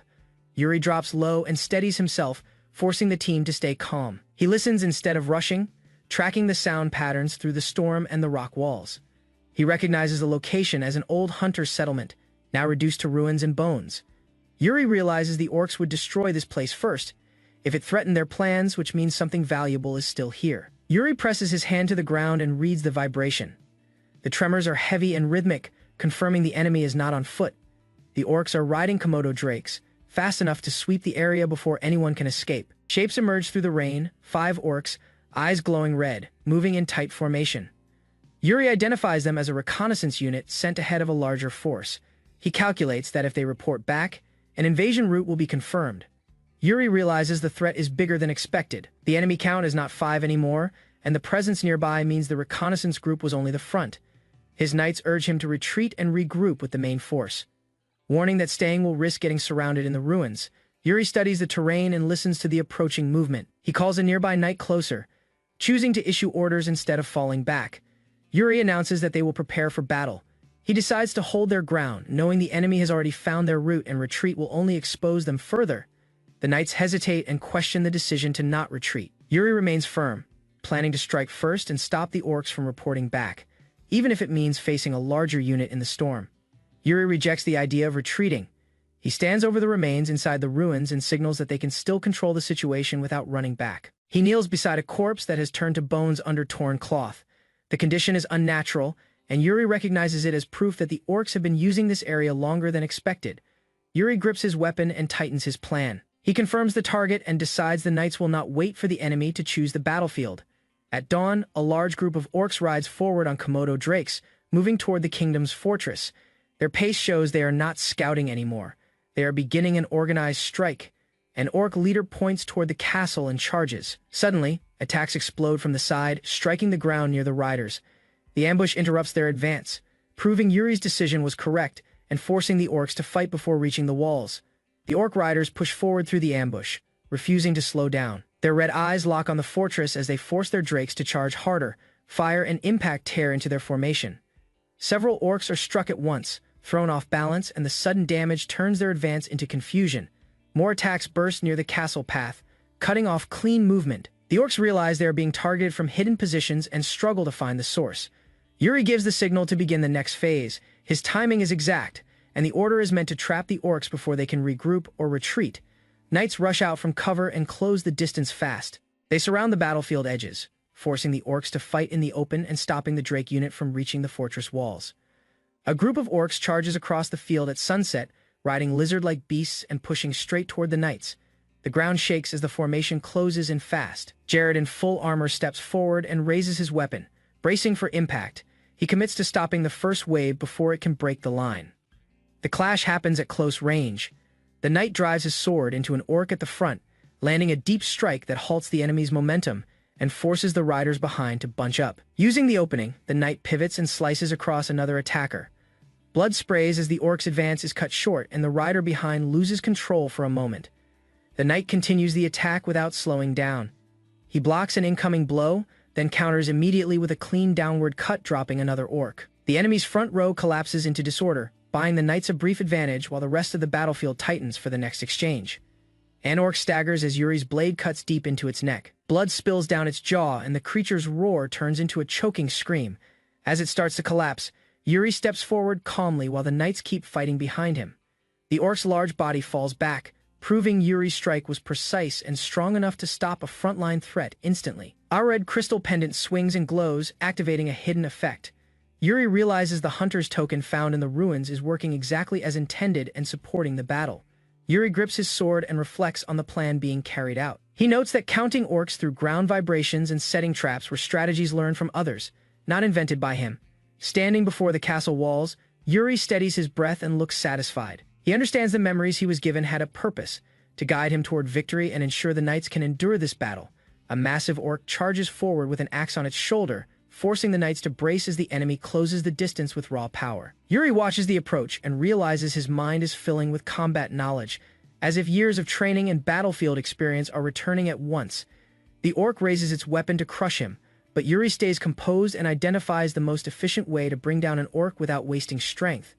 Yuri bursts in with a fast, controlled strike. He drives his blade into the orc's body at close range, using timing and precision to break the orc's balance and stop its swing. The orc roars and tries to recover, but Yuri keeps the advantage. He releases a clean follow-up slash that forces the orc back, cutting through its guard and weakening its grip. Yuri avoids relying on brute force and instead uses technique, showing the battle can be won through correct targeting and movement. Anorc's face twists in anger as Yuri's blue slash cuts across its upper body. The blow lands before the orc can fully react. The orc's chest splits open and blood bursts out. Its strength fails and the weapon arm drops, showing the attack ended the fight in one clean motion. Yuri stands over the fallen body and lowers his sword, confirming the technique worked without needing excessive power. He recognizes the skill as an inheritance he can use. Yuri looks toward the castle and identifies the source of what he gained. He names the Hunters of Adalbane, connecting them to the knowledge and methods guiding his actions. After the battle, the scene shifts to a secured camp near the ruins. The area is guarded and organized, showing Yuri's leadership helped the knights hold the position and keep the region safe. Ragnar reviews Yuri's report at a quiet table lit by a single candle. He praises the knights' work, signaling that Yuri's recent missions have earned real trust inside the camp. Yuri shifts the topic to the next objective. He confirms they are discussing the territory where orc hunters once lived, and he notes signs that a serious battle happened there, meaning the area is still dangerous.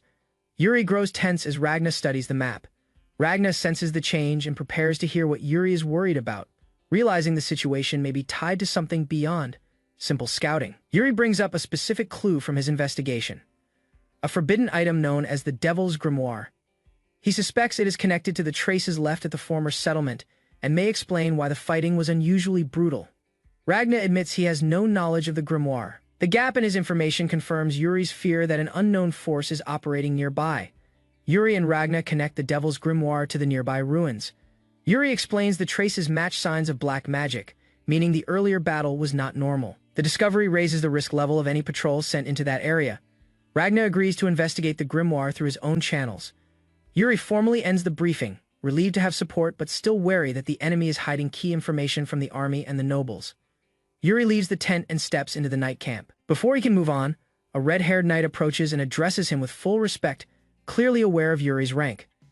The knight introduces himself as Lodane and confirms he saw Yuri earlier in action. Lodane's polite manner suggests admiration, but Yuri studies him carefully, unsure whether the man is simply impressed or gathering information.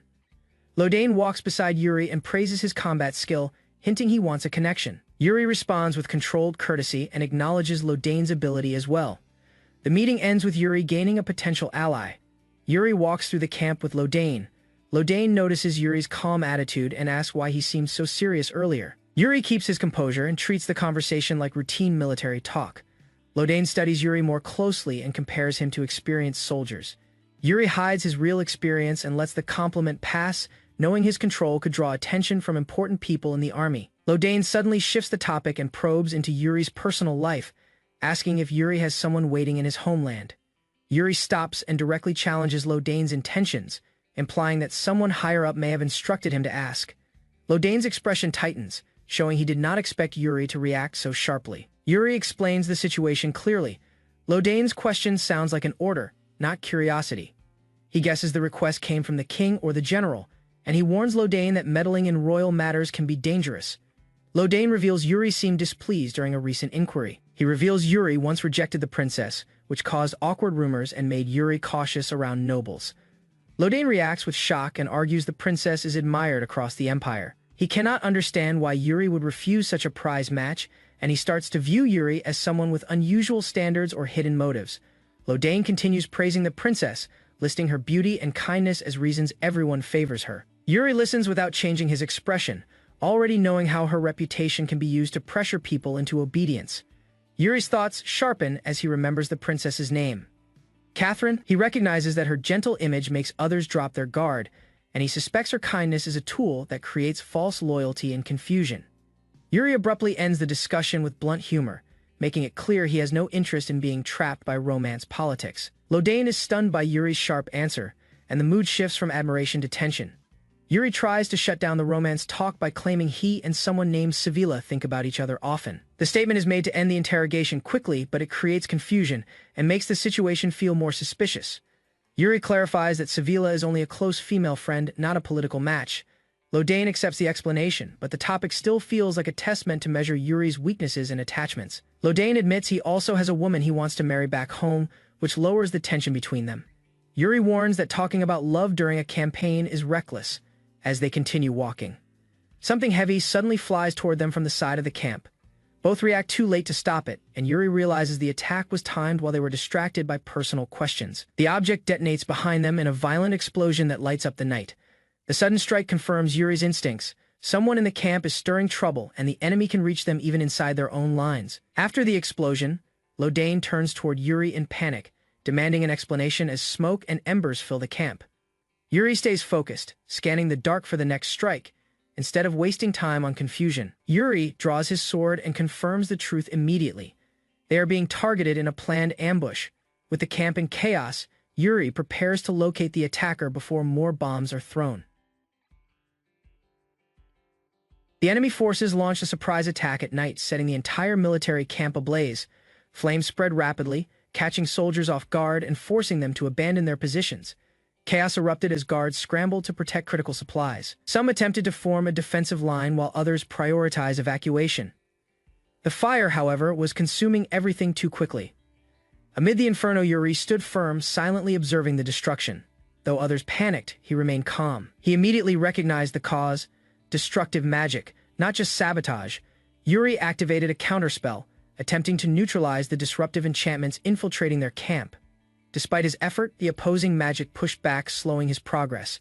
He realized the interference was deliberate and complex. Someone was targeting their magical infrastructure with precision, trying to shut down their magical defense network from within. Hernando arrived at Yuri's side, already battle-ready. He reported that enemy shamans had likely initiated the attack first. Understanding the threat, Yuri ordered him to intercept the shamans while he continued managing the camp's magical defenses. Without hesitation, Hernando sprinted into the flames, trusting Yuri's judgment. Their coordination was wordless yet seamless, each aware of their role in the crisis. As Hernando charged ahead, soldiers called after him in concern. He didn't respond, focused solely on tracking the shamans responsible for the spellwork.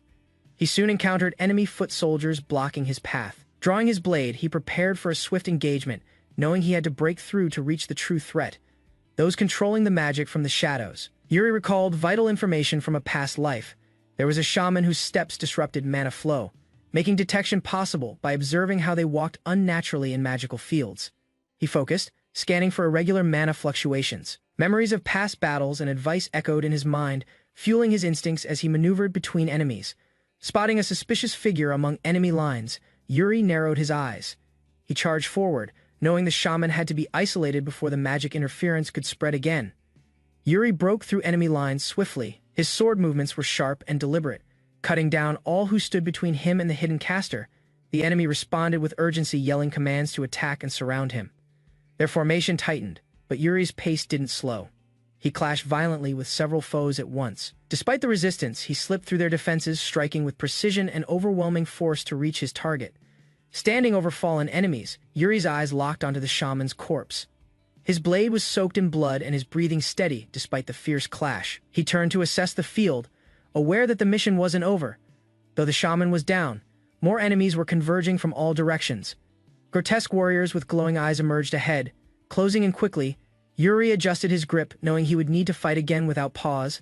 The threat was far from over. Yuri assessed the battlefield and realized they couldn't survive at this pace. If the tide was to turn, Hernando had to unleash his full power without restraint.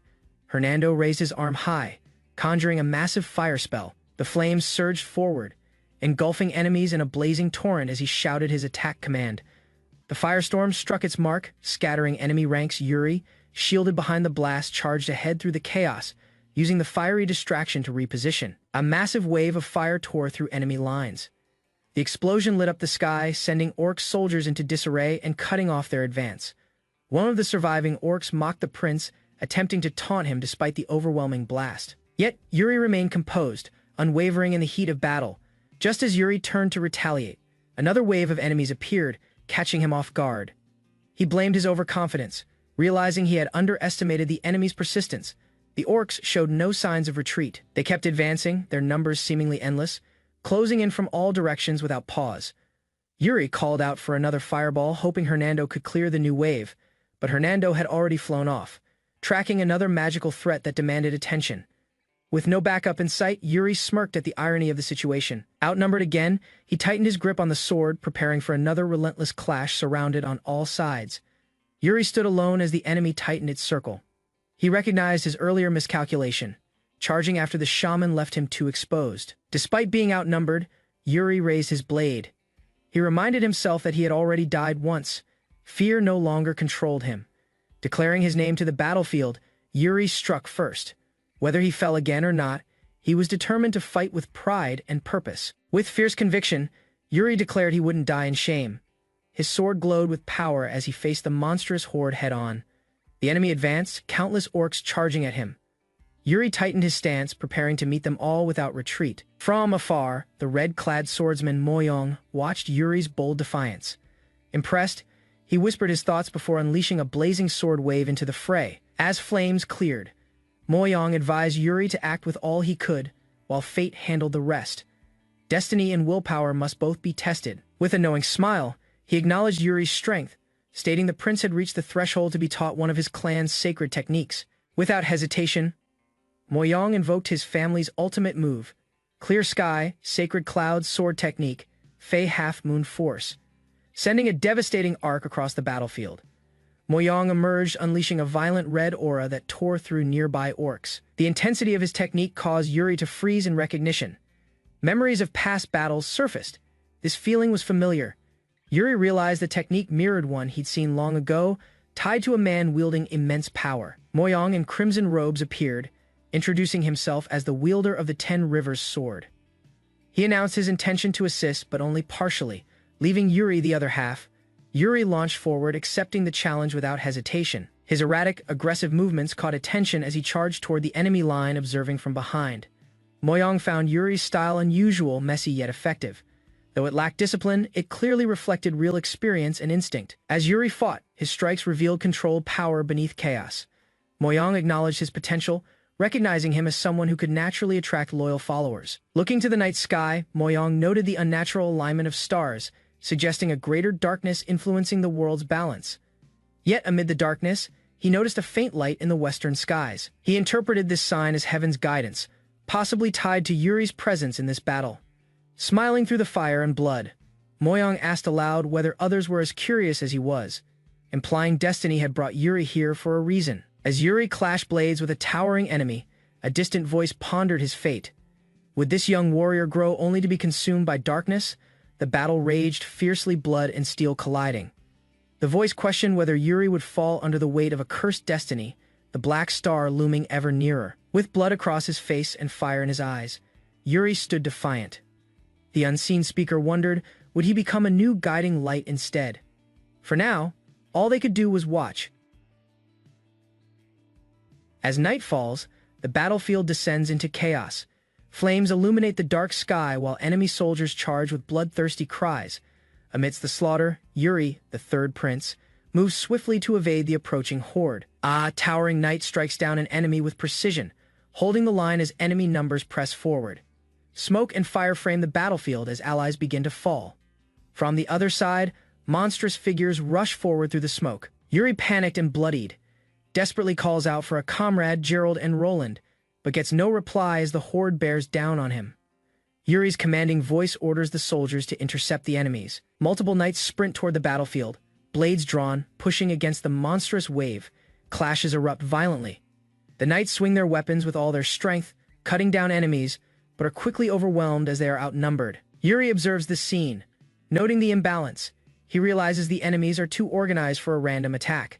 There is a strategic pattern to their formation. Too clean, too fast.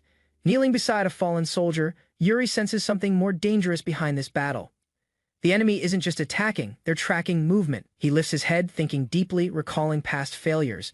His expression hardens with determination. From the shadows, a strange armored figure appears. At the same moment, Yuri locates the direction of the threat and prepares to confront it, blade in hand. Yuri leads the charge through the chaotic battlefield, trusting his instincts behind him. His knights question the path, but they continue following without hesitation. Roland, full of confidence, supports Yuri's decision without doubt. His firm belief calms the others as the group moves swiftly through the danger zone. As they advance, Yuri senses something unusual in the ground beneath them. He warns his group, this is the center of the trap. Moments later, enemies appear ahead. A cloaked enemy shouts in a foreign tongue and begins casting a spell. Dark energy spreads rapidly from the enemy's position, tainting the earth. From the tainted ground, shadowy figures rise, monsters summoned through dark magic. The knights brace themselves as the creatures charge in unnatural movements. Yuri, calm but focused, steps forward. He realizes this was no ordinary ambush. The enemy had waited for them to enter this exact point to unleash the summoned beasts. From the hill, hulking warriors begin advancing. Their grotesque forms and red banners mark them as elite combat units. They chant in unison and raise weapons, declaring their intent to engage. The knights recognize the challenge as a direct confrontation. Without hesitation, Yuri commands his team. Each knight is to engage one of the enemy champions alone. Roland and Gerald acknowledge and draw their weapons. Ready for battle, Yuri charges forward, issuing orders to prevent the enemy forces from scattering the group. The knights split to engage their targets, maintaining formation amid the confusion. A young knight, filled with urgency, shouts to push through the enemy. He rushes into the fray, determined to clear a path. Yuri engages his opponent head-on, landing the first blow. The enemy blocks with brute force, but Yuri counters with speed and technique, striking across the monster's chest. One of the summoned champions retaliates with a red-bladed strike, releasing a wave of destructive energy. Yuri deflects it with precise movement. He focuses his mind and blade, blocking the second attack. The counter leaves a wound on the enemy, splattering blood across the ground. Yuri moves out of range, analyzing the opponent. The enemy, frustrated, realizes Yuri is not fighting like an ordinary knight. He's adapting too quickly for a human. The battlefield rages behind him. Yuri stood firm after fights defensively, holding position while others scream and struggle. He's sensing time is short, plans to finish his battle quickly to support the others. His eyes remain fixed on the enemy. The enemy laughs confidently and rushes forward. Yuri doesn't retreat. Instead, he meets the monster's blade directly with his own, prepared to end the duel in one decisive exchange. Yuri continues clashing with the monstrous warrior, matching each strike with speed and skill. Despite the opponent's size, Yuri's precision keeps him on equal ground. The enemy grows frustrated, realizing that none of his attacks are landing. Yuri dodges each swing, narrowly avoiding the full force of the blows. As the monster's rhythm begins to break, Yuri's control becomes clearer. His focus never wavers, slipping between strikes and deflecting with minimal movement. In the middle of the fight, Yuri recalls a past training session. His instructor criticized him for letting his emotions guide his sword.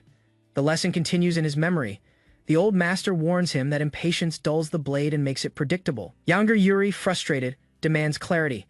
The master responds cryptically, insisting the decision lies with the student. The master emphasizes that combat isn't rigid. He shows that adaptation is the key to survival, not brute strength. Back in the present, Yuri steadies his breath.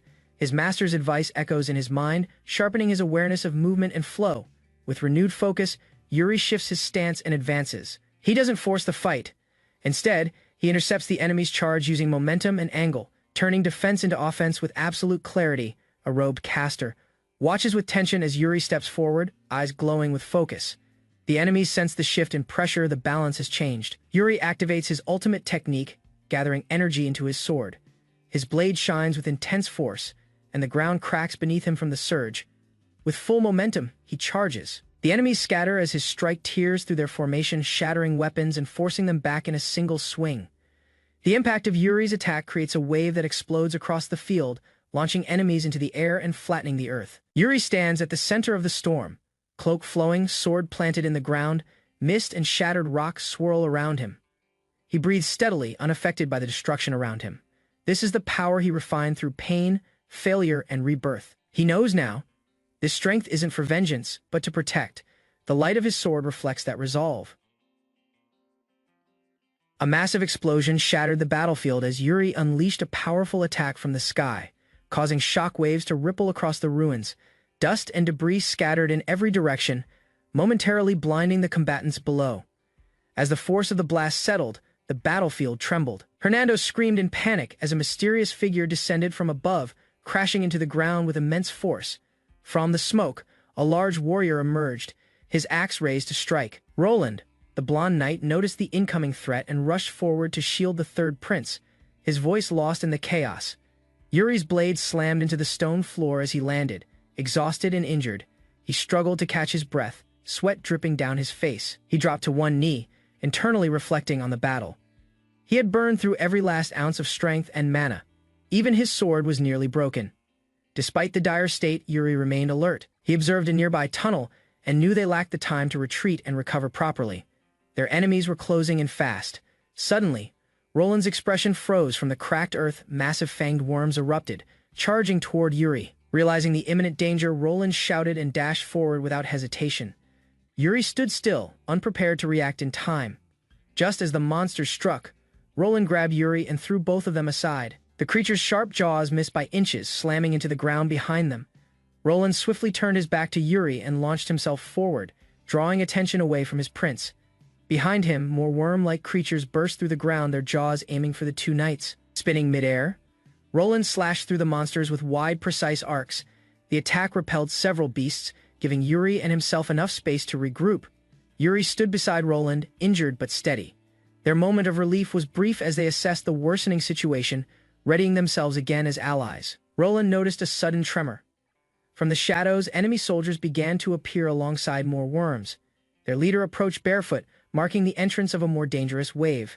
As they gathered, the enemy leader stood calmly in front of the beasts. The scale of opposition became clear. Yuri and his men were badly outnumbered.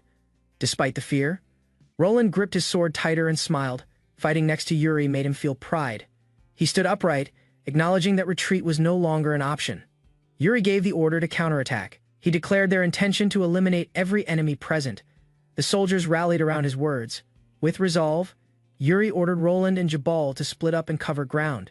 They moved instantly, obeying without hesitation. As Yuri surged ahead with a battle cry, suddenly he sensed something, quietly urging caution from the rear. A bright light surged across the battlefield as Yuri dashed forward with incredible speed. Dust trailed behind his movement, leaving the others stunned by his sudden appearance. Yellow energy burst from Sir Graham's body as he stepped between Yuri's squad and the enemy. His aura crackled as he activated his technique to defend the prince. The other knights regrouped, recognizing Graham's arrival. He formally announced his order to assist Prince Yuri, declaring his presence as backup from the kingdom's elite unit. Back at camp, knights moved among white tents. The area was calm, contrasting the battle before. News of the enemy retreat spread quietly among soldiers. Inside the medical tent, commanders discussed the outcome. When the reinforcements arrived, Yuri had already defeated the giant sandworm. The rest of the enemy fled the scene. Commander Ragnar regretted missing the opportunity to interrogate the enemy forces.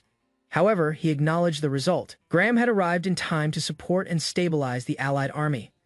Ragnar dismissed Sir Graham and entered Yuri's room. The prince rested in bed, recovering from the intense battle. The atmosphere inside was quiet.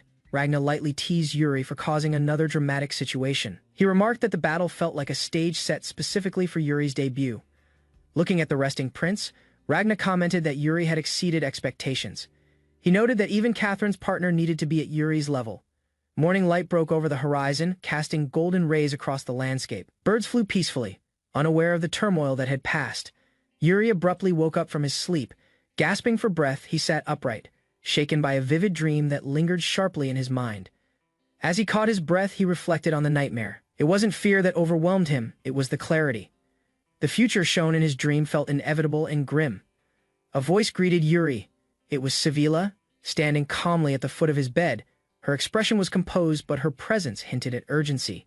Yuri quickly asked about the battle. Sevilla assured him that the fighting had ended and that the Allied forces had moved without issue during his recovery. She informed Yuri that he had been unconscious for 2 days.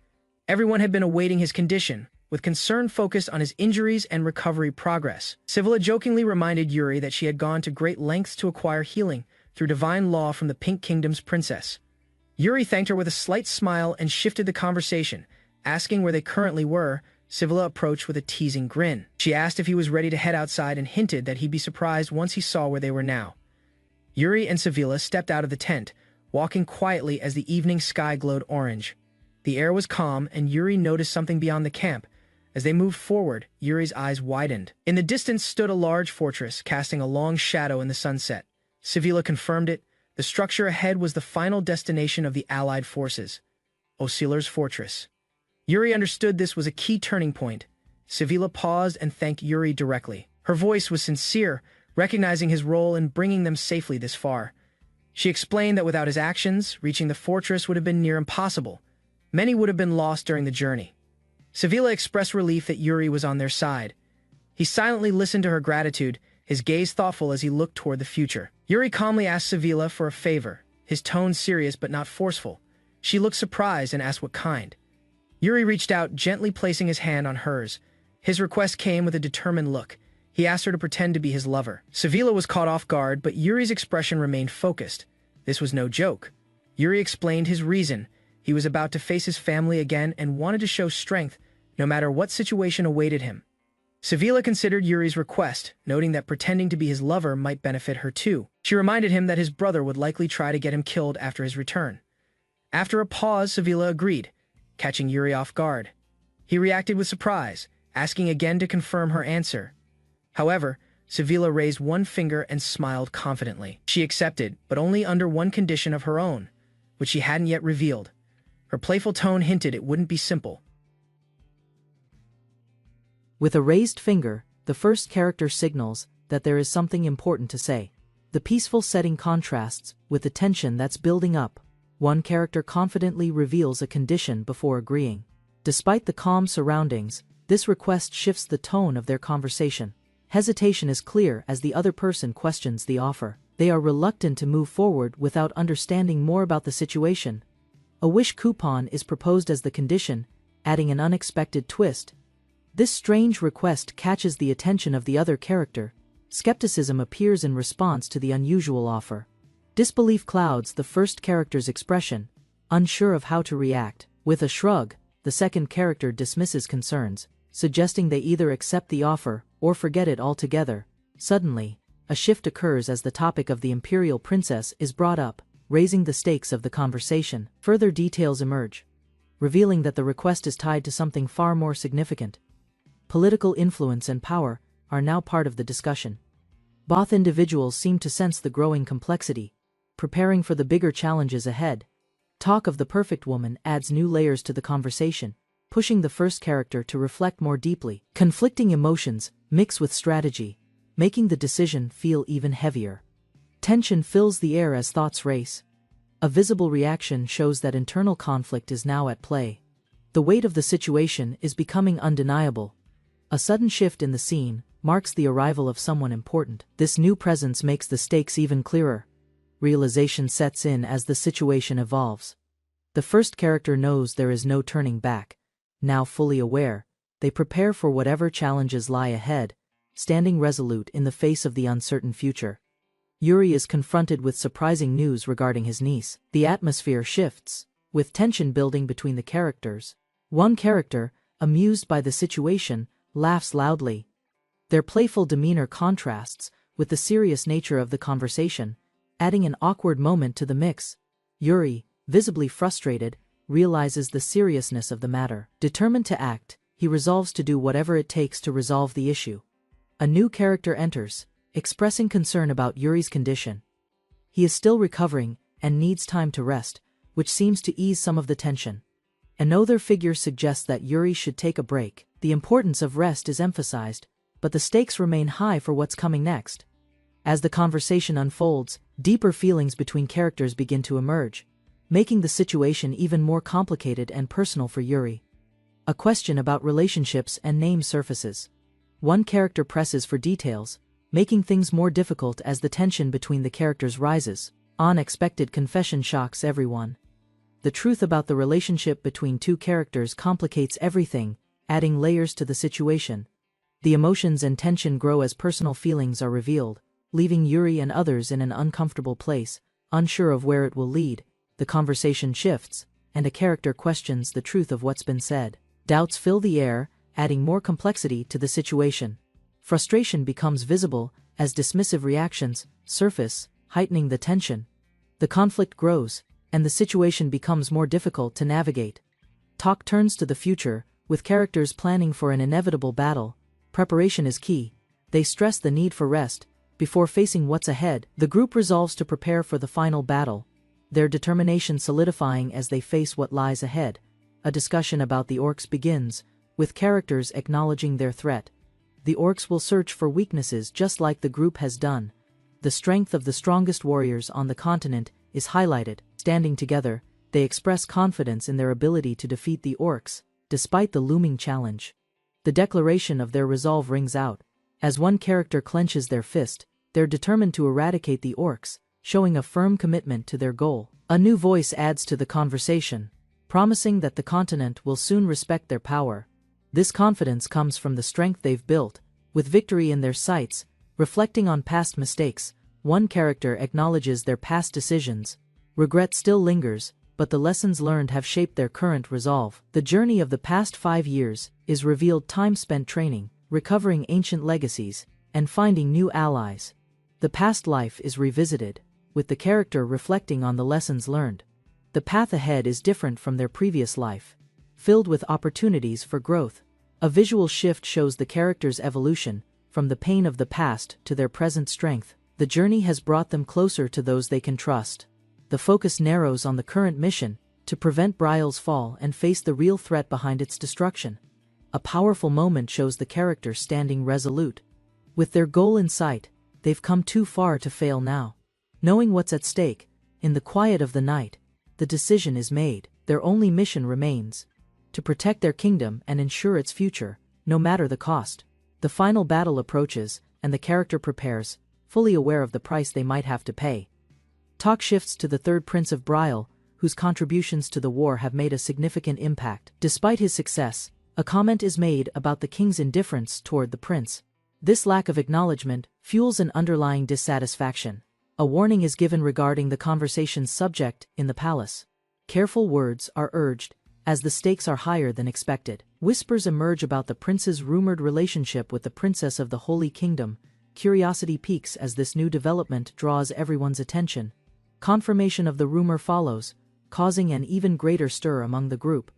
The notion of a royal romance adds layers of intrigue to an already complex situation. Murmurs fill the air as discussions deepen. Speculation around the prince's relationship with the princess intensifies, leaving everyone eager for more details. One person questions whether the prince's name is Yuri Betrayal, pointing out his growing importance. This mention further fuels the conversation. Comments follow about his increasing notoriety, highlighting the prince's impact and the ripple effect of his actions. Attention focuses on what he might do next. Curiosity rises, and eyes are drawn to the prince's role in the unfolding drama. What he does next could shape the future. A quiet reflection follows the intense conversation. Rumors are considered more carefully, and the weight of the situation settles in. The princess's connection with the prince is confirmed in a personal moment. The details are becoming clearer, revealing deeper layers of the political intrigue. What seemed like rumors now feels like truth. The alliance between the prince and princess could have far-reaching consequences, and the group prepares for what comes next. Under the bright sky, a military camp bustled with movement as knights prepared for the day. The air was calm, but anticipation lingered among the troops stationed outside their tents. 2 young knights stood chatting, one reflecting on a past mistake during training. Their conversation, though, light, carried an undertone of concern about improvement and responsibility. Nearby, a more seasoned warrior Proan of Brusson observed the others. He silently noted how well the soldiers had adapted, their discipline a far cry from their former chaos. Proin overheard a discussion regarding recent rumors. Some claimed that they had become well known even within the Empire's borders. Two knights downplayed the rumor, assuming the recognition was meant for the notable Sir Ragna or Prince Yuri of Betrayal, rather than for themselves. As Proin turned to the fluttering banner, his expression tightened. The name, Prince Yuri of Betrayal, clearly stirred something within him. In a distant memory, an imposing noble praised Yuri's strength during an early encounter, recalling the young prince's potential. Despite initial doubts, Proin knew Yuri had earned his place. His achievements in war had silenced all skepticism. At the training grounds, Proin watched as warriors clashed in swift duels, their skill a reflection of the unity forged through struggle. Yuri's fierce sword strike marked him as the product of unrelenting effort. His growth had become impossible to ignore. A fellow knight noticed Proin's presence and greeted him with curiosity about his sudden arrival. Proin explained he came to observe the matches, prompting the others to offer him a chance to spar. Though one knight excitedly suggested a duel with another fierce warrior, Yuri politely declined the offer, preferring peace for now. As the mood lightened, Proin extended an invitation to visit Brusson after the war. Yuri smiled at the thought. They all stood together, hopeful. With the end of battle in sight, they looked forward to peaceful days and shared toasts. Yuri stood at ease in the training field, smiling confidently as he suggested they meet again the next day to continue sparring. Suddenly, a bell rang out from the watchtower, its sharp clang breaking the calm. A soldier urgently sounded the alarm as panic began to ripple through the camp from the open fields beyond the wooden walls. Thick clouds of dust rose as monstrous figures charged forward. A sharp-eyed knight watched the approaching threat as rows of enemies stretched across the landscape. Their formation was overwhelming in number and speed. One knight remarked on the sheer size of the enemy force, admitting he couldn't count them all, especially since they appeared to be surrounding every exit. Another rider pointed out that this matched the enemy's past ambush tactics. Despite the tension, his companion maintained a strangely composed demeanor. The knight riding ahead confidently replied that fear wasn't on his mind. A target had already been spotted among the invading army. He reminded his comrade of how much they had grown since past battles, suggesting that old fears no longer held them back. With a determined gaze, the knight declared that they would surpass their previous limits. Meanwhile, the enemy continued to march forward in relentless waves. A massive orc charged forward, its heavy steps shaking the earth beneath it. Its muscles bulged, and rage marked its every move. One of the knights urgently warned his allies. Recognizing the enormous figure leading the charge, the atmosphere grew heavier with each passing second. With a thunderous roar, the beast revealed itself king of orcs, Gruzuk towering over the battlefield, bellowing a cry that sent shivers through the ranks. The enemy orcs howled and surged forward, their bloodlust turning the charge into a wave of chaos. Their roars filled the sky with fury. Knights hastily equipped their helmets as the signal to engage was called out. The order to charge reverberated across the line. At the commander's lead, the cavalry began its counter-charge. Swords drawn, they thundered ahead to meet the monstrous tide head. The knights surged forward, charging into the enemy lines with steel drawn and hearts firm. Their war cry echoed, "For Betrayal." Leading the front, a knight raised his weapon high and slammed down with ferocity. His blade met the enemy in a devastating arc. Within the clash, blood sprayed across the field as steel cut into flesh. Each blow pushed the monstrous ranks back, momentarily halting their momentum. A knight slashed through an orc's neck with brutal precision, sending its body collapsing. He didn't stop his blade move with practiced efficiency. While the others engaged nearby enemies, the commanding knight called for focus, rallying the warriors to hold formation amidst chaos. As he looked to the sky, something unusual caught his attention. Dark shapes began to descend rapidly, shifting the tone of the battlefield. A sudden gust and flash of movement revealed flying creatures descending. Their wings sliced the air as they unleashed a new wave of assault. The soldiers below shouted in alarm as dark riders dropped in from above. Arrows rained down behind them, breaking lines and momentum. Despite the surprise, one knight grinned, recognizing the tactic. He readied himself to intercept, calculating their movements mid-charge. A cloaked enemy wielding green magic chanted ominously, drawing destructive energy into his palm. His spell surged with growing force. A cyclone of green magic exploded outward, hurling soldiers into the air. The shockwave knocked several knights off their horses. One of the knights launched a counterattack through the blast. His blade pierced straight through the spellcaster, silencing the magic mid-incantation at that moment. Another dark figure dove from the sky, striking with lethal speed. The knight barely reacted in time. Aerial clash erupted as blades collided in mid-air. The impact sent both riders spinning toward the ground with violent force. With dust rising around them, the knight landed heavily, bracing for another strike. He quickly got to his feet, ready to rejoin the fight. As the winged enemies descended, a knight narrowed his eyes and raised his weapon. Recognizing the airborne threat attempting to dominate the battlefield, his grip tightened as emerald energy gathered around him, signaling a powerful response aimed to disrupt their advantage from the skies. With a precise motion, he unleashed the swirling green force upward, intending to drag the flying riders down into ground combat. Wyverns sweep down over the fortress as armored riders descend through the clouds, signaling the sudden invasion of the fallen kingdom. Within the castle, a knight rushes across the wooden platform toward the king, reporting that enemy forces have already breached the capital's defenses. Shock settles on the king's face as distant roars and explosions confirm that the aerial assault is closing in. Above the plains, 3 enemy riders advance in tight formation, diving aggressively toward allied troops below. A fierce mid-air clash erupts when blades collide, forcing one mounted knight to pull sharply on his wyvern to avoid a fatal strike. The young prince steadies himself in the saddle, regaining balance as he prepares to respond to the overwhelming attack. Leaning closer to his wyvern, the prince maintains control while chaos spreads across the battlefield beneath them. Rather than fighting blindly, he shifts tactics and warns the creature that dying here would only aid the invading orcs. He proposes cooperation, offering to rescue the wyvern's captured companion in exchange for its strength. After a tense pause, the wyvern roars in reluctant agreement, accepting the temporary alliance. Together they ascend rapidly, breaking away from scattered skirmishes to target the enemy commander. With clear intent, the prince orders a direct charge toward the leader, controlling the assault. An opposing rider swings first, but the prince's mount twists aside, narrowly avoiding the descending blade. Another enemy attempts to flank from behind, seeking to overwhelm him through speed. Seizing the moment, the prince counters mid-air, striking the attacker and shifting momentum in his favor. Steel collides mid-air as the prince drives his blade downward, forcing the enemy rider off balance while their wyverns clash violently. His mount rolls sharply through the sky, throwing the opponent into a vulnerable position as altitude and control are lost. With one decisive strike, the prince cuts cleanly across the rider, sending blood scattering as the enemy falls from the saddle. Momentum carries him forward, and a brief surge of satisfaction crosses his face after securing the aerial victory. Below, another wyvern rider is struck and crashes hard, leaving the prince and his mount dominating the immediate airspace. He quickly regains focus, acknowledging the assist before turning toward the remaining enemies gathering ahead. Green energy begins to spiral around his hand as he reaches into a small device at his waist. Power flows outward in controlled streams, wrapping around his armor and blade as he prepares a new tactic. On the ground, allied soldiers struggle against charging orcs while the prince descends toward the battlefield. Landing with force, he sweeps his sword across a towering orc, cutting through its guard in a single motion.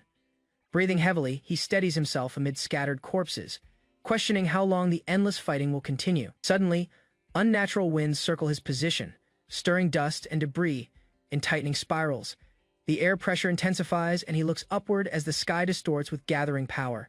A figure forms within a vortex of green energy overhead, drawing the attention of nearby soldiers. Recognizing the technique, the prince realizes he can channel the transformed wind to bind the beasts and strike them all at once. A massive vortex of green wind spirals downward from the sky, wrapping around the wyvern and the prince, as the energy condenses into a focused storm. A faint smile forms beneath his helmet as he stabilizes the swirling current, confirming that he now understands how to control its force. The condensed tornado rotates beside him, tightening into a sharpened column of wind ready to be unleashed. Channeling more power, he drives the storm forward, expanding its reach and increasing its speed. The wind lashes outward in multiple streams, striking enemies below and tearing through their formation. From the ground, allied soldiers look up in astonishment as the prince hovers amid the fading currents. With his sword raised, he steadies himself atop the wyvern while scattered enemies retreat from the disrupted skies. Back on the field, a knight remarks on the display while the prince lands near his allies. Standing face to face with a fellow soldier, he listens to a blunt reaction that tempers the earlier excitement. Turning serious, the prince asks for a report as dust drifts across the scarred battlefield. 2 companions approach and confirm that most of the damage came from wyvern-riding orcs, leaving the fight evenly matched. Recognizing the balance of forces, he states that a single weak point could shift the outcome entirely. He assigns defensive measures calmly while checking the readiness of those nearby. A hooded noble steps forward and formally introduces himself, declaring loyalty to the third prince. The prince acknowledges the alliance and accepts the support, solidifying cooperation as the battle continues. The prince grips his bloodstained sword and urges his forces to drive the orcs back, standing firm as dust and debris drift across the battlefield. Turning to his companion, He confirms their readiness, showing no sign of retreat despite exhaustion and scattered injuries. With resolve hardened, both knights advance toward the front line, determined that every swing of their blades will reduce further losses. An enraged orc charges forward, lifting a massive weapon as the endless clash between soldiers and invaders continues without pause. The prince lowers his stance and prepares to intercept, focusing sharply while countless knights fall around him in the brutal exchange. Steel flashes as he cuts down another enemy, yet the heavy cost on both sides reveals that neither army has secured dominance. Under a sky stained red by fire and smoke, the battlefield grows darker as exhaustion spreads among the remaining fighters. At a sudden shift in the air, soldiers sense a new presence emerging beyond the burning horizon. A massive ogre steps forward from the flames, announcing its arrival through sheer force, signaling a more dangerous phase of the battle. A red sunset burns over the battlefield as soldiers scan the horizon, their weapons raised while smoke rises from the distant hills. Suddenly, Orkua appears in the distance, his massive figure standing against the blazing sky. The soldiers freeze for a moment as the enemy commander steps forward. Without hesitation, Orkua launches himself into the army's front line. His movement signals the beginning of a direct assault, and the once still battlefield erupts into chaos as both sides prepare to clash. The young prince grips his sword tightly while observing Orkua's advance. He analyzes the enemy's strength and realizes that brute force alone will not be enough to defeat him.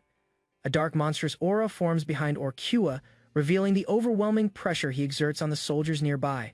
The prince remains steady despite the intimidation. As Orkua roars and charges, the prince steels himself, recognizing that this moment will determine the fate of the battlefield. The orcs fall into a berserk state, their faces twisted with rage as they surge forward in unison. Their uncontrolled charge shakes the defensive line. Steel collides with flesh as the prince cuts through the first wave, bodies fall aside while the soldiers struggle to maintain formation. Amid the disorder, Orkua attempts to pull back from the center of combat, trying to retreat from the prince's relentless pressure. Noticing the retreat, the prince immediately closes the distance, refusing to allow Orkua any chance to escape. With a decisive strike, he slashes across Orkua's body, forcing the orc leader to stagger under the impact. Determination drives the prince forward as he continues pursuing, intent on ending the battle by eliminating its commander. He orders the remaining soldiers to chase after the fleeing enemy forces, ensuring no opportunity for regrouping remains. The battlefield gradually quiets as the orcs collapse or scatter, their resistance finally broken under sustained assault. Night falls over the camp and surviving soldiers stand before the firelight, believing victory has been secured after the fierce confrontation. Inside a dim command tent, several knights gather around a wooden table while candles burn between them and a large map lies spread at the center. Two armored soldiers exchange firm opinions, believing the enemy suffered heavy losses and will need time to recover. Yuri interrupts their optimism, his expression sharp as he reminds them they are still deep within hostile territory. Standing beside the table, Yuri explains that Orkua must be controlling the orcs through an unknown method. The blonde commander studies the map carefully while Yuri insists they must eliminate Orkua quickly to prevent further danger. Silence fills the tent as the weight of that decision grows heavier. Reports from the mages reveal strange energies detected in the enemy camps during the battle. The information strengthens Yuri's suspicion that something unnatural supports the orc army. The commander concludes there is no reason to delay and announces an advance at dawn. Determination replaces hesitation among the gathered knights. Officers respond with discipline and begin leaving the tent to prepare the troops. Their steps signal that the next confrontation is already decided. As the others depart, the commander calls Yuri back, sensing there is more to discuss in private. Yuri approaches the table again while the commander asks him to keep what he is about to reveal confidential. On the table rests a blue crystal device connected by a cord, emitting a faint glow. The commander prepares to activate it while ensuring no one else remains nearby. Yuri agrees to maintain silence, understanding the seriousness of the situation before the device is triggered. The commander presses his hand onto the crystal, causing a blue barrier to expand and surround them both. Energy hums within the confined space. Yuri immediately recognizes that the barrier blocks mana, preventing any magical surveillance or interference. His concern deepens as he realizes this measure was necessary. With a troubled expression, the commander confesses his fear of hidden enemies within the Empire and admits that Yuri is the only person he trusts in this matter. Inside the glowing barrier, the blonde commander studies Yuri closely and reminds him of the torn letter they discovered earlier. Yuri recalls the contents of the letter and concludes that someone within the Empire is using dark magic. The commander explains that dark magic allows control over others, which could explain the orcs' unnatural coordination. Both men sit across the map as the commander admits they do not know how many orcs are under Orkua's control. With visible concern, the commander states that his doubts are circumstantial. yet serious enough to require Yuri's judgment. He acknowledges that exposing such suspicion is not something a knight of the Empire can easily do. Yuri accepts the burden and promises to quietly observe their ranks. His decision signals that he will investigate without drawing attention. A faint smile crosses the commander's face, showing relief at Yuri's loyalty. Trust between them strengthens within the sealed barrier. Leaning closer, the commander lowers his voice and shifts the mood by asking Yuri about his life after the war. Yuri responds seriously, insisting he already has someone important waiting for him. The commander reacts with playful disbelief, momentarily easing the heavy atmosphere. Night deepens outside the tent as preparations continue quietly under the stars. The strategic meeting comes to an end. Morning light spreads across green hills where mounted knights assemble beneath fluttering banners. Armor gleams as they prepare to move at dawn. The prince mounts his horse while soldiers confirm readiness. His focus returns entirely to the coming battle. He asks about a young warrior named Mangyu Chan, seeking an update on his condition. A nearby knight reports that the youth remains in camp. Flames surround the training ground where the muscular fighter tempers his body through harsh discipline. Sweat runs down his skin as he prepares himself for the promised moment. The prince reflects on the phrase about the right time arriving, sensing that the coming conflict will test more than just their strength. Mounted on a black horse, the prince faces his assembled cavalry beneath a clear sky. He observes the formation carefully behind him. Rows of armored soldiers sit upright with spears raised, their discipline steady despite exhaustion. Lifting the red banner high, he declares that the campaign has reached its final stage. The symbol of their kingdom waves above the troops. A faint smile crosses his face as he admits uncertainty about grand speeches, choosing instead to speak plainly to his men. The soldiers respond with renewed energy, their earlier tension easing as confidence spreads through the ranks. He promises reward and survival after victory, reinforcing their shared goal. Morale rises as the army prepares to move. A horn sounds across the field, carried by a soldier at the front line. The signal cuts through the air and stills the formation. Blades are leveled forward as orders pass quickly through the ranks. Horses shift restlessly while anticipation builds. With a decisive command, the prince drives his mount forward, leading the entire force into a full charge toward the enemy. A knight's blade slices across a hulking monster under the open sky, blood scattering as the impact forces the creature backward. Another soldier turns at the disturbance, tightening his grip on his sword while scanning the field. Movement in the distance signals that more enemies are pushing forward. Beneath a red banner whipping in the wind, Briol's troops clash with monstrous warriors. Their formation strains as brute strength collides against disciplined steel. One armored knight swings in a wide arc, his strike crashing into an enemy and knocking it aside. The blow briefly clears space along the crowded front line. From above, scattered units are visible fighting in pockets across the field. An opening begins to form toward the center where resistance weakens. Two cavalrymen urge their horses forward, accelerating through the gap. Their charge aims directly toward the deeper threat beyond the melee. A mounted commander points toward a looming siege tower near the fortress walls. The structure stands as the enemy's true objective. His eyes sharpen beneath his helmet as he decides to break through rather than defend passively. The risk is high, but delay would cost the fortress. A massive brute suddenly charges, roaring as it swings a heavy weapon to block the advance. The commander lowers his sword while gathering concentrated energy along its edge. Frost-like power condenses as his horse surges ahead. He releases the force in a single decisive slash that tears through the brute's body. The monster collapses, clearing the path toward the siege tower. A towering red-eyed giant rises behind the battlefield, dwarfing the soldiers below. Without hesitation, the commander unleashes a sweeping arc of blue energy toward the elevated tower. The strike detonates against the structure, splintering wood and stone as debris rains down. A knight lands firmly on a wooden platform, cape flowing as his armored boots strike the surface. A close view of his eye shows calm focus beneath the helmet, reflecting the weight of the moment. He recognizes that the battle has reached its decisive phase. Dark energy rises from the battlefield below where countless corrupted monsters gather, their bodies pulsing with black magic. The knight and his companions stand on the platform while waves of demonic energy drift upward. A subordinate reports that preparations are complete, confirming the troops are ready to act. The commander acknowledges the effort maintaining control over the situation. Below them, monstrous soldiers with glowing eyes assemble in dense numbers, their movements driven by dark magic. The commander's expression shifts into a confident smile, signaling readiness to proceed. His composure reassures the soldiers standing nearby. At his order, two soldiers raise a blue and red banner to signal the next phase of the operation. The flags rise above the platform, visible across the battlefield. Once the banner is secured, the signal is delivered, marking the beginning of coordinated action among the Allied forces. From the fortress wall, another commander observes the raised banner and recognizes the signal immediately. He acknowledges the success of the forward unit in locating the enemy commander earlier than expected. Orders are given to summon elite troops, and soldiers lift horns to broadcast the command across the battlefield. A warrior reacts with excitement as the signal confirms the operation's start, gripping his weapon with renewed determination.